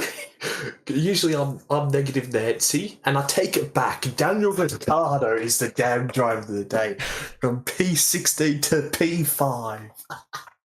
That's the I think the biggest gain in position on the grid, I think, since Alonso won in 2008, which was obviously because of Crashgate. Yeah, 11 places. What a fucking result, and what a start for Ricciardo as well. He gained about 3 or 4 off the line. I'm joking, by the way. Ricciardo is definitely not driving. Yeah, he was quite lucky, which is why I'd say in my top 3 drivers today, I'll probably say Perez, Vettel, and then probably Stroll, I would say as well. Well, yeah, Stroll, maybe Ricciardo, in the top 3 there. And let me know in the chat, guys, for the next 30 minutes to an hour. Let me know who your driver of the day is and what your rating out of 10 for the race is. Let me know right now in the live chat. I'll get to your comments, and just let me know in general what you thought of the 2022 Singapore Grand Prix. We'll go through the teams in a moment. Nib, cheers for coming on. I know it was such a long wait for this race, and you're fucked, but cheers for withstanding it. And thankfully, next weekend, the timing is beautiful for you. I can't wait. Like, it's on, let me check out. It's on like 3 p.m, I think, is the Japanese Grand Prix for me. So, suck on those ones, Jazza. Now you have to, 6 a.m. for me. Yeah, cop that, buddy. Oh, sorry, 4 p.m. for me. Yeah. How beautiful is that for us Aussies? Yeah, that's it's good. As well, obviously next year we got China, I think, on the calendar as well. I mean, we'll see about China being on the grid. I mean, it would be a joke if they went back to China. Yeah, but we know what the FIA is like. Well, not FIA, the Liberty Media is like. Yeah, we'll still have a race in Saudi Arabia, in bloody Azerbaijan. Yeah. Yeah. Yeah. And coming to a dictatorship near you. It's the next F1 race, whenever that may be. Yeah, cheers for coming on, mate. And yeah, we're standing the long wait. And yeah, we'll see you for Japan. Oh dear. All right. Thanks, mate, for having me on. And I appreciate everyone watching in the chat. We'll see you guys later. Cheers, mate. Bye-bye. And yeah, cheers for him coming on. Because yeah, the timing, obviously, of the races on my European time when they start in the afternoon, what you call it, they're not great for him. And obviously when there's an hour-long delay, it's furtherly not great. But yeah, cheers for him coming on. And obviously next weekend, I'll be fucked next weekend, and he'll be full of energy.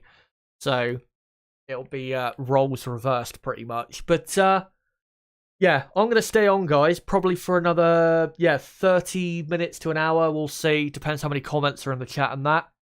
And yeah, keep them coming in the chat. What I want to know from you guys is, again, driver of the day, rating out of 10 for the race. What would you rate it out of 10 for?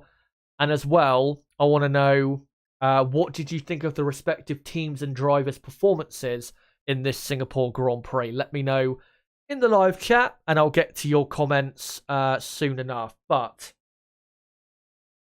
what I'm going to do firstly is I am going to tweet the link back out for the stream. So just give me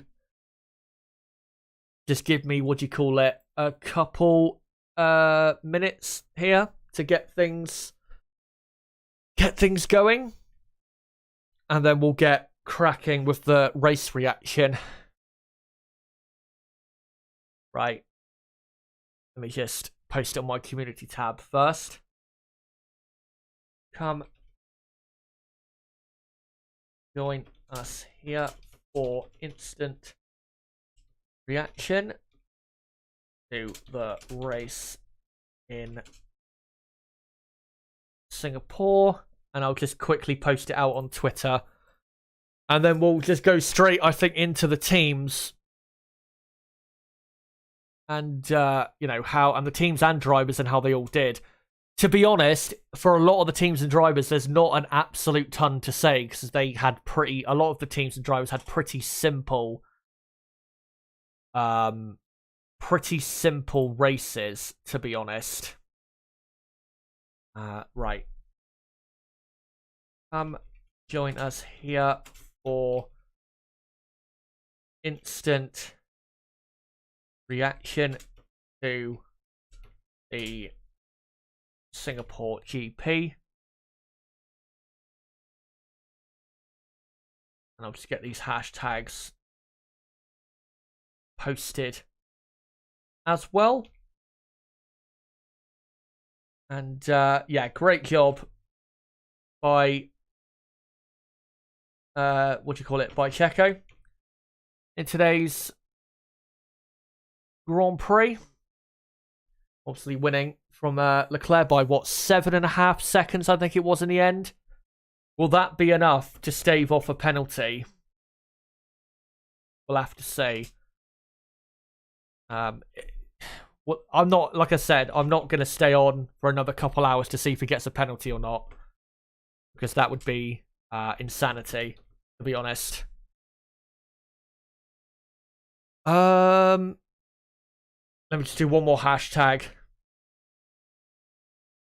and then we'll post that out. There you go. So, yeah, let me know in the chat, guys. Again, driver of the day, rating out of 10 for the race, and what you thought of the top teams, the midfield teams, and how they did in today's 2022 Singapore Grand Prix.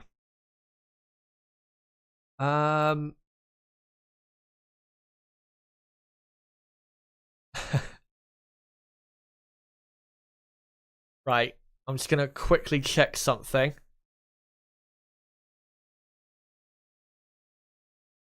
Right, I'm just checking if there's any news on the whole Perez thing.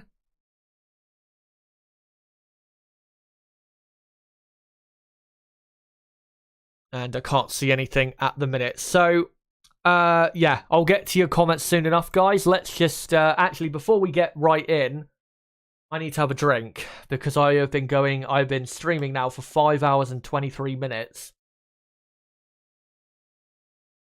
So, yeah, just give me a few seconds here to have a quick drink, and I'll be back in a second.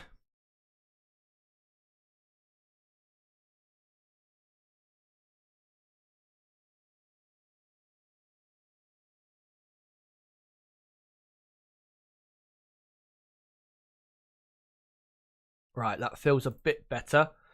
Right, let's now get straight into the reaction to Singapore Grand Prix 2022.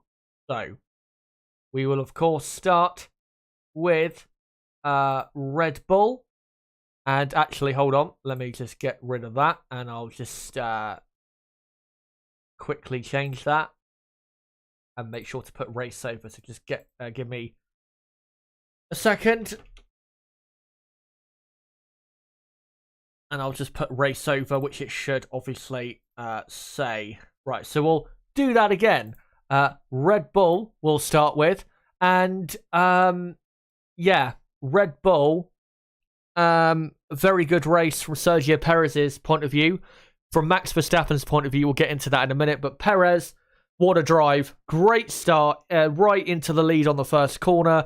And then from then on, led pretty comfortably until the safety car came in after the dry tyres were put on for the final 35 minutes or so of the Singapore Grand Prix. And yeah, except for a few moments on dry tyres when, Leclerc was right on his gearbox, Perez did have a couple lockups here or there and was definitely feeling the pressure from Leclerc. Checo, thankfully, was able to keep his cool because eventually Leclerc, which he does do at times, was ended up making a mistake that put him outside of the DRS activation over a second behind. And then he was unable, really, Leclerc, to get after the Red Bull of Perez. So Perez, in that aspect, won out and ended up keeping the lead and ended up winning the race by about 7.5 seconds. And yeah, he is under investigation for a possible infringement under the safety car. We will see whether he gets a penalty or not. It was close. I'm not sure he will get a penalty or not. Apparently, Sky Germany has just said that it looks likely Perez will get 2 5-second penalties. Which, if he did, then Leclerc would end up the winner. But we don't know for sure yet. We don't know whether Leclerc is going to actually end up the winner, whether Perez will get a penalty. But I'm pretty sure, if you go and look at the replay, I'm pretty sure Perez passed the safety car line before the safety car did. Again, I'll have to see another replay of it because I'm not absolutely sure. But from what I remember, I'm pretty sure he just crossed it before the safety car did. And if I am right in thinking that, then he should get a penalty. But still, on track, great drive, did a great job, but he might have ruined it by being a bit too trigger happy on the restart of the race, like getting it underway a bit too quickly. The reason he was trying to be so quick was because what do you call it? Tires were cold, and he wanted to get things going again, and he wanted to fire his tires up. So when the racing actually got going again, his tyres weren't freezing cold because then he didn't want to go into turn one having no temperature really in his tyres. So, what he did was fine and understandable, but I think he may have just gone a slight bit too quick through that final corner, unfortunately for Sergio Perez. But for Max Verstappen, really, this was due to, his result was due to what happened in qualifying. Because obviously made a couple errors in Q3 and was unable to get his proper best lap on the board, and then he had to pit on his final lap in qualifying because they thought they were going to run out of fuel and failed to give a sample to the FIA, which would have seen Verstappen start from the pit lane if that did happen. So 8th was the best they were going to do, unfortunately, at that point. And then he was, for the first half of the race until Fernando Alonso, until Alonso retired from the race, he was just stuck behind the midfield cars, couldn't get close enough to them. He did make a couple overtakes here and there, Magnussen, Gasly, Vettel, and then, obviously Alonso had his engine problem, which allowed Verstappen through. So, eventually he was able then to get up to P5, when the safety car came back in, when they all had put their dry tyres on. And then Verstappen, when trying to go for a move down the inside of Lando Norris into turn 7, which he was fair in going for, he had, enough speed, but he just went too deep on the brakes, locked both tyres up, and then went deep, spun the car around, lost a load of positions, and then ended up pitting, and eventually coming back to finish in P7. So a good recovery, but a messy race for Verstappen and a messy weekend. Really, if Verstappen had got pole position, which he should have really, yesterday in the changeable conditions, Max should have won today. Really, not because, and the reason he didn't win today was not because he was unlucky or anything. It was because he failed to get a good enough lap on the board, because he did have, I think, his penultimate lap in qualifying. He did make a mistake on that lap and wasn't able to improve enough. So he had his chances in qualifying, but just bottled it in the end. And then, ran out of fuel, obviously, which wasn't great from Red Bull's side. Maybe they should, in hindsight, put maybe a lap or so more fuel in it so he could do one final lap. But qualifying is where Max lost this Grand Prix, and now his wait for the championship goes on until the Japanese Grand Prix at Suzuka, where he can win the championship. I think the gap between Verstappen and Leclerc, who I think is in second still by a point, I think, from Perez at the minute. Obviously, we don't know what's going to happen with Perez in terms of a penalty. Max is 104 points clear, I think, of Leclerc. So if Verstappen beats Leclerc and Perez in Japan, he will be world champion. I'm pretty sure that's what the permutations are. We'll see when we get to Suzuka, and also see, obviously, the result of that FIA investigation. And, Perez summoned to the stewards for alleged breach of Article 55.10, not keeping 10 car lengths within 10 car lengths of the safety car. So not great there from Perez if he does get a penalty eventually for that. But let's go on with the rest of the teams. Next up, Ferrari. If they do end up winning, then to be honest, it's a bit lucky for them, because they just didn't have the pace today, and Charles Leclerc at the start obviously lost the lead in what was a critical moment in this Grand Prix. And if it does turn out that was the start of the race, if it does turn out that was the race-losing move, then Leclerc has only himself to blame. He got an initially better start, but he just couldn't get the car going in second or third gear. Maybe it was a car thing, who knows? But yeah, the start of the race was crucial. And I said before the race itself, at the very start of the stream, which feels about a million years ago, that if Perez was going to win, he had to get into the lead on the first lap. And what did he do? Got into the lead. And I knew from that point on, Perez had a great chance of victory. Leclerc had to keep the lead on that first lap, and he didn't. So a shame there. And then, Leclerc tried his best to put Perez under pressure. Put him under pressure, certainly on the dry tyres, but then made a crucial error at turn 16, and then lost too much time, and was unable then to get within a second of Perez. And he ended up finishing second on the circuit. We'll see if he still gets the win in the end. I was just thinking, though, isn't it a bit bullshit if he gets 2 5-second penalties, Perez?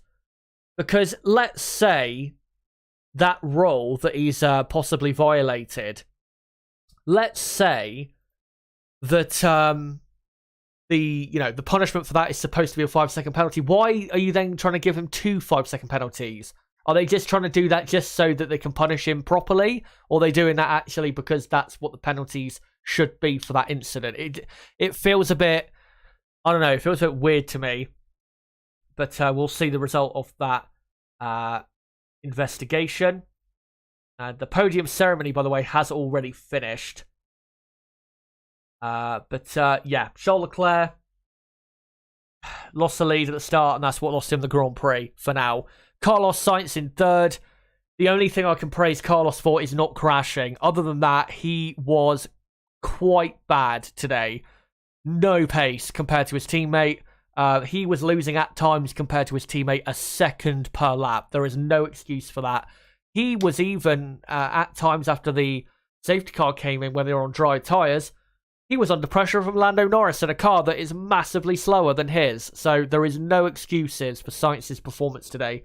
He was just poor in that Ferrari and ended up, I think, finishing like 17 seconds off the race winner in about 38 minutes. That is simply not good enough from Carlos Sainz. And yeah, podium, good result, but he should have done a lot better today. And this weekend, he was very slow as well yesterday in qualifying. I don't know if it's just a lack of confidence in these conditions or what, but Carlos very poor this weekend on pace compared to his teammate. But Ferrari might still get the win in the end. We'll see what happens. But if they don't and Checo keeps it, then it was the start of the race where the race was lost. For Mercedes, we'll now go on to them. Pretty bad race. I thought they would win today. Couldn't have been any more wrong. Lewis Hamilton 9th, Russell 14th. What a disaster for the Mercedes team. Hamilton, the start of the race also was crucial for him. Losing position to Sainz was absolutely critical and bad for his race. Looking back, I think Sainz probably should have allowed Hamilton back through because I think he did push him off the track, which I know we didn't cover later on in the race watch-along. But, I think that was a bit weird how the FIA didn't act on that because I thought Sainz quite clearly pushed him off the track. But after that, he couldn't get past Sainz, was stuck behind him for a while, and then made quite a simple error. Just went too deep into turn 7, locked up, and went straight on, breaking the front wing, and then came in for a pit stop to put dry tyres on, and because of the time it took to put the front wing on, lost time to others and ended up losing position to he lost position to Norris, obviously, because Norris passed him on track after he crashed. But because of the safety car coming out as well, he ended up losing position to Ricciardo, Stroll, and Vettel as well, and Max Verstappen. Verstappen obviously would have his accident, or not accident, but have his mistake. But still, in the end, come back to beat Hamilton after another simple mistake by Lewis, going onto the damp part of the track, trying to pass Vettel, but then just sliding wide. This has got to be one of the first races in a while, wet, dry races in a while, where he has made two pretty simple errors. Just not good enough from Lewis Hamilton today. Would he have won the race? I don't think he would, to be honest. Even if he had not made that error, I don't think he would have. I don't think he would have won the race, but he probably would have got a podium today if he did not make that mistake or the mistake he made after. Just not good enough from Lewis Hamilton. And for George Russell, the issues he had in qualifying, which led to the pit lane start, is pretty much what cost him here, because he got stuck in a massive train lower in the field, then tried the dry tyres out, was way too early going onto the dry tyres, eventually started working, then made contact with Mick Schumacher, got a puncture, and then ended up finishing last of all the runners. So what a disaster for Mercedes. And because of this race, them not winning this race, looking at the races coming up, I mean, I think they've got a decent chance at Suzuka, because I think that circuit will suit them in certain areas. The very fast, high-speed first sector, I think. And when I mean high-speed, I mean high-speed corners, not like long straights or anything. I think that'll suit their car well. But the flat-out final sector will hurt them a bit. So I think they've got a decent chance next weekend, Mercedes, at winning. But if they don't win next weekend, then I'm not sure they will get a win before the end of the season. I think either this next weekend's race in Japan or the US Grand Prix, I think those are their final chances, really, to win in 2022. If they don't win in either of those Grand Prix, then I don't see them getting a win, which would be quite something, because nobody expected that for 2022. But yeah, very poor race for them today. And now, guys, I'm going to whiz through the midfield teams. So, let's go, obviously, on to McLaren. What a day for them. 4th and 5th, 22 points, and they have overtaken Alpine in the Constructors' title fight. And yeah, back into 4th. And I think they're now 4 points clear of Alpine in the championship. Brilliant job by McLaren. Lando Norris, great drive from him. Got a good start, passed Alonso, had very good pace throughout the race, was not actually too far off the pace of Hamilton and Sainz for a long time. Was definitely slower, but not as far off the pace as you would have expected. As normal with Norris, very good in changeable conditions, as we've seen a lot, except obviously for the final couple laps in Russia.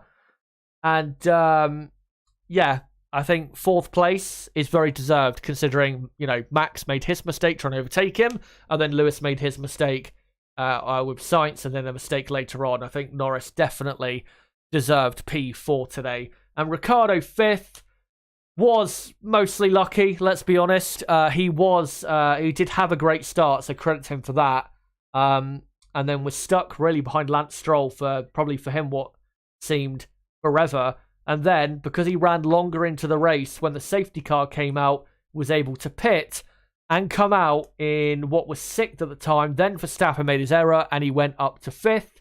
And even though he lost half a minute to his teammate in the final 40 minutes of the race, still 5th place, great result, and that is a massive help for the McLaren team in the championship. And McLaren, yeah, back to 4th. And the momentum clearly on their side. Whilst for Alpine, they are in an absolute state at the minute. And let's go on to them now. What a disaster for them. Alonso was running up in 6th place, looking good for a few points. Esteban Ocon wasn't looking great, but, you know, the race was probably going to come more to him later on.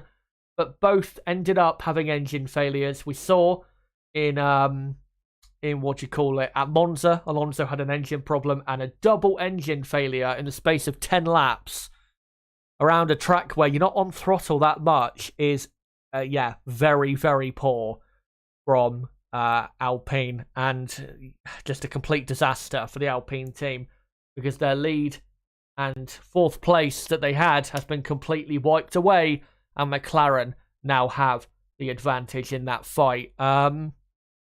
Yeah, not much else to say.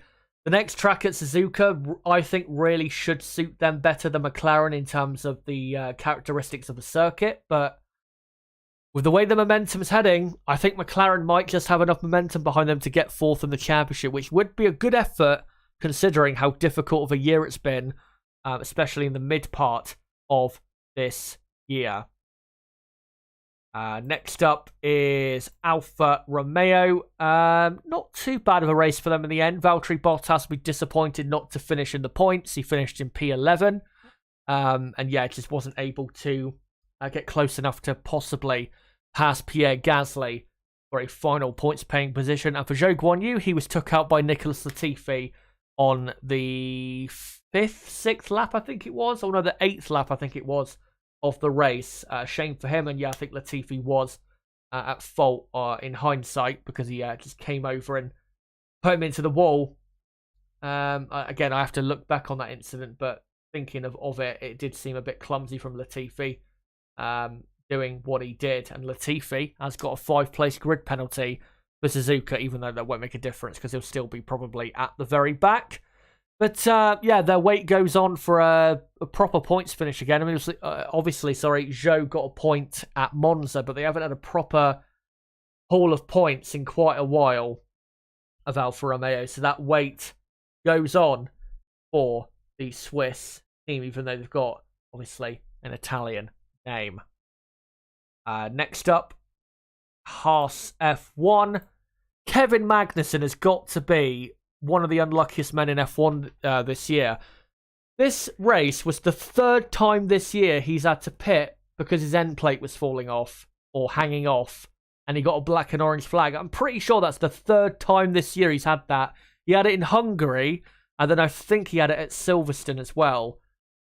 The guy just doesn't have luck at the moment when it comes to that. But yeah, ended up, 12th? Not too bad of a recovery. Mick Schumacher 13th. Shame for him, because Schumacher might have actually nicked a point in the end had he not had a collision there with Russell, but Russell obviously went into the side of him. Pretty poor mistake, I've got to say, from Russell. And then obviously Schumacher got a puncture from that. They both got a puncture, ended up finishing last. Schumacher 13th and Russell in 14th. But yeah, shame for Haas. Bit unlucky today, but that's how it goes sometimes in Formula 1. Next up, we will go to AlphaTauri. Good drive from Gasly. Kept it all together. Didn't really do anything in the race, just kept it all together. That's all I can really say about Pierre.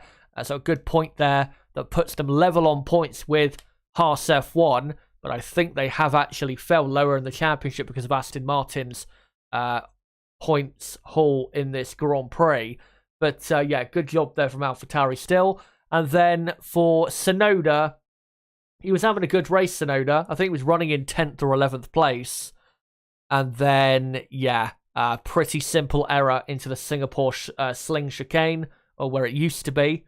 Dry tyres, cold tyres, and just went too deep and straight into the barriers. And that's what caused the first safety car to come out onto the track. Or not the first safety car, the last safety car that saw everyone eventually then going on to soft tyres. Rookie mistake there from Tsunoda, even though he's not a rookie anymore. But yeah, at least they got a point. I mean, that's what I expected them to have in this Grand Prix. I did say I thought they would finish in P9. And yeah, good result for Gasly, and his good form as of late does continue in the AlphaTauri. Next up, Aston Martin. What a day for them. 6th and 8th. That's 12 points. What a haul of points that is. The first time they've had a big haul of points like that since the British Grand Prix, where they had, I think 5 or 6 points from that Grand Prix. I'll quickly look at the championship standings to see whether they've gone higher in the constructors table. And yes, they have. Aston Martin are now 7th in the constructors table. They're only 15 points behind Alfa Romeo. If they can get some good points finishes before the season comes to a close, they could get a top 6 finish, which would be a very good save from them for what is a shit car, to be honest. I think we have seen this season it's a pretty bad car. In the race, it does have a lot more pace on a Sunday, but I think having the drivers they have help as well on a race day. But Lance Stroll benefited a lot, obviously, from the safety car, but still good drive from him, keeping his head, and ended up finishing in 6th. And for Sebastian Vettel, what a drive from him. Started 13th, got up to 8th on the first lap, and was constantly in the top 10 from then on in, and ended up finishing in P8 in his last ever Singapore Grand Prix. And how long will he keep the record of the most wins ever at this track? We will see. But yeah, great finish or finale for Vettel in Singapore after what's been a brilliant time around this circuit. I'm sure he did enjoy himself in this Singapore Grand Prix today. But yeah, great for Aston Martin. 2 positions gained with that result, and they are now looking up in the Constructors' Championship. Apparently, I'm just seeing that Helmut Marko has told Sky Germany, I believe, that that has revealed that Max Verstappen used the wrong engine settings at the start. That's why he had a poor start to the race. I'm just reporting on that for you guys. But right, let's go on finally to Williams. And yeah, they're the slowest car out there, so it's not really a surprise they ended up not getting anything from the race. Obviously, Albon went straight on at turn 8, breaking his front wing and breaking his car. And then Latifi slammed into Joe and then ended his race as well with suspension damage. So, yeah, both Williams out and no points for them. And now I will show these pictures again that you saw during the watch-along. And guys, what I want from you guys, if you haven't already, let me know what you thought of the race, drivers of the day and all of that and let me know what you thought of all the teams in today's Grand Prix. Perez, by the way, heading to the stewards in just under 10 minutes' time. Maybe I will be able to report on his punishment as well. Again, if you are new to the channel, don't forget to subscribe for more content like this. What do you call it? We do qualifying and race watch-alongs for every Grand Prix in 2022. And as well, we are only 9 likes away, 8 likes away from 200 likes on this stream. So let's try and get to 200 likes if we can. If you haven't already liked the stream, then make sure to do so. Let's get this up to 200 likes if we can. Yeah, Perez going to the stewards in about 10 minutes' time, or just under 10 minutes' time. Let's have a look at what your comments, or at your comments in the chat. Ewok says, where is the stewardship consistency? Shameful. Patrick says 10 sec. Pen. I think you're talking in regards to Perez. Dustin says there is only one investigation, could be 1 penalty, 5 to 10, but wouldn't be 2 5-second penalties. Well, that's what Sky Germany was saying, but we will see.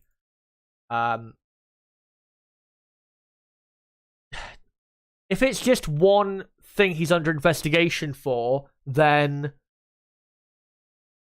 he should just get a 5-second penalty if he's punished, if that's what the actual punishment should be for that. But again, we will see. Let's look at some other comments here. Make sure to keep them coming in the chat, guys. M90 Regal says, agreed absolutely, Shazza. He cocked it up yesterday. He will still break Vettel Schumacher record this year. In regards, obviously, to Max Verstappen. Obviously, Lab Gorilla there in the chat, pretty happy at a possible 10-second pen. M90 Regal says Max winning the title in Japan would be great for Honda. Very poetic. It would. It'd be even more fitting as well, because obviously there's been so many great drivers in the past who have won championships in Japan as well. Schumacher, Hakkinen, Vettel, Senna, Prost, PK, Hill. You know, there's been so many great drivers to get their championships in Japan. So that's been yeah, would be great if Max could do that. Ewok says this is savage. Checo deserves the win. Dustin says, is it real? The only doc out there so far is they have to report to the stewards. Would be weird to issue a penalty before they talked. But then again, it's the FIA. Ken Wallace says, FIA make up the rules. Look at Abu Dhabi, Shazza. Yeah. That's why I don't trust what they do anymore, because ever since that track limit thing at the US Grand Prix, I remember, I think 5-6 years ago, ever since then, I've just never trusted them to actually apply the rules correctly.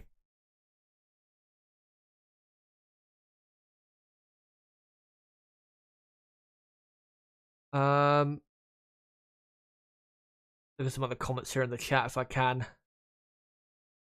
M90 Regal says, I agree, Shazza. The Merc is not fast enough. I thought Merc would have be easily fastest today. Drank too much Kool-Aid. Suzuka is Mercedes' last hope. It's one of their last hopes for sure. You can see we're, 3 likes away from 200. So almost there. Try and get it if we can.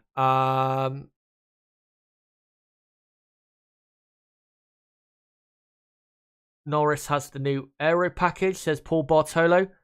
That is true. I should have remembered to say that. Yeah, Ricciardo has the old aero package and Norris has the new one. The new aero package is, I think, new engine cover, bargeboard floor area, and a new side pod inlet as well. So clearly, it helped Lando today. And Ricciardo, I think, is getting the new package in Suzuka next weekend. So that'll be good for him. And a nice reward. Epic fail for Renault.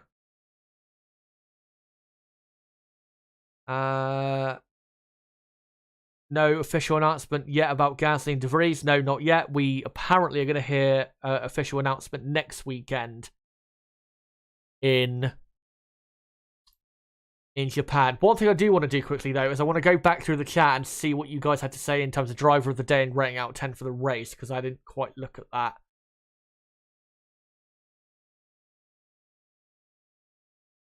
Let me just have a look. Here we go. So G Walker says Perez driver of the day. Dustin says Perez. M90 Regal says Perez. McLaren from Race says Perez driver of the day easy. 5 out of 10 or 5.5 out of 10 out for the race says Rook. Danny Rick driver of the day says Dane. Triband 4.5 out of 10. M90 Regal 3 out of 10.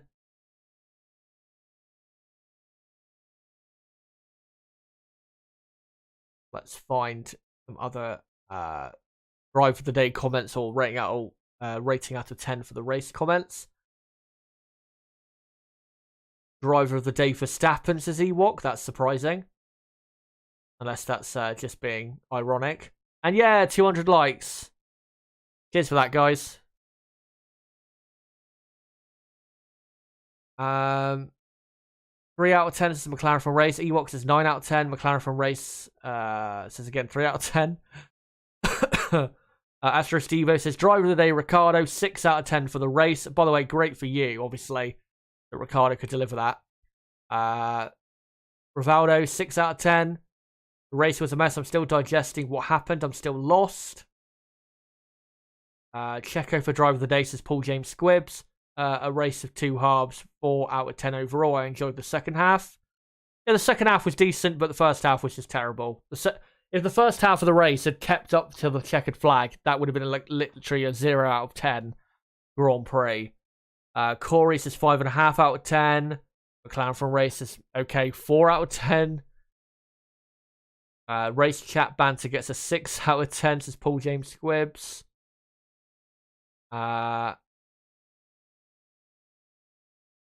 Right, and I think that's all of them there. I'll just scroll down if there's any more. M90 Regal says, man, DRS makes a heck of a difference to the action. Sometimes I wish they did it like in the 80s with a scramble/overboost button. Unlimited use as long as you don't run out of fuel or blow the engine. Yeah, they could do that as a... But don't they have that in IndyCar, push to pass, where you can use it... You could use so many seconds of it wherever you want. They could do that. Anne-Leaf says, I might make all accounts to increase the number of subs. Cheers for that. Let me just find... what I'm going to do is I'm going to find a couple more comments, and then I'm going to come to... towards the end here, and I'm also going to let you guys know what the plan for content is for Japan, because there is going to be a difference, quite a difference, obviously, with the sessions, the timings of the sessions being so different to this weekend. I just want to look at something quick, though. I just want to look at my sub count. Let's see. Because I am close to 12k, I think. Have I got to 12k? No. Let me look on my dashboard quickly. I did hit 11.9 yesterday, so thank you guys for that. And if you are new to the channel, then cheers. Yeah, I'm on what? 11,947. So not far away now from 12,000 subs. Again, if you have newly subscribed, then thank you very much for joining the channel. Great to have you here.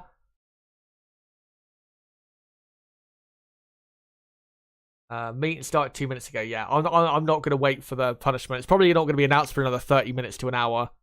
But yeah, just want to say quickly then, cheers for you guys coming along for today's stream. Been great to have you here, as always, for another race day in 2022. Only 5 races to go now. And yeah, next weekend, the Japanese Grand Prix, obviously I'll be covering on the channel. I just want to let you guys know, though, before you go, what the plan of content is for next weekend. So, if you guys don't know, I have uni on Tuesday and Wednesday, so I'm going to be pretty tired from that. On Thursday, there will not be a weekend preview stream because I need a day to just recover and get ready for the Japanese Grand Prix weekend. I don't want to be going in having had pretty much no rest at all. So yeah, Thursday there will not be a weekend preview, and as well tomorrow night there won't be any stream because there's nothing really to do a stream on from today's Grand Prix. So I'm only going to do Friday, Saturday and Sunday for the Japanese Grand Prix, and I'll also be going live on the Monday after the Japanese Grand Prix, the day after. Make sure to remember that as well. So I'll be live on the Friday, practice day in Suzuka, Saturday, and obviously the Sunday, and the Monday, the day after, where I'll be going through probably mostly the cost cap situation with Red Bull, if it's found that they are guilty, and go through all of that, and maybe some bits of the race as well. But yeah, so on Friday, the 7th of October, next Friday, I will be going live at 6 p.m. UK time to do a qualifying preview for the Japanese Grand Prix. And then at 3:45 a.m. UK time, I will be going live for the Practice 3 watch-along to start with. And that will be live from 3:45 a.m. till 5 a.m. UK time. And then from 5 a.m. till 7 a.m. I'll be doing a build-up to qualifying. 7 a.m. till 8 a.m. UK time, I'll be doing the qualifying watch-along. And then for probably about half an hour or so after the session is finished, I'll be reacting with you guys to qualifying. And then on race day, I will be live at 4 a.m. UK time to firstly do the race preview, which will last until 5:30 a.m. UK time. And from 5:30 a.m. all the way through until 8 a.m. UK time will be the race watch-along with me and Niblo. The race starts at 6 a.m. UK time, if you guys are wondering. And then for about an hour after the race finishes, I will be doing a race reaction like I've just done. And then, yeah, on the Monday, the day after the Japanese Grand Prix, I will be doing a further reaction to the race, I guess, and also probably covering that cost cap news if there is any more developments, proper developments to it. And I just want to say quickly to my moderator, I mean, maybe I could say this in private, but I may as well say it here. Rooksfoot in the chat. Obviously, the timings of the sessions, quite mental. And the timings of my streams quite mental, but, that's the way it has to be. As long, Rook, as you're around for, like, the actual qualifying and race sessions, or just before the, qualifying and race sessions, and then stick around until just after, then that's all I care about at the very least. So, if you don't want to, you don't have to be around for the entire stream on the Saturday and Sunday next weekend if you don't want to. And yeah, I wouldn't blame you if you don't end up turning up until like half an hour before the qualifying or half an hour before the race. I wouldn't mind that at all. So I'm just letting you know that, so you don't feel like you have to be there for the whole stream. But yeah, hopefully I'll see you guys for the Japanese Grand Prix. Obviously, the timing of the sessions will suit some people in Asia and Australia, and also in America to a certain extent, especially if you live on the west coast of America. So yeah, it'll suit you guys, and obviously it won't suit us Europeans and people in, I think, Africa as well. But I hope to see you guys for the Japanese Grand Prix. And again, a big thank you to everyone who has watched my streams and stuff this weekend. And if you are new to the channel and you have subscribed this weekend, thank you very much, and great to have you along here with the channel. But if you are new to the channel and you have not subscribed already, make sure to do so for that content coming up next weekend, and also because we do qualifying and race watch-alongs again for every Grand Prix in 2022. And as well, if you haven't already, don't forget to smash a like button and follow me on Twitter at ChazHD5. Join my Discord server, link below in the description. And guys, after just over 6 hours of streaming, that has been the 2022 Singapore Grand Prix until the return to the glorious Suzuka racetrack for the 2022 Japanese Grand Prix. Until then, and my next stream or piece of content on Friday night, again, 6 p.m. UK time, for the qualifying preview Until then, guys, it has been me, Chazza HD. Goodbye.